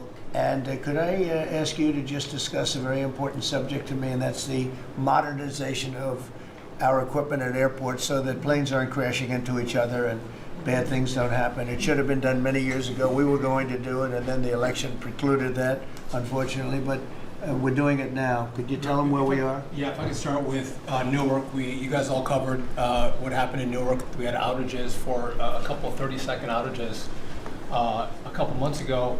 We have, in 2 months, Mr. President, it's historic speed, laid new fiber lines for communication and tested those in the next month. So those new lines for the Philly TRACON that controls the Newark airspace, they're up and running, lightning fast speed. June was the most on-time June ever in the history of Newark for air travel. So that's going incredibly well. By the way, we shouldn't have dealt with this because Joe Biden and Pete Buttigieg had moved the center from New York to Philadelphia. They didn't test the lines. They didn't do the work, which is what brought us all these problems. But in the big beautiful bill, we got $12.5 billion. This is a historic investment in air traffic control. And so what the money is going to allow us to do is move from copper to fiber all over the country. So new copper lines. We think we can do that in 1.5 to 2 years. We have radar that dates back to the 1950s, some of it from the 60s and 70s. We get brand new radar across the country as well. We have some infrastructure money to build TRACONs and centers, the en route centers that control the traffic across the country. So this is a massive new start to rebuild air traffic control. And again, this is dilapidated. Americans think that their government takes care of them and makes the investments that are necessary to make the country work. And for 30, 40 years, the investments weren't made. And so under your leadership and direction, we are making those investments. And per your direction, right now we are interviewing what we could call a general contractor or an integrator. One company it's a massive project. The FAA is not qualified to manage this kind of a project. So we are now going through the process of finding who that one company will be to manage the whole project. We'll interview those companies together and make that selection. So we'll write one big beautiful check to one beautiful company that'll be responsible for this whole build. But if I just make one last point, this is not enough money. We're going to need more. But this is a massive new start. The biggest investment. We'll need some more money on top of it, but a great start from the big beautiful. It's a starter. The starter. It's very important to us. And just to cover that, there have been accidents, and my pilots, I would often hear them say, "Oh, good," and they would use a different system, a different country to land in New York. They'd use the radar and other things from a different country. I said, "What's that?" He says, "Oh, our system is so bad." And I knew that. We were all set to start, and Boot Edge came in, and what they did was so crazy because they hooked copper into fiber, into steel, into they had all different systems. They had hundreds and hundreds of contractors, different contractors for different airports. They spent billions of dollars, and they made the system worse because you can't hook copper into fiber. It doesn't work that way. You just can't do it. It's not doable, but they tried to do it. Didn't work out too well. And in the end, it was just a complete disaster. We want to have one great company. Now, Raytheon's going to bid, IBM's going to bid. We have 5 or 6 bidders that really are good and do this stuff. And we want one, I tell, because I know about overruns, I look at the railroad out in California, headed up by one of the worst governors in our country, who I used to get along with actually, but he's just, you know, when you lose 25,000 houses and you would have had your cities burned down. If we didn't step in, Los Angeles would have been burned to the ground. But you look at that, and I said, I really know how to build. And you got to have one guy, one contractor, one great one, whether it's IBM or Raytheon is good, but you have 4 or 5 that are really, really great, and they're all bidding against each other. But you don't want to have one doing the wire and one doing the digging and one doing the demolition and then they're all saying they all blame each other because they're saying they were late and therefore you have to pay me millions of dollars more money. I know the system so well. And we're going to have a great company do the whole thing. We're going to get a fantastic price. Maybe we'll get them, they're very big and very strong, and maybe we'll get them to make a contribution toward getting it done at the right price. But we're going to have a great system. When we finish, we will have the best system on earth done by one of the 2 or 3 best companies. There are only a few companies can do this. This is not. But if you would have seen what this other group did, they were going crazy. They had, I heard 3,000 contractors, and then when it all came together, guess what? It didn't work. It's a disaster. So we're going to have in a pretty short period of time, it's going to take us about 2 years to build it, and we'll have a contract given out probably over the next couple of months. We have some great bidders, some great companies that want to do the job. You're going to have great air traffic control. Can I just make one last point on this? So the last administration signed a contract with an American company to fix the copper to fiber, and that contract was a 15-year contract. The system is failing today, but that's how idiotic and incompetent the last administration was. And under your leadership, we're saying, listen, we don't have time. We don't have 15 years. We don't have 5 years. We have to do it right now. And so the president always talks about on time and on budget. We have embraced that. We are going to be on time and on budget. And by the way, you mentioned a train out in California. Stay tuned for, probably give us 5 days and you'll have an answer on what's going to happen with the $4 billion that we potentially have invested on a train that's going to go nowhere. It's going to be $120 billion that'll never connect San Francisco to LA. Again, the last administration wasted so much money on projects that never work. If you're going to have high-speed rail, you're going to invest billions, we should actually have high-speed rail in America, not boondoggles that fund political friends and allies and family They have members. from San Francisco, inside of San Francisco to inside of Los Angeles. It should have never been built because airplanes do it better. And you could drive it. You could drive it. No problem with driving it. The roads aren't even crowded. So they were going to do this, somebody's idea. Somebody got paid off a lot of money and they started it. It was going to cost a very small amount of money. And it ended up costing literally hundreds of times what the original. And now what they did is they said, well, going into the city is too big a deal. So we'll leave it 25 miles short of the city. So now they're leaving it. They're not going to finish it, really. It's not the same project. So now they're leaving it outside of San Francisco and outside, short of each. They just want to get it done, and I've never seen cost overruns. You know, if you have a cost overrun of 10%, you should be ashamed of yourself. 20%, you should not do any more jobs. This is a cost overrun of 2,000%, something like that. It's unlimited, and it's not finished. And maybe it will never get finished. And I told Sean, look at it from every standpoint, but we don't want to, you know, we have federal money going into that, and it's like throwing it out the window. So whatever you can do to stop it. $15 billion and not one track has been laid. $15 billion and we're 16 years into the project, not one track. Mr. President, Mr. President, on New York, you're the most prominent Republican in the country from the city. What do you want to... Anywhere else? I think I can say. I don't want to be a wise guy. Perhaps I can. Maybe Marco. How do you want Republican voters in the city to vote in the upcoming mayoral election? Should they vote for Eric Adams? Should they vote for Sliwa? Should they pick someone else? Look, number one, you have a communist running, and you shouldn't vote for him. He's a disaster. He's leading. He's got the Democrat nomination because that shows you where the Democrats have gone. He actually wants to take over the grocery stores of John Catsimatidis, who's a great guy, a rich guy, grocer, does a good job, wants to take over. He actually called me the other day. He's concerned his stores are going to be taken from him, and they won't be run like John runs them. Believe me, he runs a good operation. But he actually said he wants to run his own grocery stores. No, this is a man who's not very capable, in my opinion, other than he's got a good line of bullshit, and he's convinced them to go with him. Now, as you know, Cuomo, who does have capability, is running, but he got knocked out, and now they're running as, you have Eric Adams, the current mayor, you have Cuomo, and you have Curtis Sliwa.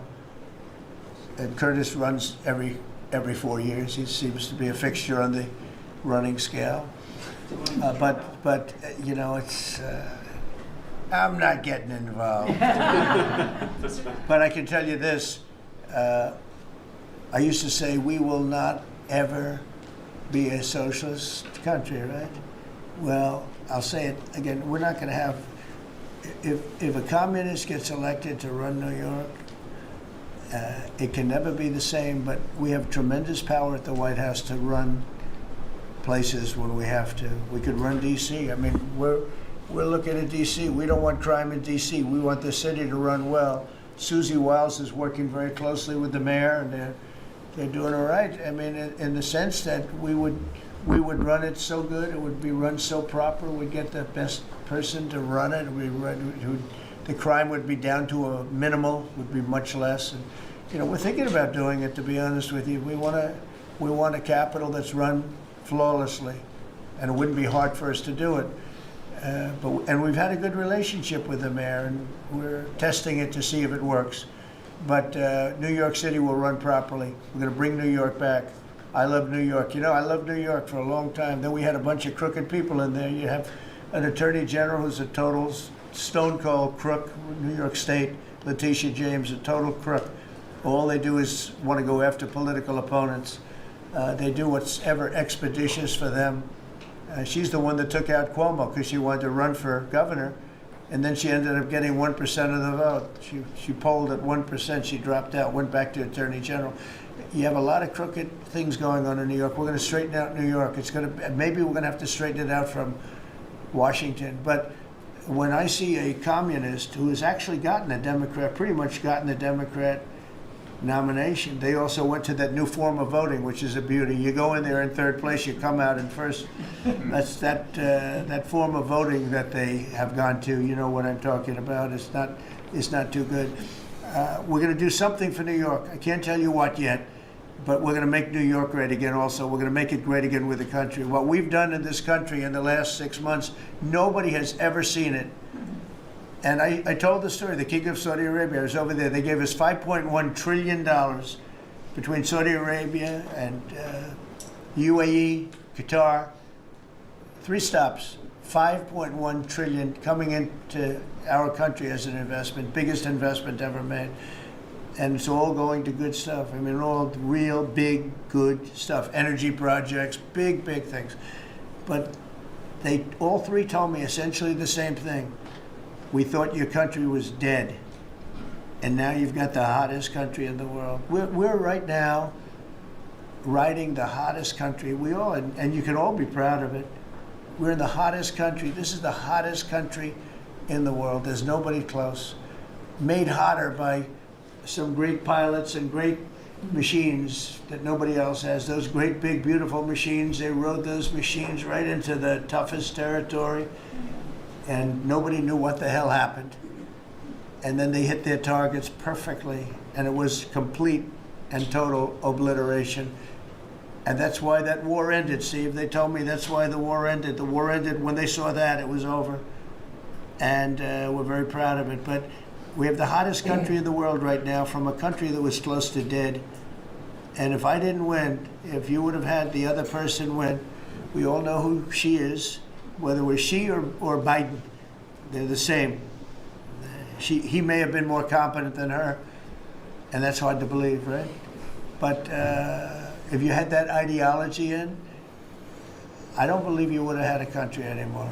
I think you would have had a country that was broken up.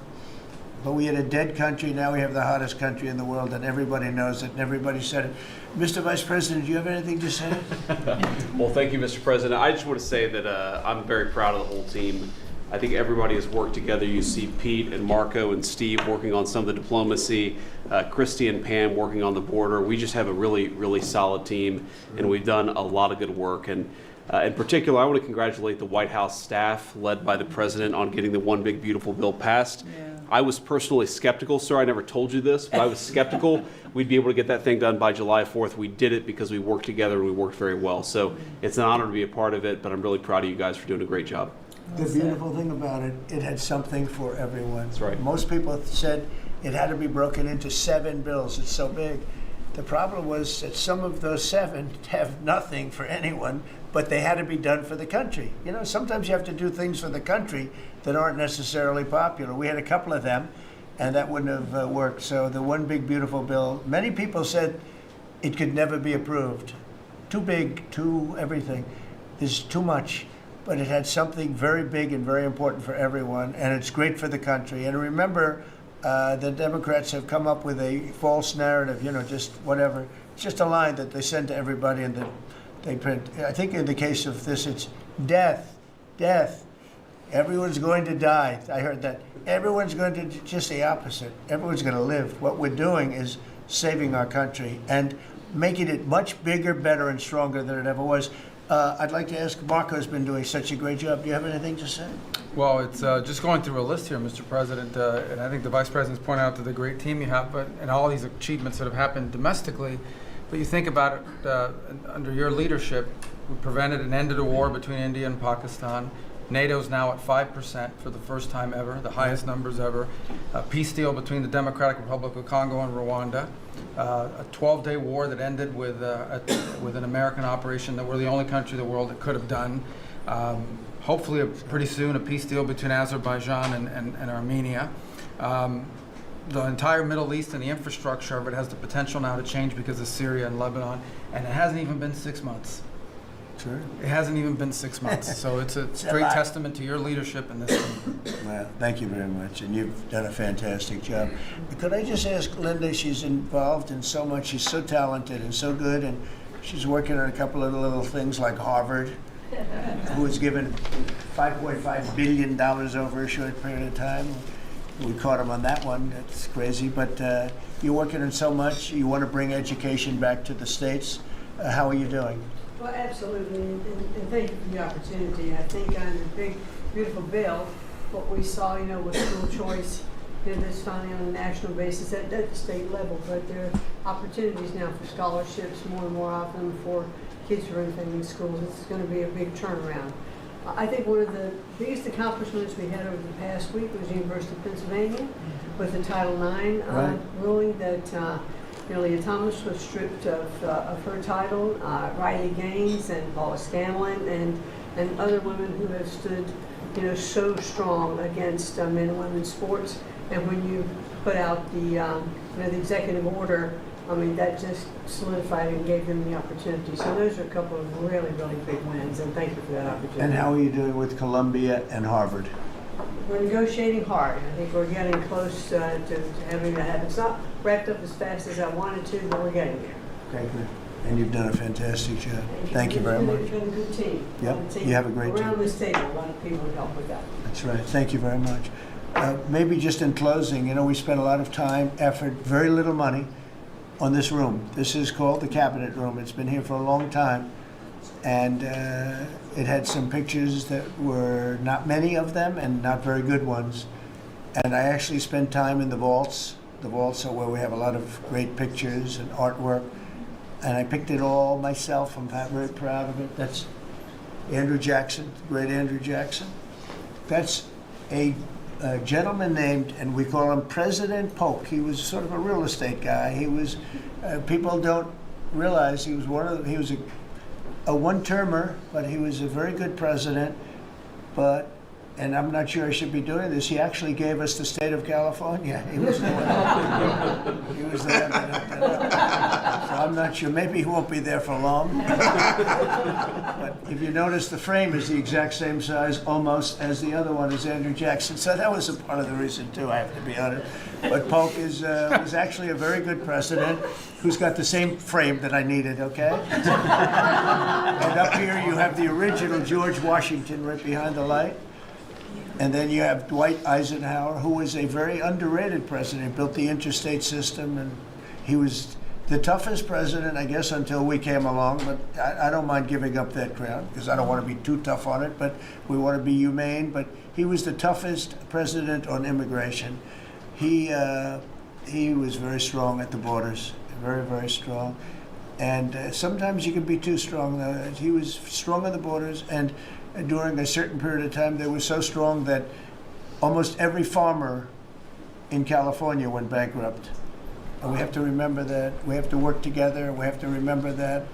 But he was a very good president, and a very good general, and a very good president. And I thought he deserved a position somewhere on this floor.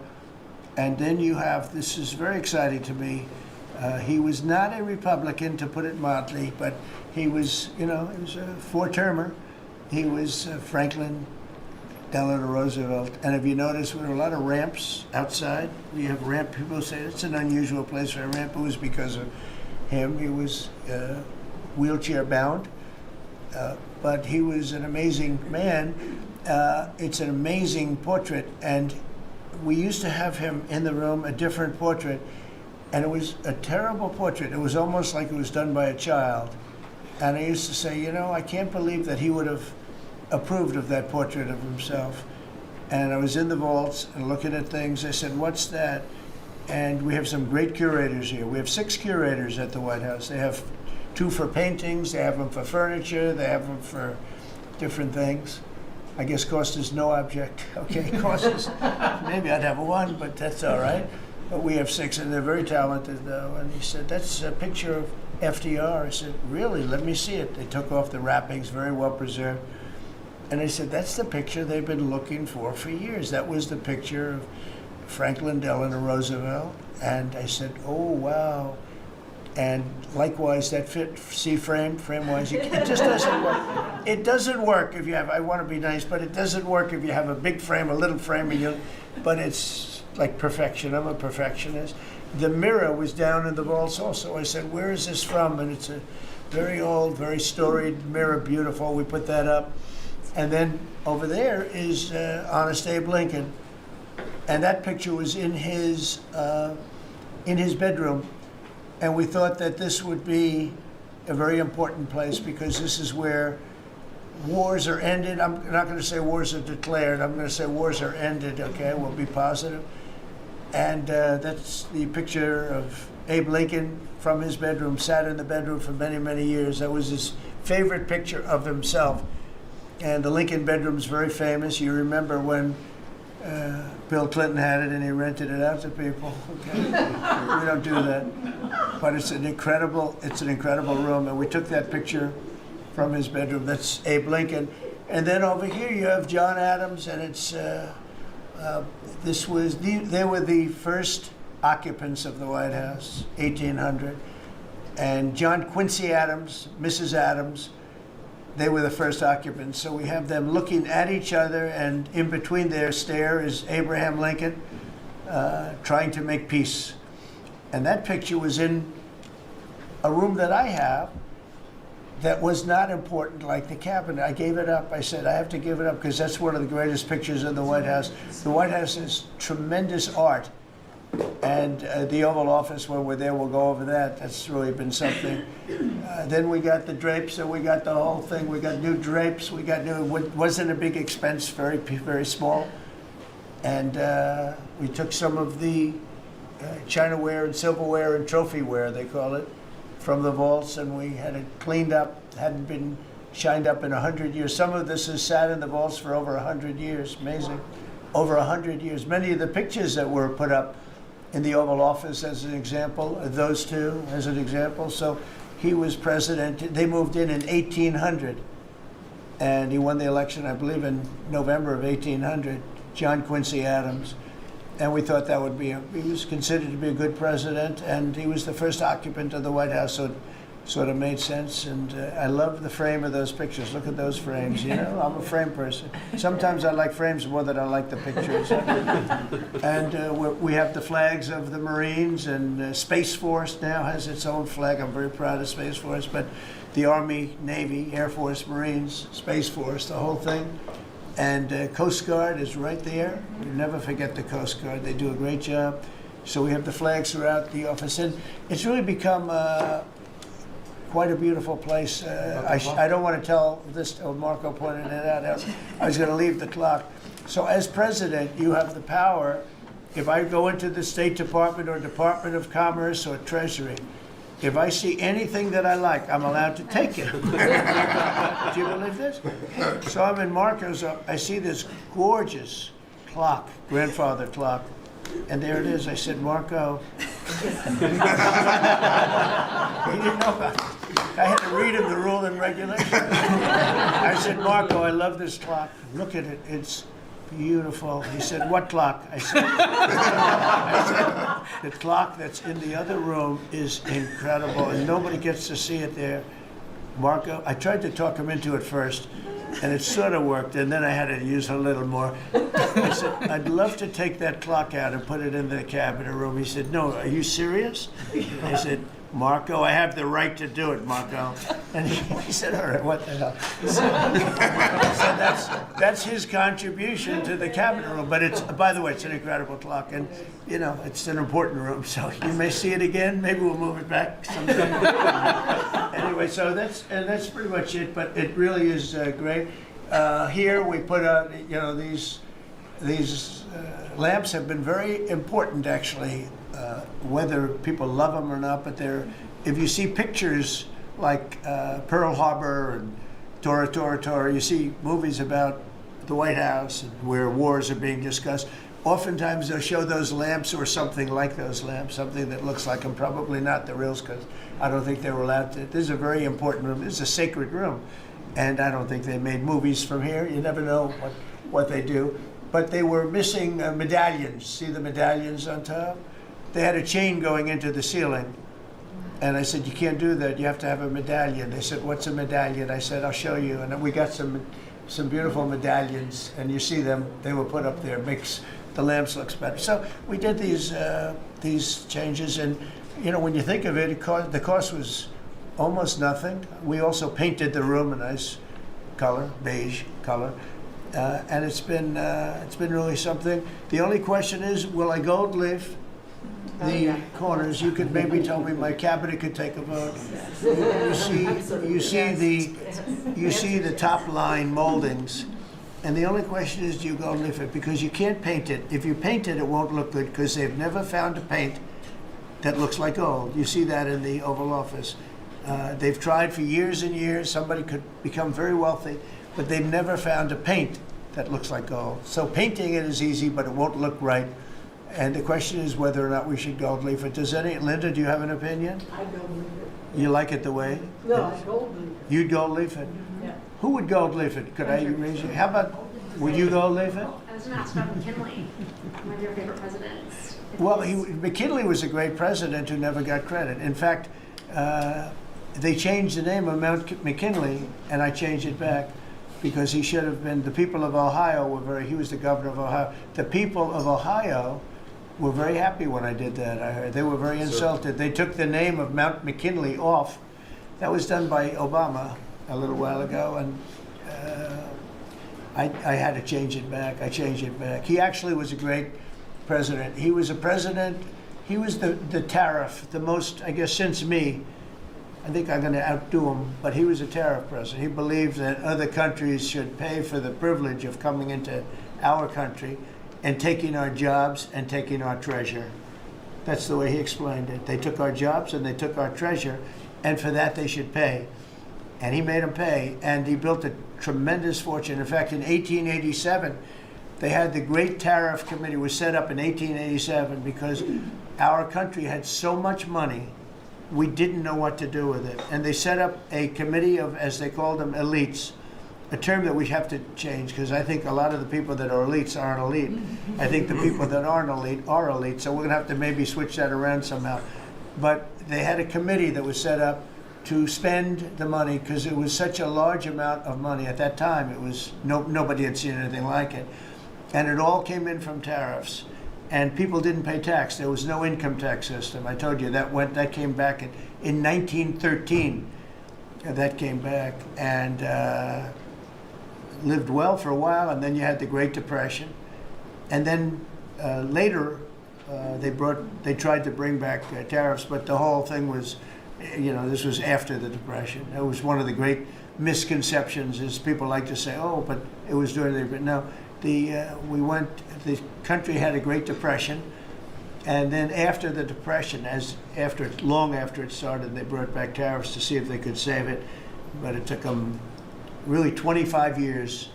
When you say about 25 years to get out of the Great Depression, a lot of people don't understand that. But I thought it would be interesting for you to get a little view of this room. This is a very important room, very powerful room, great room. And we've done similar, but even beyond this, in the Oval Office. We brought back pictures of some of the great presidents. Many of them were in the vaults for over 100 years. Originals all, beautiful, beautiful things. And rather than sitting in a vault downstairs for 128 years, I thought we should display that. And we did that, I think, in a really good way. We've gotten very high marks. But it's interesting. People walk into that room and they look around the room. They don't even want to talk to me. They could look at it for hours. It's funny when people come into the Oval Office. It's such an incredible. It's a sacred place. When people come into the Oval from the biggest people in the world, presidents, prime ministers, kings, queens, in one case at least, queens, and the biggest business people in the world. They walk into that office and. They always say, there's no place like this in the whole world in terms of the power. I mean, it's beautiful and all, but there are other beautiful offices. You have businessmen that have offices that are, full floors of office buildings, floor-to-ceiling glass, and they walk in there and they say, there's no place like this anywhere in the world. There's no place. And, it's what it represents maybe more than the physicality of the room itself.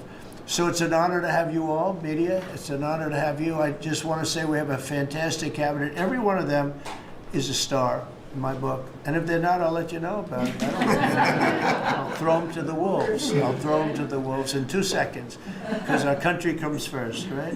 But I just want to thank you all for being here. It's been a lot of fun. Thank you very much, everybody. Thank you. Thank you, press, everybody. Thank you, press. Thank you, press. Thank you, press. Thank you, press. I'll tell you some other time. Thank you. Thank you, press. Yeah, I will. Thank you, press. Are we talking about next week or